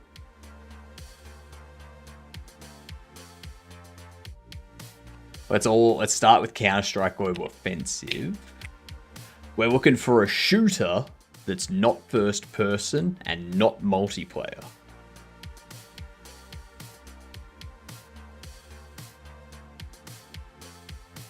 Maybe it's a tactical that's not first person. Hang on. A shooter that's not multiplayer. Maybe it is The Division 2.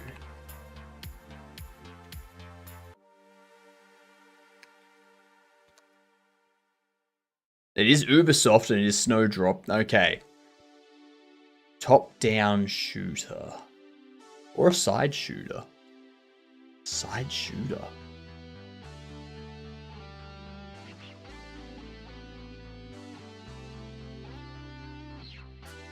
What would this be, Theatre? Ubisoft published in development. Shooter. Snowdrop engine. Not third or first person, so either top down or side view. Maybe VR. Ooh, is it Sun? Arizona Sunshine? No, 2013, 2018. Never heard of that engine. It's Ubisoft's in-house engine, I'm pretty sure.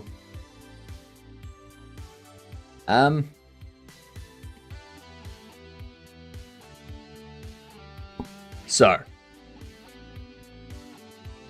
it's looking like it's PS3 era, like 2013, or PS5 era 2018 sort of thing. It's not PS4. I think it's PS5 era. So it's going to be in the later part of that time frame. Because PS4 was like 2010 sort of thing, 2009, 2000, somewhere in that area. Also not open world, not survival, not sci-fi.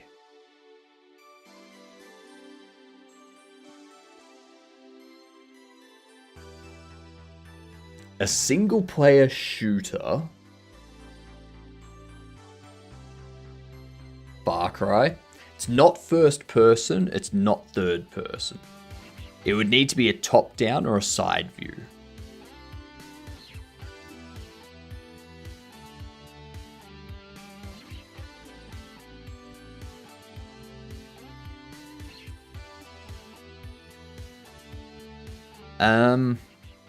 I'm struggling to think of a top-down or side-view game.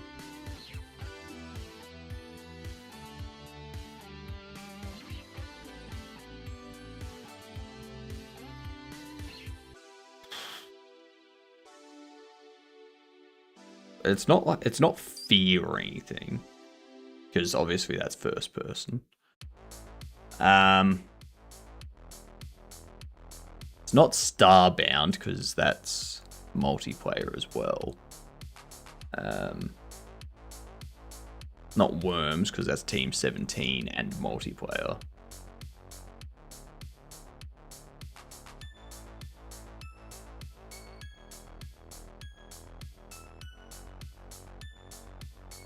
Huh?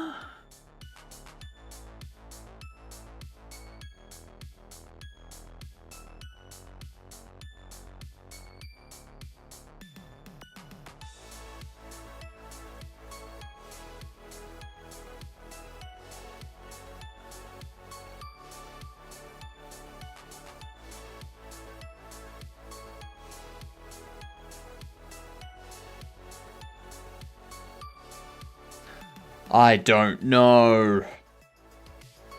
My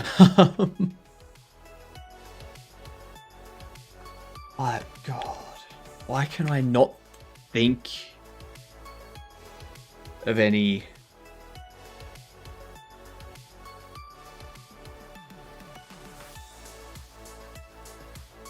No, Watch Dogs is first person. Like, something like The Sims. No, because it's gonna be a shooter. Sims would be open world as well. Like, I can go like The Sims 4. So we know it's not a sim, but we know it's got isometric bird view. But like, still, what's a shooter with isometric bird view?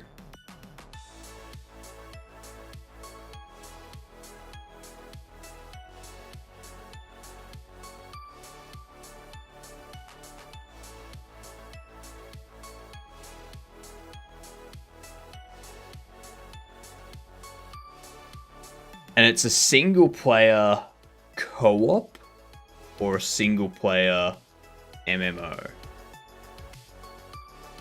This is weird.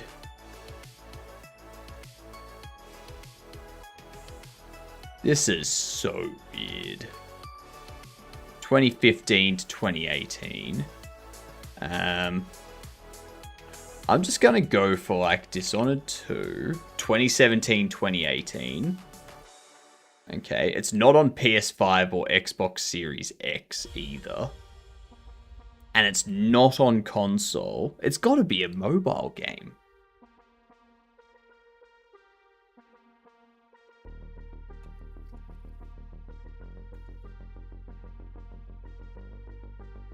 Is there a... No, it's not a mobile game.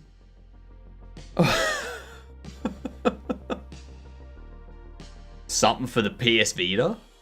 Or the P...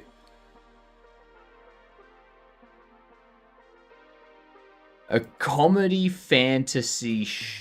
a comedy fantasy tactical RPG. It's a comedy fantasy tactical RPG isometric. Is it XCOM? What's the name of Alien UFO turn-by-turn game? Alien UFO turn-by-turn game. Are you talking... From Ubisoft too, exactly Wild Irish. XCOM, yeah. I was thinking this? No. It's not an XCOM. A comedy fantasy tactical RPG isometric. What? Comedy fantasy tactical isometric RPG. This is the weirdest thing I've ever heard of.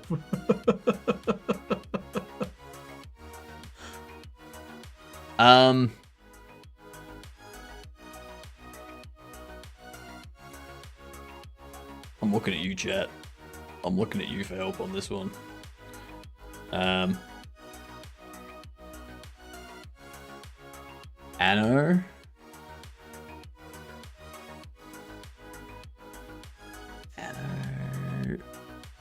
Anno 1404, Anno 1800, Mario vs. Rabbids.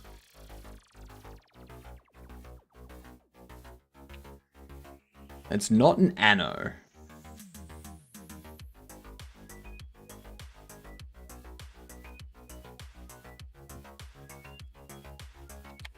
There is no Mario vs. Rabbids. I do feel that this is something on...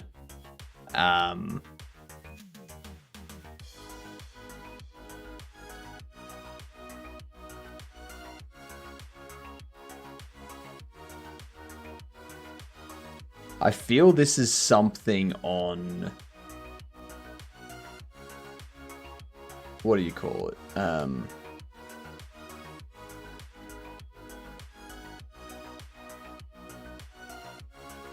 Like Nintendo, like the Nintendo Switch. That's the only console it would make sense on. Like 2017, 2018 Nintendo Switch isometric comedy fantasy RPG tactical. Is there like an isometric Assassin's Creed on the Switch?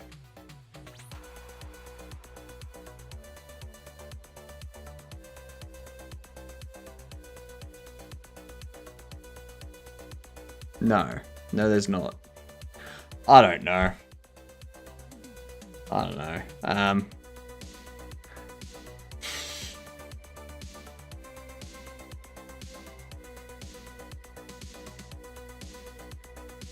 World of Warships, I don't know. Mario and Rabbids. Kingdom Battle.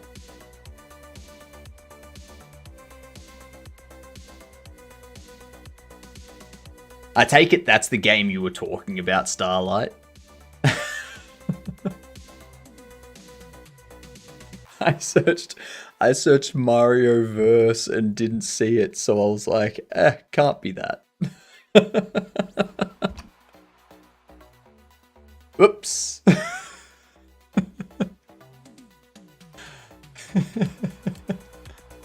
That is so weird. That is so weird that Ubisoft published and developed that game and Nintendo was not involved with the publishing or the development of it.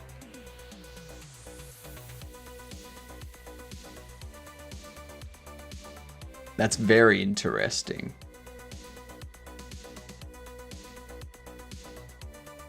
Oh well. That's what we get. That is kind of odd. I know, right? Like, that was the other thing. I was like, if it's a Mario game, surely Nintendo would be involved with it. You know?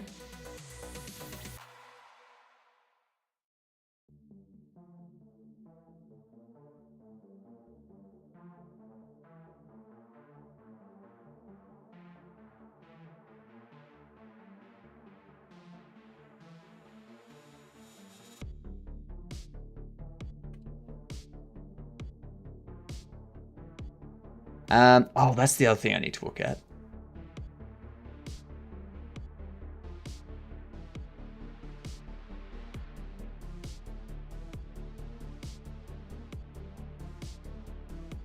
Where was it?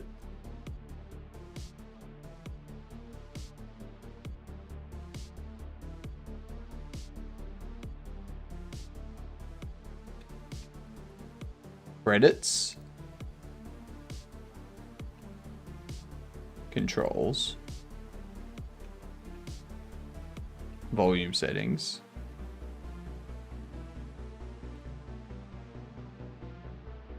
Display. Audio. There we go. Learn new stuff every day? I know, right? I know.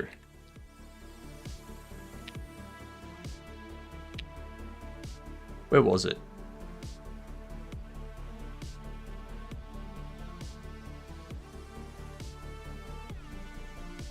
Credits.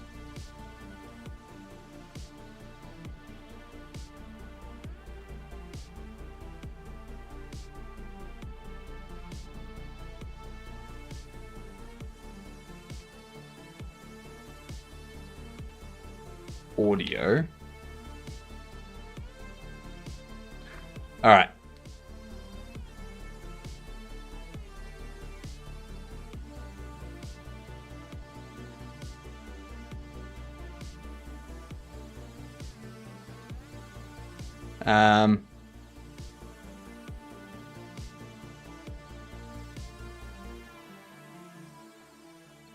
Audio. So this is the other stuff that we need to add in here. We need to go windowed.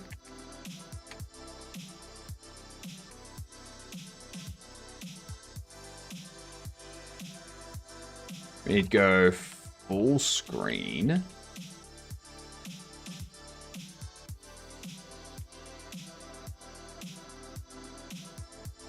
Borderless.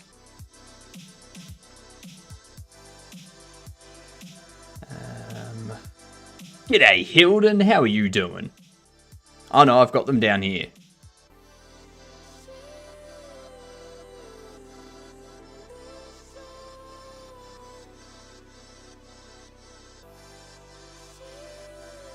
Our sensitivity.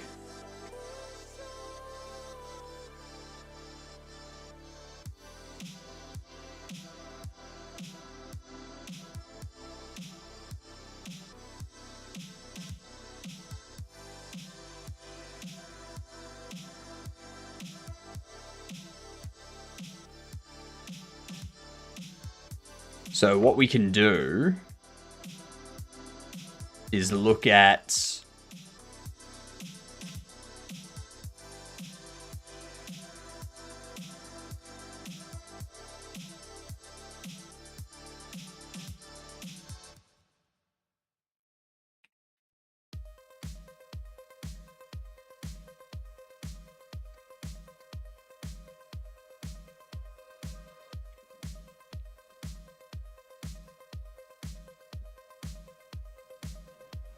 nothing but the usual misery. Well, that sounds like a you problem, so let's keep it there.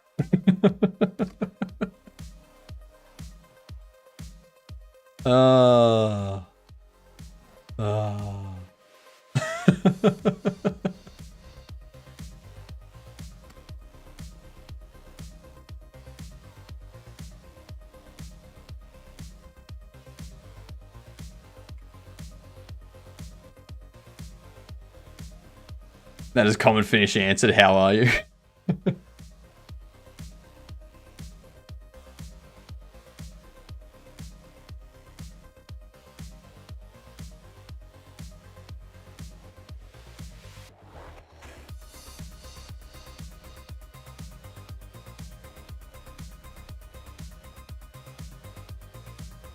Volume labels.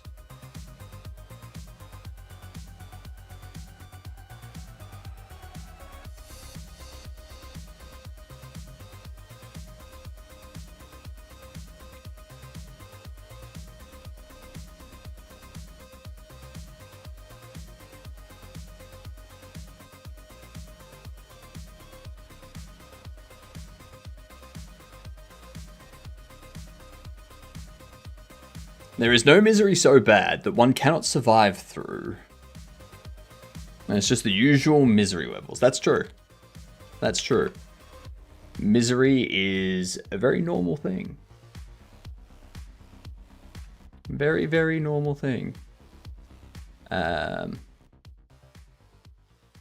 Master, music, effects.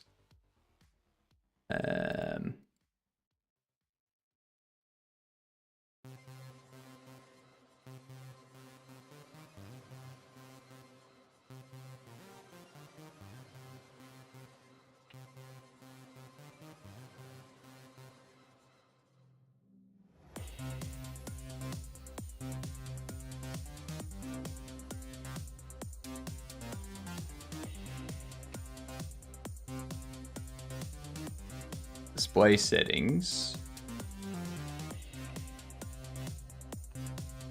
Window mode.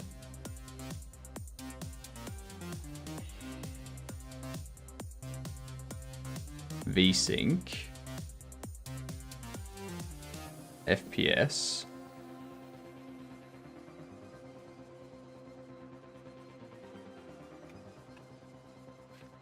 Unlimited.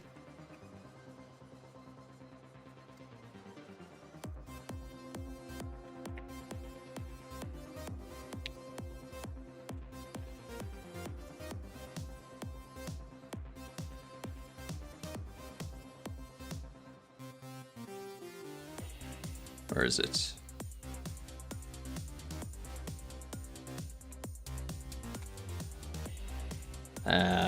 Unlimited. Whoops. Unlimited. There we go.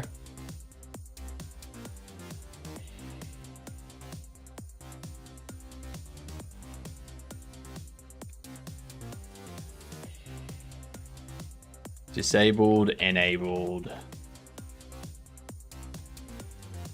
adaptive.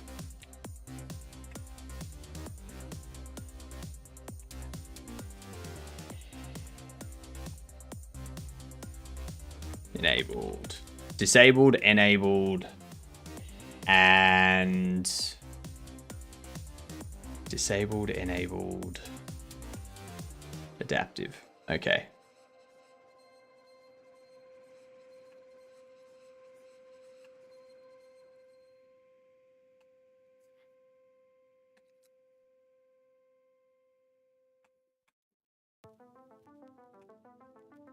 That should be Like so.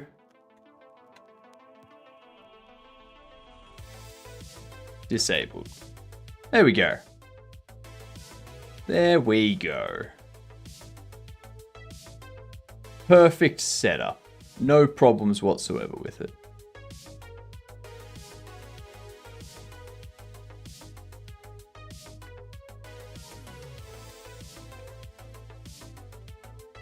Windowed. Full screen. Borderless.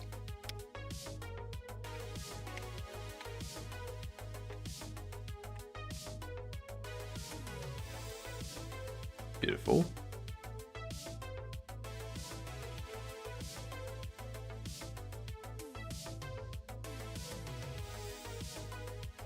So all of that. Exclusive full screen.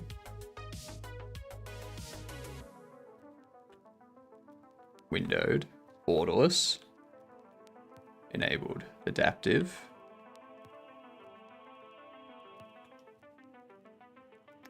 Ah, yep. What we need to do... Because in here...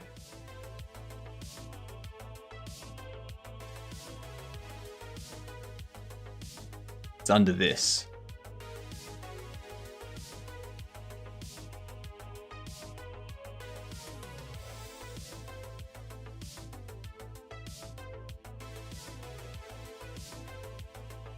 It's no longer exclusive full screen, just full screen. FPS is being set to 0.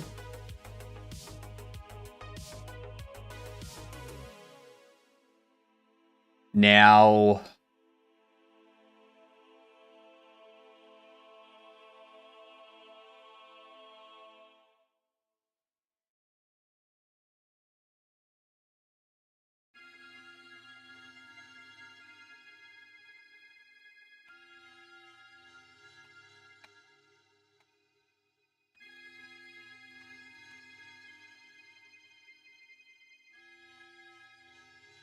That's what we need.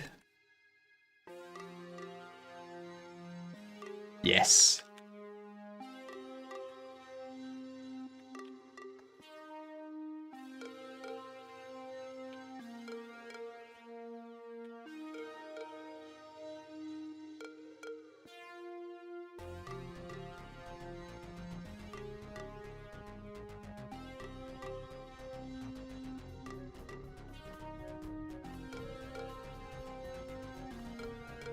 Output device.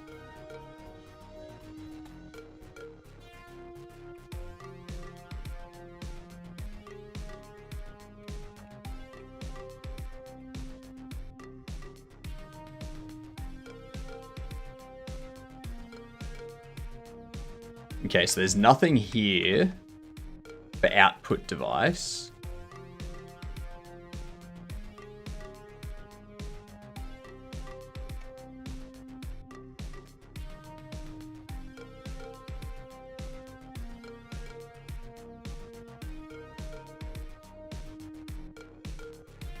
All right.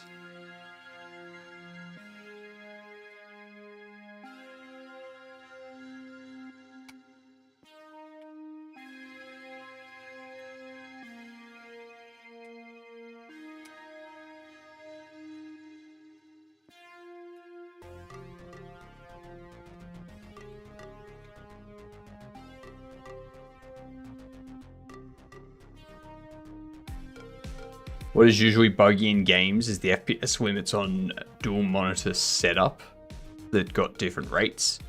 Game takes the FPS options from the main monitor and does not update them, even if one moves the game to a different monitor. So that's engine level stuff. That's nothing I can really do anything about if it is an issue with Godot. But what I'm doing, I'm not getting the refresh rates that are supported by the monitor. Because looking in Godot documentation,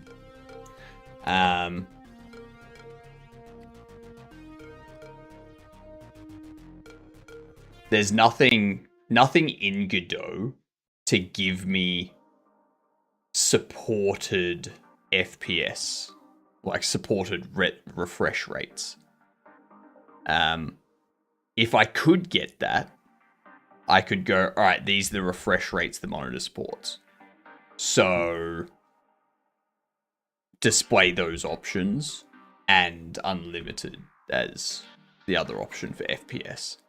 But instead, what I've got is I've just set unlimited as default, and then they can choose to limit it to 60, 75, 120, 144, or 240, or 165 as well.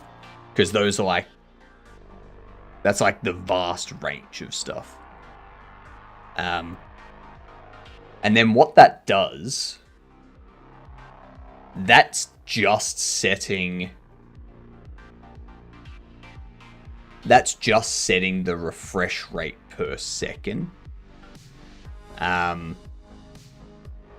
It's not setting the refresh rate to be like it's not setting the refresh rate, it's setting the FPS. So it's making sure that it does X number of frames per second, not necessarily like it doesn't care about monitor refresh rate. It only cares about how many times it's executing the process function every second. You know? The monitor's refresh rate is how often the monitor's going to update its screen. It's not like that's one thing which is going to be independent from your game's FPS.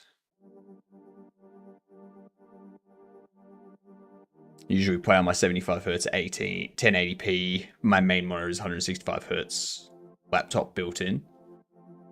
So none of the options fit my 75Hz monitor. I only lock in at 30, 60, 165.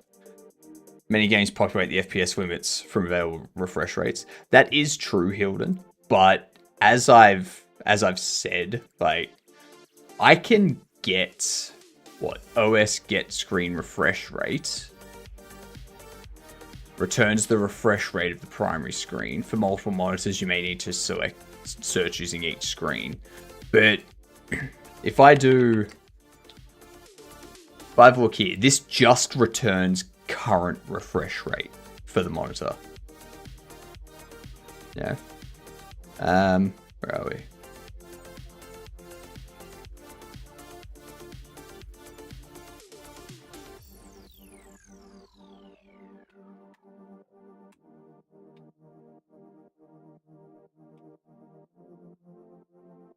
I'm not even finding refresh rate under OS.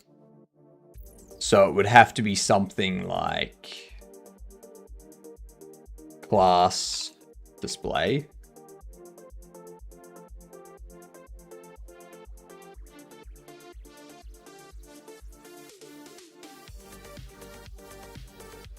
Class reference.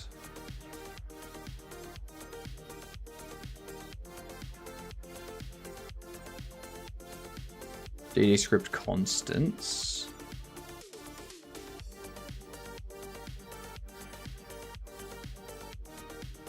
Engine, maybe.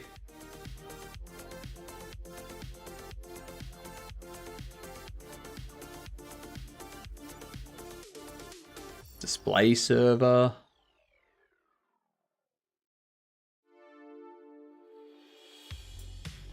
Rendering server, maybe. So there's max FPS that you can set. Nothing under here gets refresh rate. Display server.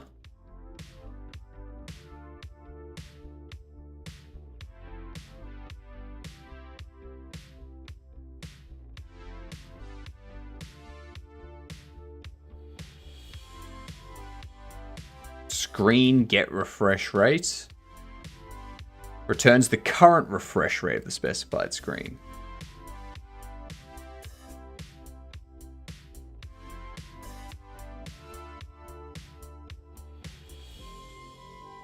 You know, might lack some stuff because they want the code to work on all supported platforms if possible. Yeah. So they just skip adding some options if not possible to do so. So it like I can have it get the current refresh rate, but I can't get a list of all available refresh rates.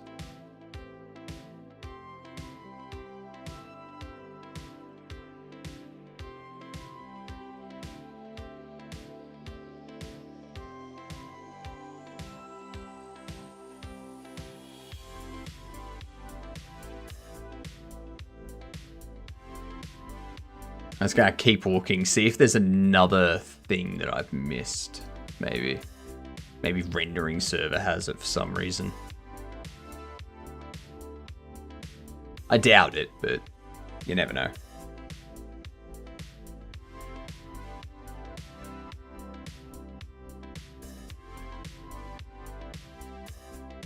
Get rendering device. Maybe rendering device has it.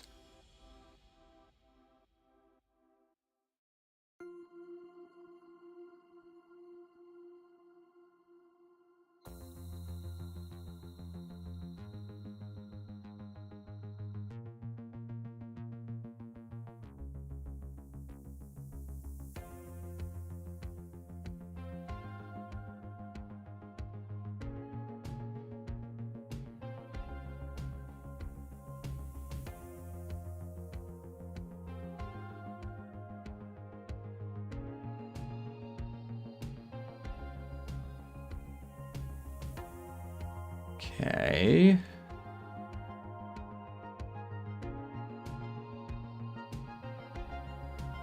There's nothing that I can see straight off the bat. Limit get.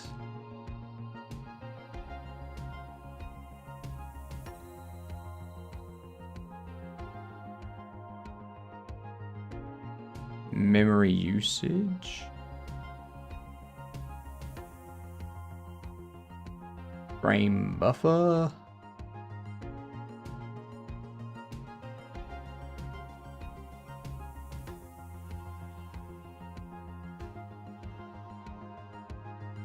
Yeah, nah. Doesn't look like Godot has it.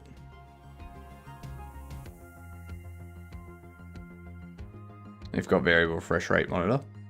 So that's the thing, like I think the issue you're talking about is engines that have a get max refresh rate or get supported refresh rate functions.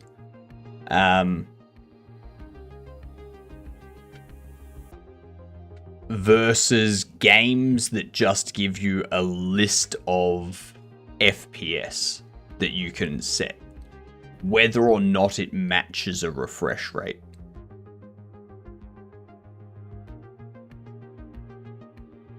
Yeah, so that's a matter of people using Unreal Engine, implementing games with Unreal Engine, not writing some simple logic in the settings to go, here's a list of FPS, like standard FPS you can do. Pick one. They're instead going, Unreal, tell us what the supported refresh rates are, and display that to the user. So yeah, for mine, my refresh rate maxes out at 165. My monitor's refresh rate is 165. But I can set this to 240. If I wanted to. Or I can set it to unlimited. Yeah.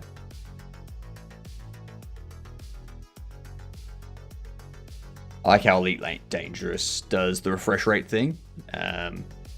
Separate settings for each monitor.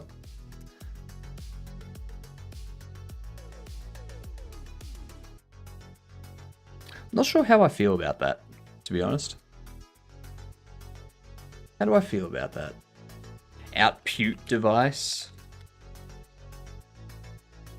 How do I feel about that?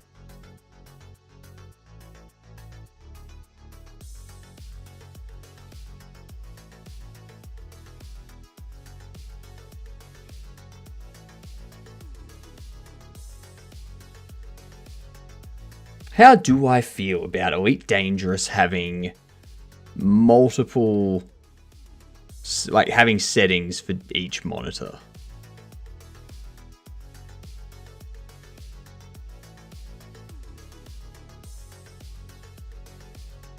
Because I've played Elite Dangerous, but I haven't really looked at the settings stuff that much.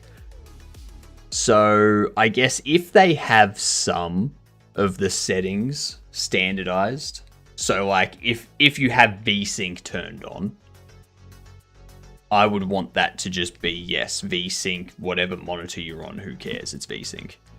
I wouldn't want to have to go into each monitor and be like, VSync.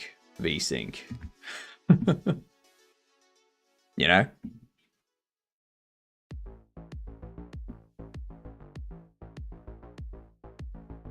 It's one of those things. You don't want to do it. Yeah, you don't want to waste time doing that shit.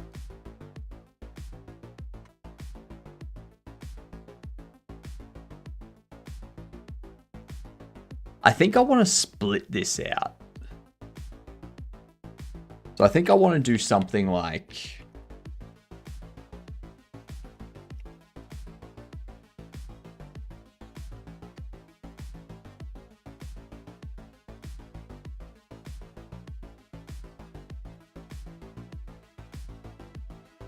I think I want to do like...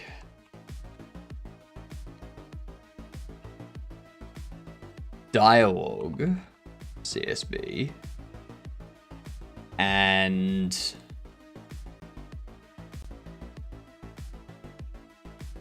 like dialogue CSV, settings CSV, HUD CSV.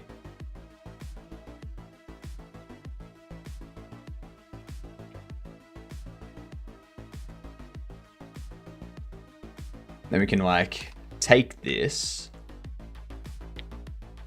go into here, pop this in there.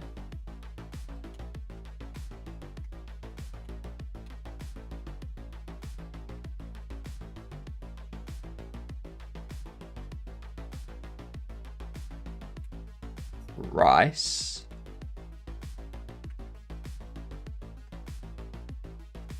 Total. Order.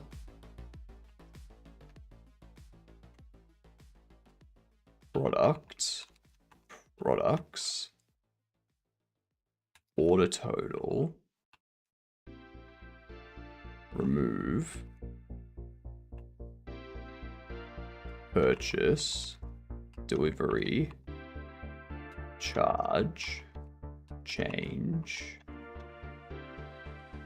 cash day, shop level, main menu, tablet, bobbleheads.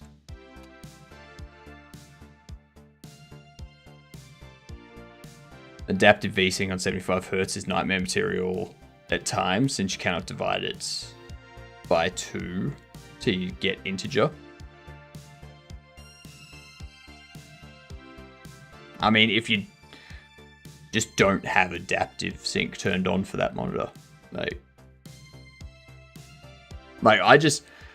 the same thing would happen for 165 Hertz, and that's both of your monitors. Both of your monitors are like 175, one's 165. So whichever one you're playing on, you're not going to have adaptive VSync. So for you, you would just have it set to VSync enabled.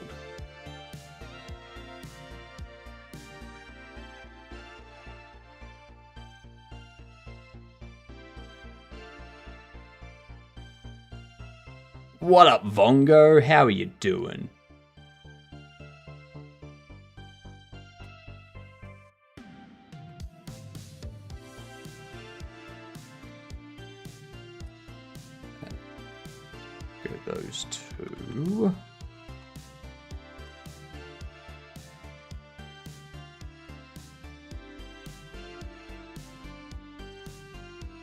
Here's another 5.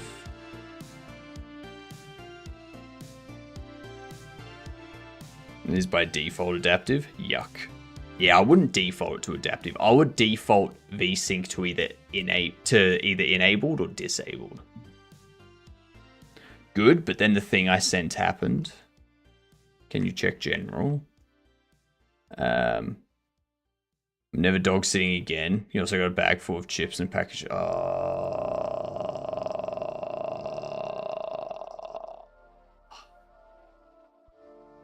Well.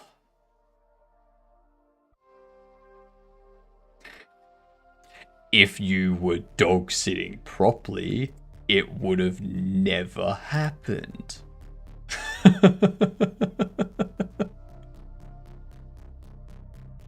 If you were dog sitting Vongo properly, I was sweeping. Well, that. Okay, fine.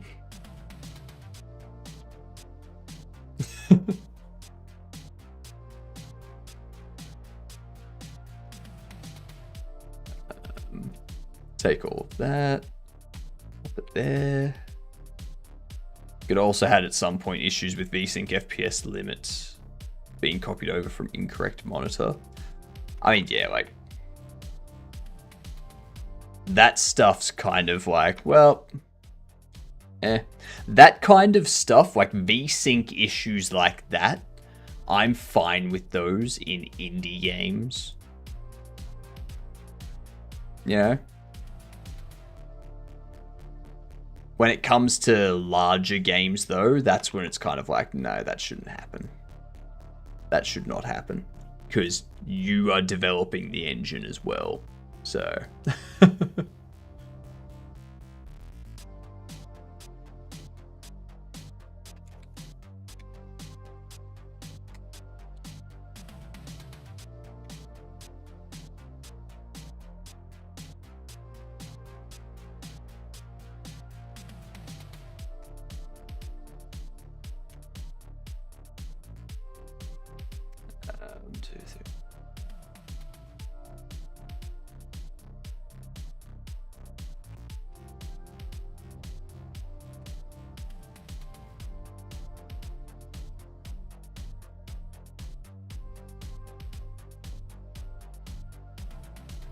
That's a lot of stuff in my HUD.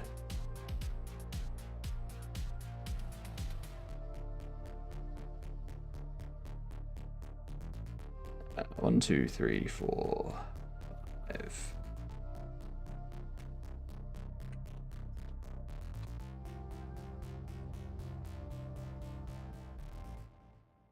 Okay. 1, 2, 3, 4, 5, 6, 7, 8, 9, 10, 15, 16.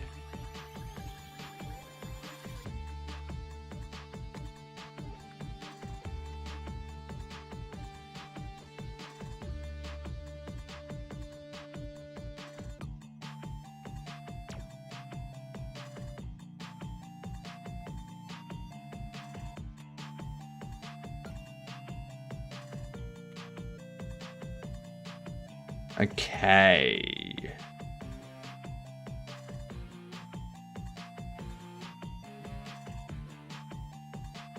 I think I need these. 1, 2, 3, 4.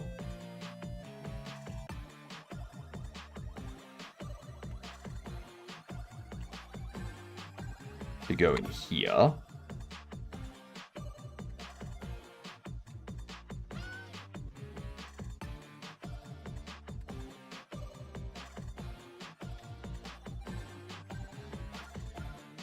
Yeah. Then this is 20.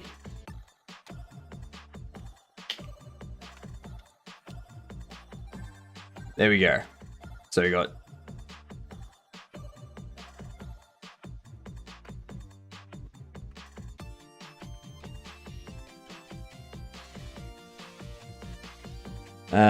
Since Hypnotic Shaded Blue, huh? How's life, Blue? So being racist towards Smurfs now? Of course, Vongo. What? We're more Gargamel in appearance than we are Smurf. Come on. Jesus.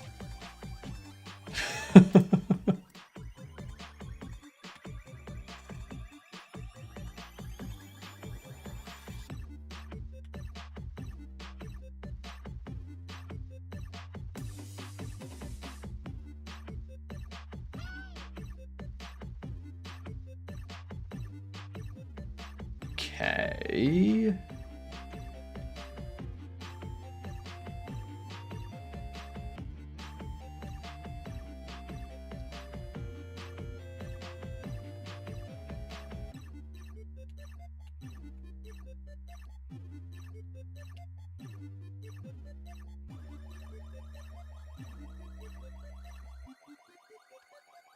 Get rid of this. Get rid of this. This. You know what? You know what? Let's make this easy.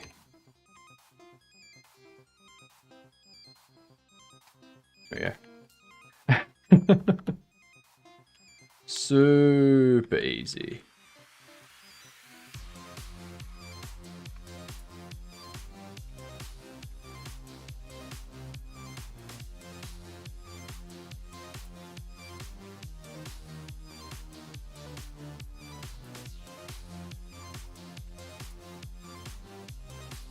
Okay. So I want to take that. Actually, I'm going to take this. I'm going to go search, replace this.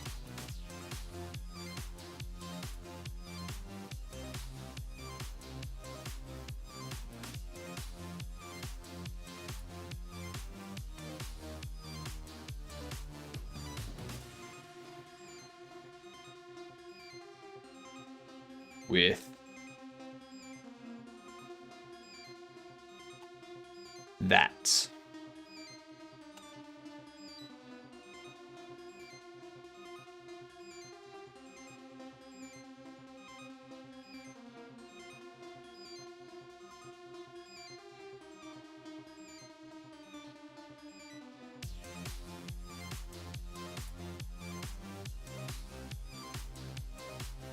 All right.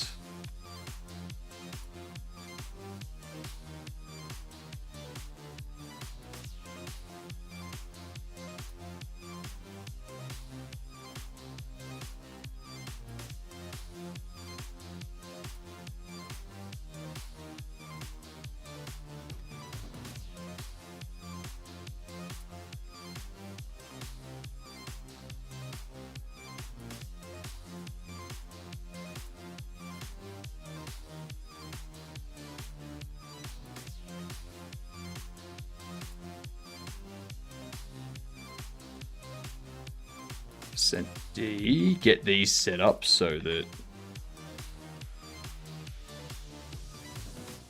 get rid of these. Excellent. Have a good one, Theatre.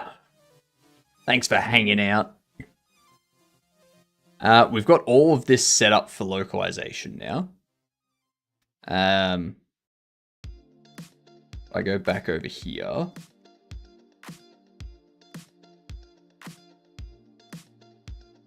One thing I want to do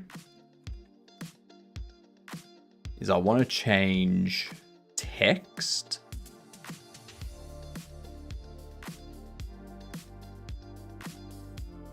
I'll move this. I want to rename it to be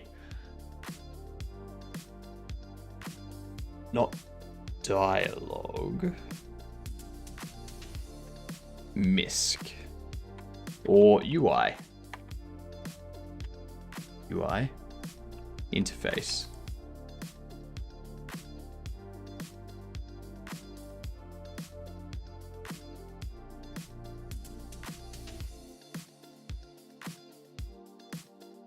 remove all of those. These are all localization. Then we go in here. Go all dialogue.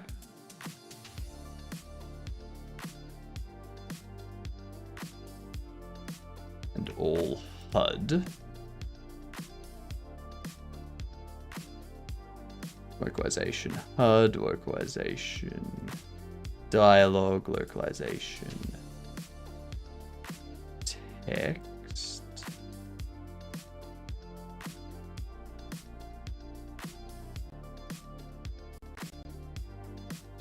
Localization interface. There we are.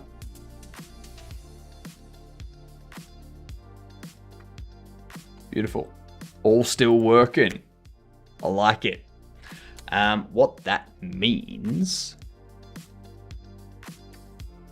So they're more contextual now, so they know that this is conversation type stuff. They know that this is just words displaying in the HUD, and they know that this is stuff displaying in menus and whatnot, like stuff the player's gonna, like buttons and labels and tabs and settings and controls and stuff. So I like that. That's all handled. This one here, we can get all of this stuff translated. Like this will be the first thing I get translated. And one thing I'm gonna add in after it is I'm gonna add in an EN US. Yeah. What up, Tricky? The EN US is going to be English simplified. Okay?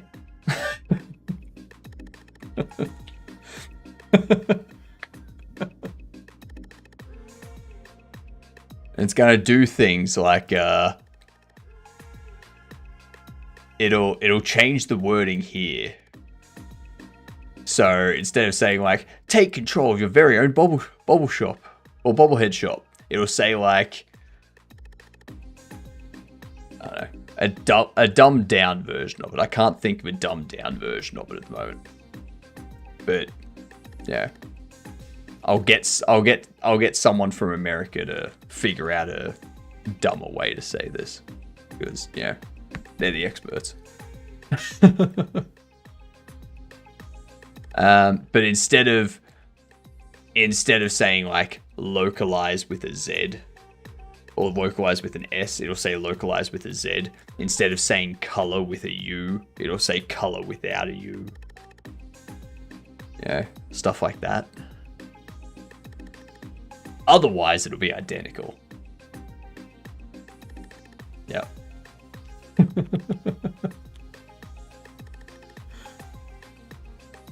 The doctor made you sick. How did the doctor make you sick?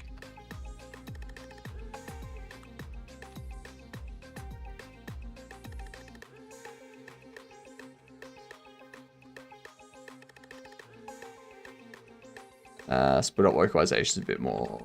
Separated the... Not separated. Split off localizations a bit more.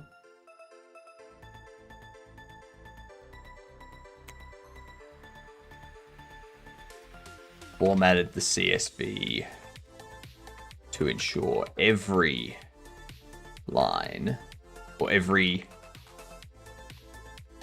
localization is double quoted.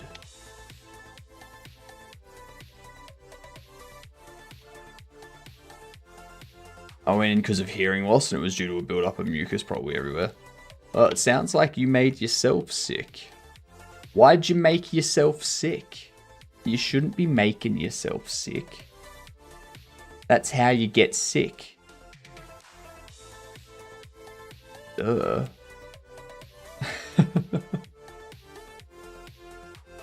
So I got a nose spray, which loosened everything up. Now you're feeling better. Now I'm coughing and sneezing. Ah, I see. Oh shit, I can't snooze the ads. We're gonna do a quick raid out to Ryan. Actually, hang on. No, we're gonna do a quick raid out to. I don't know. Who are we raiding to? Chad? Who are we raiding to?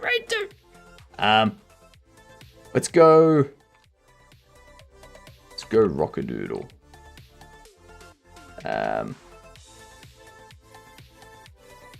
We're raiding Rockadoodle. There's the emotes. Good day, your dunce. Raiding out before these ads hit. I'm back in 9 hours. 9 hours, more stuff going on. We're gonna do more programming and whatnot. Wishlist Bobble Shop Sim, you dunce.